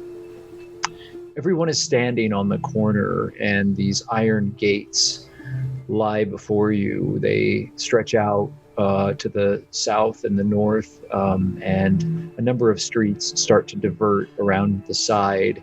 Saray, you know where you can enter safely into the sewers, so that you can guide yourself to the Gravemaster's cabin. Follow me. Be on the lookout. Try to be inconspicuous. Yes, ma'am. I'm gonna start leading everyone there. Did my little nap count as a short rest or a long rest? Short rest. Dang it. Yep, sorry. Okay. Got a short rest in. Alright, so Saray, you managed to guide everybody through. Go ahead and make a stealth check, and we're going to let that count for the entire group. I also have my my cloak on. Then you can roll with an advantage. Oh, cool. Okay, and it's stealth? Yes. 12. Not the best. Not the best, but it'll do. You don't think that you were perfect in concealing everyone. It's too large of a group, but you do manage to lead them down to the sewer. And everyone climbs into the now very full and wet sewer systems, which are overrun with rainwater. It's not disgusting. It's fairly fresh water, but it is creating very difficult circumstances to travel through. You make your way down a series of corridors following the marks that you have trained yourself to be able to find, Saray. And as you guide yourself down this network of underground tunnels and corridors, you eventually make your way to the iron gate that is concealed to a far back, darkened corner. That gateway leads you into the crypt. Perfect. Gonna go in. As you enter, there are 2 trays of food that have been untouched, and Harold, who is sitting in the center of the room with a number of bedrolls that have been ripped apart and an enormous mess that's been made in the center of the chamber. Harold! Give him a big hug. You run forward and hug your chicken, and Harold, she pecks at you angrily as you grab onto her, and she grabs onto some of your clothes and kind of pulls at you. Seems very annoyed at having been left here for so long. I'm so sorry, Harold. I thought you were gone. They told me everybody in the inn was gone, and I thought that you were gone. I'm so happy you're here. I'm so sorry I left you for so long. Oh, right. Yeah, I'm sorry. We always kind of forget. I always fucking forget that we have a fucking chicken in here. And then we walk into this mess. Why does your chicken do this, Doddle? Well, because we don't feed it. Lonely. He Hawke's has gonna check separation anxiety. Can someone explain the chicken, please? Hawke's gonna check on the egg and see if it's hatched. I'm gonna bring Harold up to Juniper. I'm gonna say, Juniper, this is my very best friend, Harold. You do so. Hawke, there are no eggs. There are fresh eggs on one of the plates, though. Like freshly cooked? They're not freshly cooked anymore. It looks like they've been sitting for a while. You bastards! Oh no. You evil bastards! Well, I mean, technically, it hasn't been fertilized yet, so. Wait, what do you mean fertilized? So when you eat the egg of a chicken, you are not eating their baby because they need a male chicken in order to fertilize the egg, so you are therefore eating their period. Oh, so it wasn't. Oh, okay. Oh, thank God. I mean, yeah, that's a good way of explaining it. I'm sorry, I didn't raise chickens. I mean, I fed chickens as a child, but that was more of a chore at the monastery than anything else. Listen, how old are the eggs? Don't eat them. It's probably a matter of hours. Oh, okay. You can eat them. Anybody want these chicken eggs? No. They look good. Doddle, can you cast prestidigitation on this so they can taste better? I mean, I suppose so, yeah, and cast prestidigitation on the eggs. You have used magic to make the eggs taste better and look fresh. Maglo walks over to his small bag of gears and starts laying things out and tries to rebuild Busby again. But this time into a slightly different. Did any of you cook these eggs? Are these your eggs? Whose eggs are these? The Herald's eggs. Someone left some eggs. We have someone looking after us, actually, so they would have come down and made them. We didn't make them.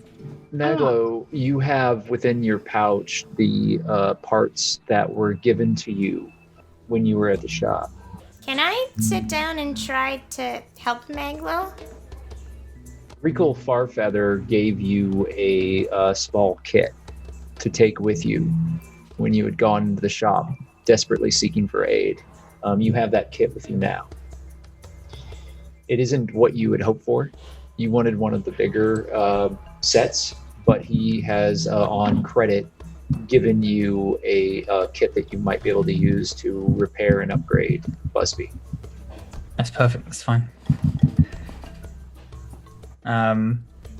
Maglo starts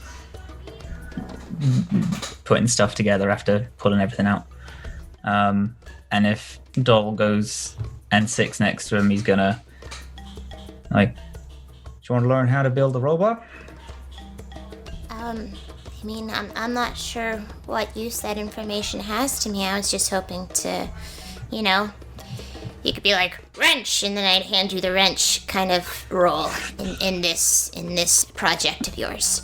Okay, well, I normally talk out loud when I'm building something anyway. Helps me concentrate, so I'll talk out loud a little more, and you can help me out. That's fine. I'm going to sit down and start writing my next letter to Rosee and wait for instructions. Yoon is going to just have the teensiest little yawn. Guys, do you think maybe we could rest for a little bit? Yes, please sleep, Juniper. When was the last time that you did? I don't think I remember. I'm gonna go over to Juniper quickly and just say, please rest, my friend. You watched over me while I slept, and now it's your turn. I'll watch over you. June falls over in a heap. No.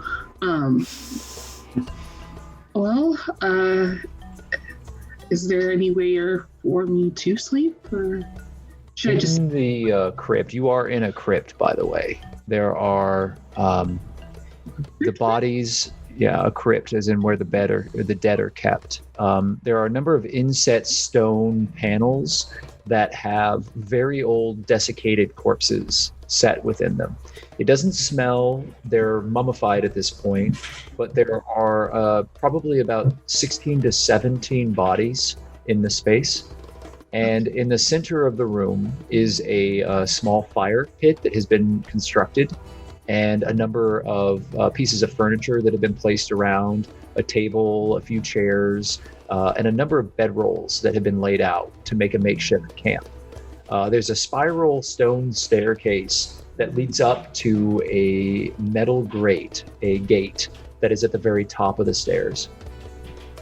Okay.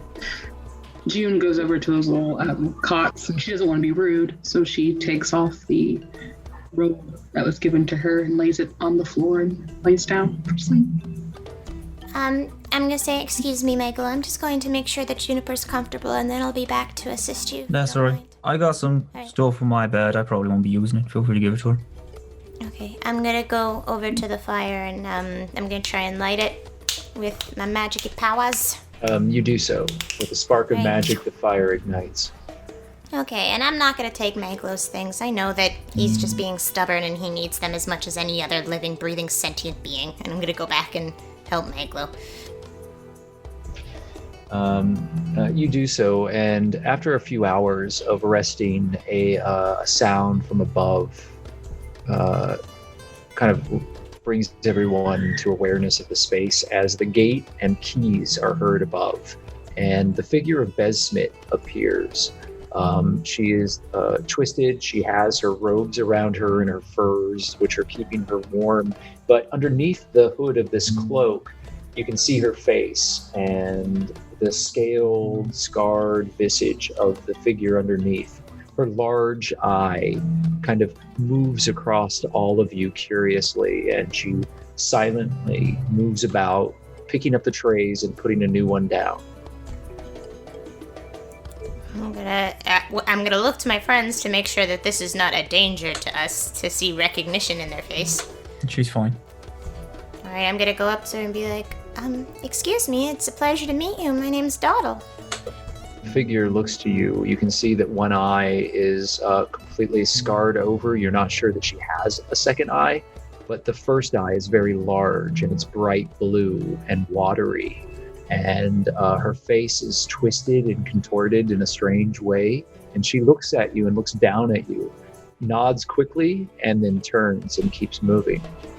I'm gonna follow her. Has anyone ever told you that you have beautiful eyes? Wait, Besmit. The figure stops and then looks back, first at you, Doddle, and then over at you, Hawke. I'm sorry to interrupt, but can I speak to Gravemaster Zir at some point? This figure looks back to Doddle and then back to you and then nods quickly and nervously hurries back up the steps. They seem lovely. Doddle, you said you wanted to speak to me at some point, right? Yes. All right. I can answer what I can. Are we out of earshot of everybody else? Not at all.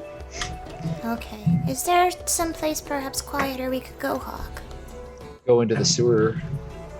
Yeah, we can go to the sewer. We can find a corner or something and talk quietly. Or I would appreciate that if it's alright with you. okay. I just would like some answers and clarification. I know that you knew who I was. I would just like to know how and why and what that thing that you became was, because I don't know what's scarier to me, the notion that that was you or that it's not. I knew who you were because I was told to find you. Why? I don't know.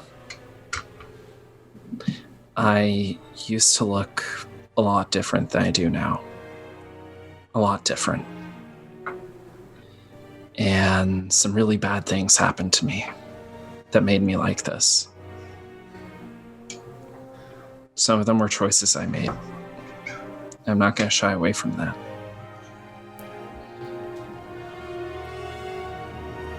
Before I was like this, I had a group of friends kind of similar to what we have right now. I thought I wasn't your friend. Well, they were. They're why I'm very hesitant about using that word anymore. We were part of a group of knights. And we got sent underground. Because apparently some princess went missing. And people were looking everywhere for her for a little bit. My sister and I were there. And instead of finding a lost princess, we found a bunch of what we ran into underground. I don't know how I made it out, but I did. And I can barely remember what happened afterwards, but all I do remember is finding the sword that I have now. And ever since then, the Raven Queen's been able to speak to me in ways that my god can't. And ever since then, I've been like this. And I don't know what happened, but I used to have things like wings, and it wasn't a scary thing. It used to be something that people really liked, but now it's this. Sorry, it's just all the things that are my fault just seem to No, it's not your fault, Doddle. piling up. No, it is. You were there looking for me. And that's why your sister's gone, and that's why Doddle, you're like this. you didn't hurt my sister. The Mind Flayers made a choice to hurt us. And they're gonna pay for Can I insight check him? Yeah, you can insight check him. Basically, I just want to know, like, if he's bullshitting me, if he actually genuinely believes it wasn't my fault, or if he does. And I got, I think 13? No, I got 17. And that's a 9. That beats my persuasion. My persuasion was +7, so that's a 16 for me. Well, honestly, what is it that Hawke believes? Hawke doesn't hold Doddle accountable. Okay, so then you very much believe that Hawke doesn't hold you accountable. Okay. Maybe that's not how you see it as the truth, but you do not hold Hawke accountable. Or I mean, Hawke doesn't hold you accountable. I hold Hawke accountable. I mean, I'm not gonna lie. I was halfway worried that I was gonna run into some spoiled brat. But you were not the person that I thought you were going to be. No, I very much might be the person you thought I was going to be, but we're trained from a very young age to give off an impression of empathy and selflessness, because that's who our people expect us to be, but I'm not sure that's who I really am. Wow. I'm trying, but... Hawke, you might not be the only person looking for me right now. I don't fully understand what happened to me. And that's more scary than anything. I don't know who or what did this or why. I have theories, but no evidence of any sort, so it would be beneficial to me if no one but me or you knew. Is Hawke making that face? Yep. Hawke? Yeah. Hawke, does somebody else know? Yeah. Hawke, who else knows? Just Maglo and Saray. Just Maglo? And Saray You also mean knows. the man who wants to find Tailwind? It was pertinent. We were talking about what would happen if the Xanathars captured you, and I'm sorry, but Doddle, you tend to be very extroverted, and it was definitely a slip of the tongue, and I'm very sorry. Hawke, I'm trustworthy. I'm not stupid, and I care about my people, and I care about my home, and I want to be careful. And letting Maglo know that I'm his ticket to fame, that's not careful. I don't blame you at all. I'm sure it was an accident, but I'm scared. Trust me, that guy, Maglo's a prick, but the most he's worried about is putting his name in a history book. That's the problem. There's scary people out there, but Maglo isn't one of them. I don't know that yet. I believe it, but I don't know it. I believe you that there are frightening things chasing you. I mean, I don't know why the Raven Queen, who's literally the god of death, wants me to find you. And honestly, it's one of the reasons why I want to talk to Gravesmaster Zir is he also serves her. Maybe he can give us information. Alright, fine, but please, just keep it. Can we try and just keep it a little under wraps, because I don't understand anything that's going on right now, and I don't want to find out what happens if someone understands it before us. Do you understand? I understand, Doddle. And I'll do what I can to help you, okay? I'm not thinking about me, Hawke. There's a lot of people in Teowin that I was supposed to protect, and I'm doing a really bad job. All right, well, let's get you back there, okay? I'm pretty sure that's what I was sent here to do. Okay. Maglo really hasn't said anything, so I'm going to continue on as if he doesn't know, because I think he wants me to think he doesn't know. I don't know. Doll, do you want to come with me to Gravemaster's ear and ask about why I'm here? Because that's definitely one of the things I'm going to ask about. Sure. Okay. I'm going to go back inside. Meanwhile, while the crypt is quiet, Saray, what are you doing? And Maglo, what are you doing? June, what are you doing?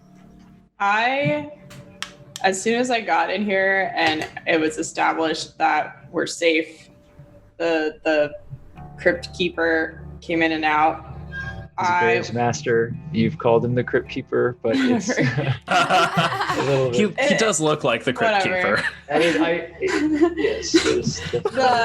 Pretty much much like vibes.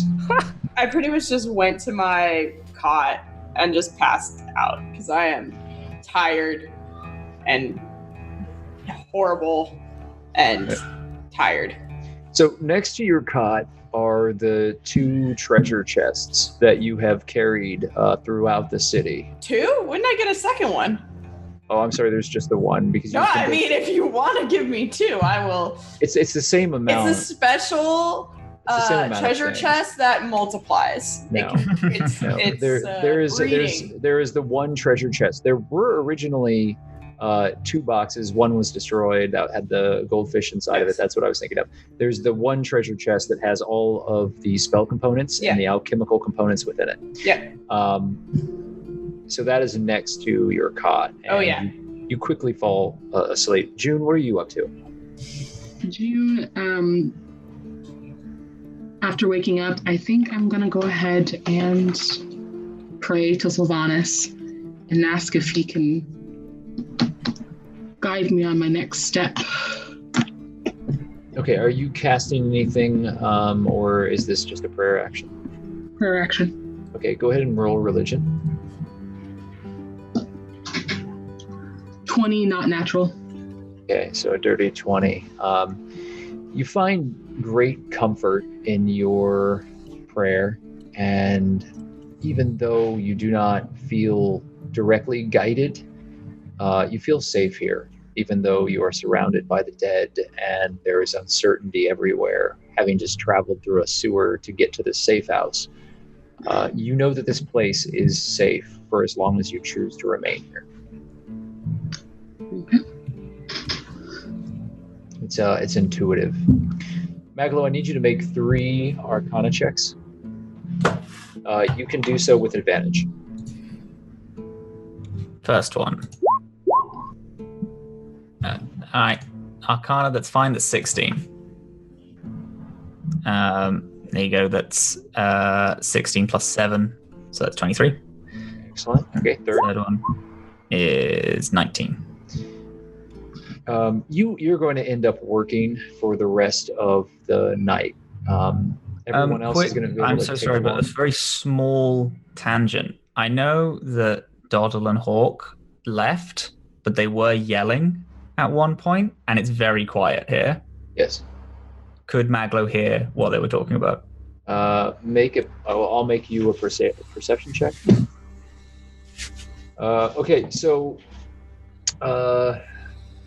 Momo and Mike, each of you choose a fragment of one sentence and from that conversation and tell us what Maglo hears.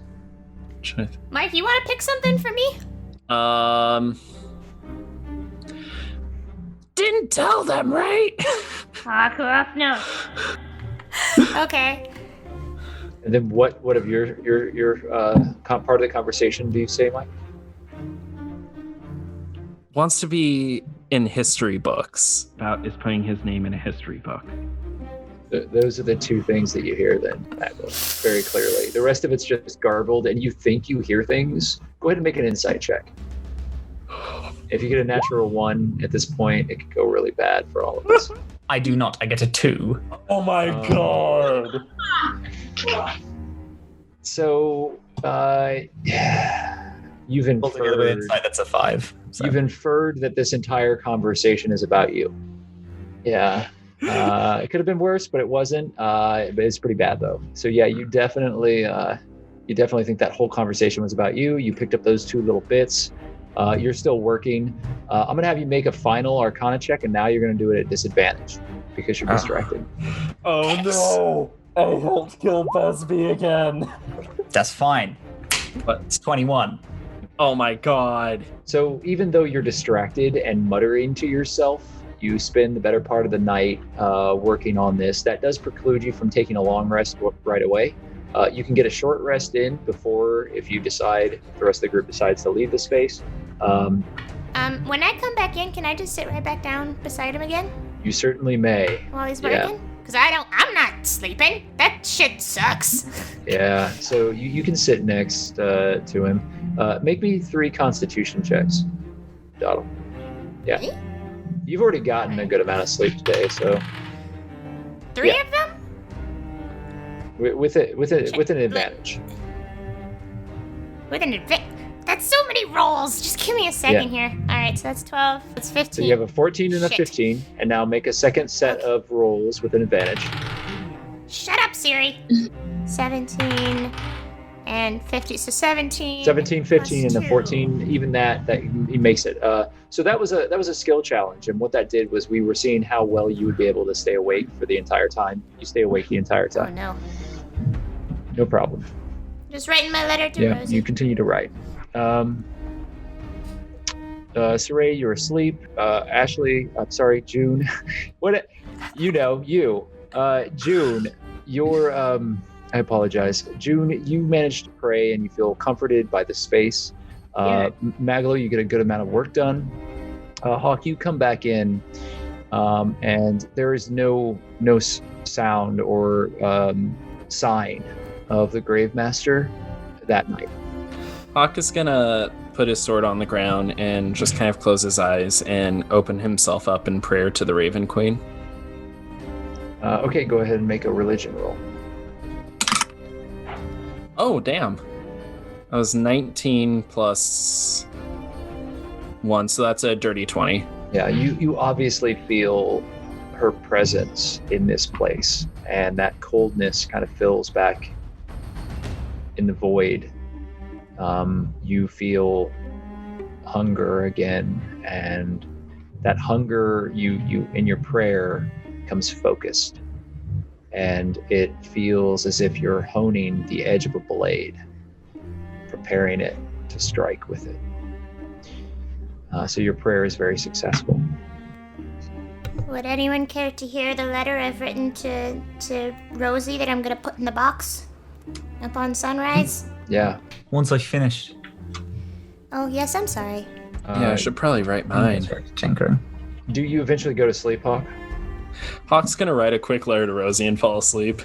Okay, so you write a quick letter to Rosie, and Piper, do you sleep? I think I'm gonna write a letter too. Yeah, And- you're gonna write. Made a promise.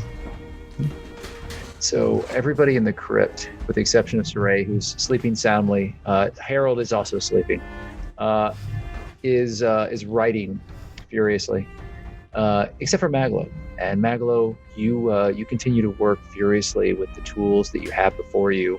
And Grekel has given you a number of parts that you didn't have before.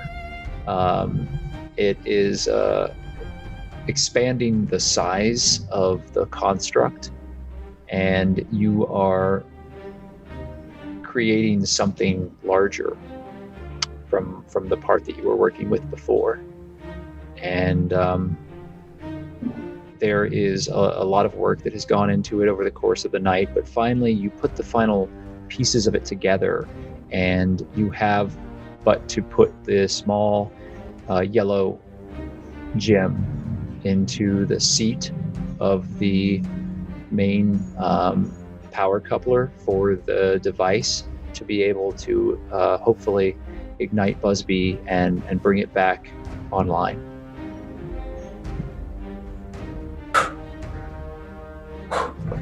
Okay. And he puts it in.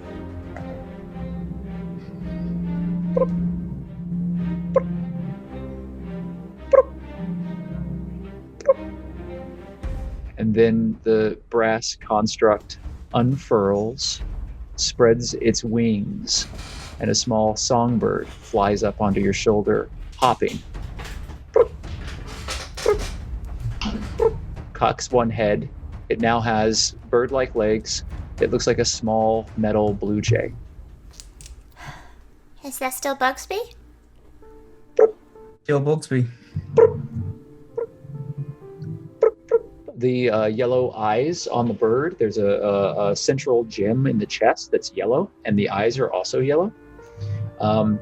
They immediately shift to a blue color, and they look at you.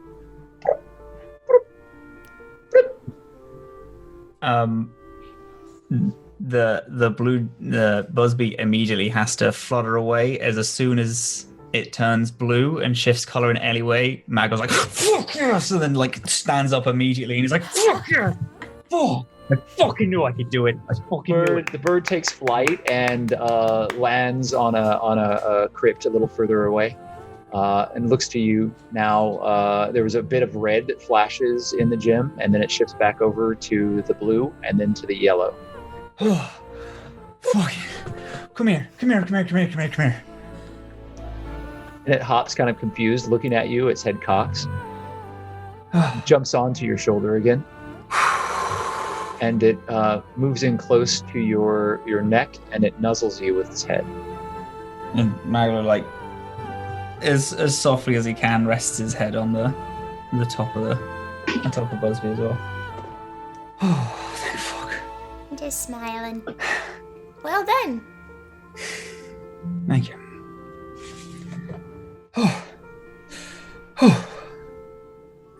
All right. You okay? Yeah. No, I'm good. All right. Let's get on that letter then. You want to hear it? Go on. Dear Rosee, I'm glad you speak so much. I'm glad I know so much of you. The people I am with I care about, but it's hard to feel secure when there's so much uncertainty with who I care about. We are slowly opening up to each other, and I'm glad. But there must be so much hurt in their hearts I have to work through to get to the center. While their outer layers are hard and dark and sometimes scary, the centers I have found are soft and kind and brave. I hope to find your center, Rosee. I hope to know you, as I hope to know them. Your friend, Doddle. That was very sweet, Doddle. Ah! Oh, hi, Juniper. I thought you were asleep. No, I'm awake. Well, good morning. Did you sleep well? I did, thank you. And who else is asleep? Should we go see this, grave keeper? Or are they dead? Hawke's just kind of laying out on his cot, snoring loudly. Oh, okay. Maybe we should perhaps wait for Hawke. Okay, new rule. We all sleep together. I didn't mean for those words to come out. I didn't mean that. I meant going forward. I feel maybe we should all rest at the same time because, this, I'm not sure if this works scheduling-wise, and I really do like hanging out with all you guys, How about this? Hawke's, he's knocked out, I'm still a little tired, and so is Saray, so why don't we all just take a rest? Hawke just... That sounds wonderful. Hawke just kind of like mumbles in his sleeve. He's like, I think we should go to Jerry's shop where they have all the candy. That's a good idea, Juniper. I I'll take first watch in case, the grasping eye shows up or anything, and then I'll wake you. Thank you, my friend. Maglo, you're also exhausted from this effort that you've placed into bringing Busby back online. However, you have been successful, and your construct is back and seems to have the same inexplicable amount of life that it had before. It seems a little confused, but you think that will all resolve itself in time. As the rest of you sleep, Doddle, you are sitting in this crypt. Your friends, your allies, your companions, all of them sleeping around on the various bedrolls and cots that have been placed out in the space. And the fire has burnt all the way down to the embers. You're wrapped up in a blanket, and you're just watching into the distance. Harold is rolled up next to you, the feathers slowly moving up and down as it breathes. May I relight the fire so my friends can stay warm? Yes. So you stand and you begin relighting the fire. You do so with your magic, and you cast a spell, and you make sure that there's enough fuel in it by gathering up the wood that has been left behind and the coals that Besmit, the strange servant, leaves here in the crypt for all of you. You place them into the fire and you begin stoking it, and it burns brightly. And in a moment, you sense something nearby, and there's a cold chill that runs down your spine, and you hear an echo somewhere within the crypt. Maglo? That's Willow's voice. Yeah, you recognize it as Willow's voice. Maglo, are you there? Maglo, what is happening? Can I grab Maglo, like by his sleeve or something, and just shake him a You little? reach over to grab onto Maglo's sleeve. And as you turn, you see a figure standing at the top of the spiral staircase. It is a gaunt man wearing dark robes with long, thin hair that is gray, and he looks glowering down at you with a very sour, aged look. And he seems to float. He has this fur collar around him that makes his shoulders seem very broad, but the rest of him is rail thin as he floats down the stairs towards you. Are you the gravekeeper? I am Gravesmaster Zia, yes. It is excellent that you are here now. Hawke has spoken of you, and I have looked forward to meeting you. You must be Dodalia. And we're going to leave it there. Oh my god. Oh my god. Name. Wait, did I tell him? I didn't tell him, did I? Did I tell him? I have to remember. You blabbermouth. I don't think I told him. Is it next Sunday yet? I got it. I got Busby back. Oh my god. I'm so happy. Well, we have some loose ends for next week that need to be handled, and this was a great session. First of all, thank you, everyone. Yeah, thank you. Yeah, I appreciate all of you very much. It was very fun. Next session, as your characters now know, some choices need to be made, and I know you're kind of on the precipice of making those decisions. So let's spend some time this week and really think about where we want, given the number of possible paths that are in front of your characters now, where you want the group to go. Thank you, Nox. That was wonderful. Nox, you were amazing.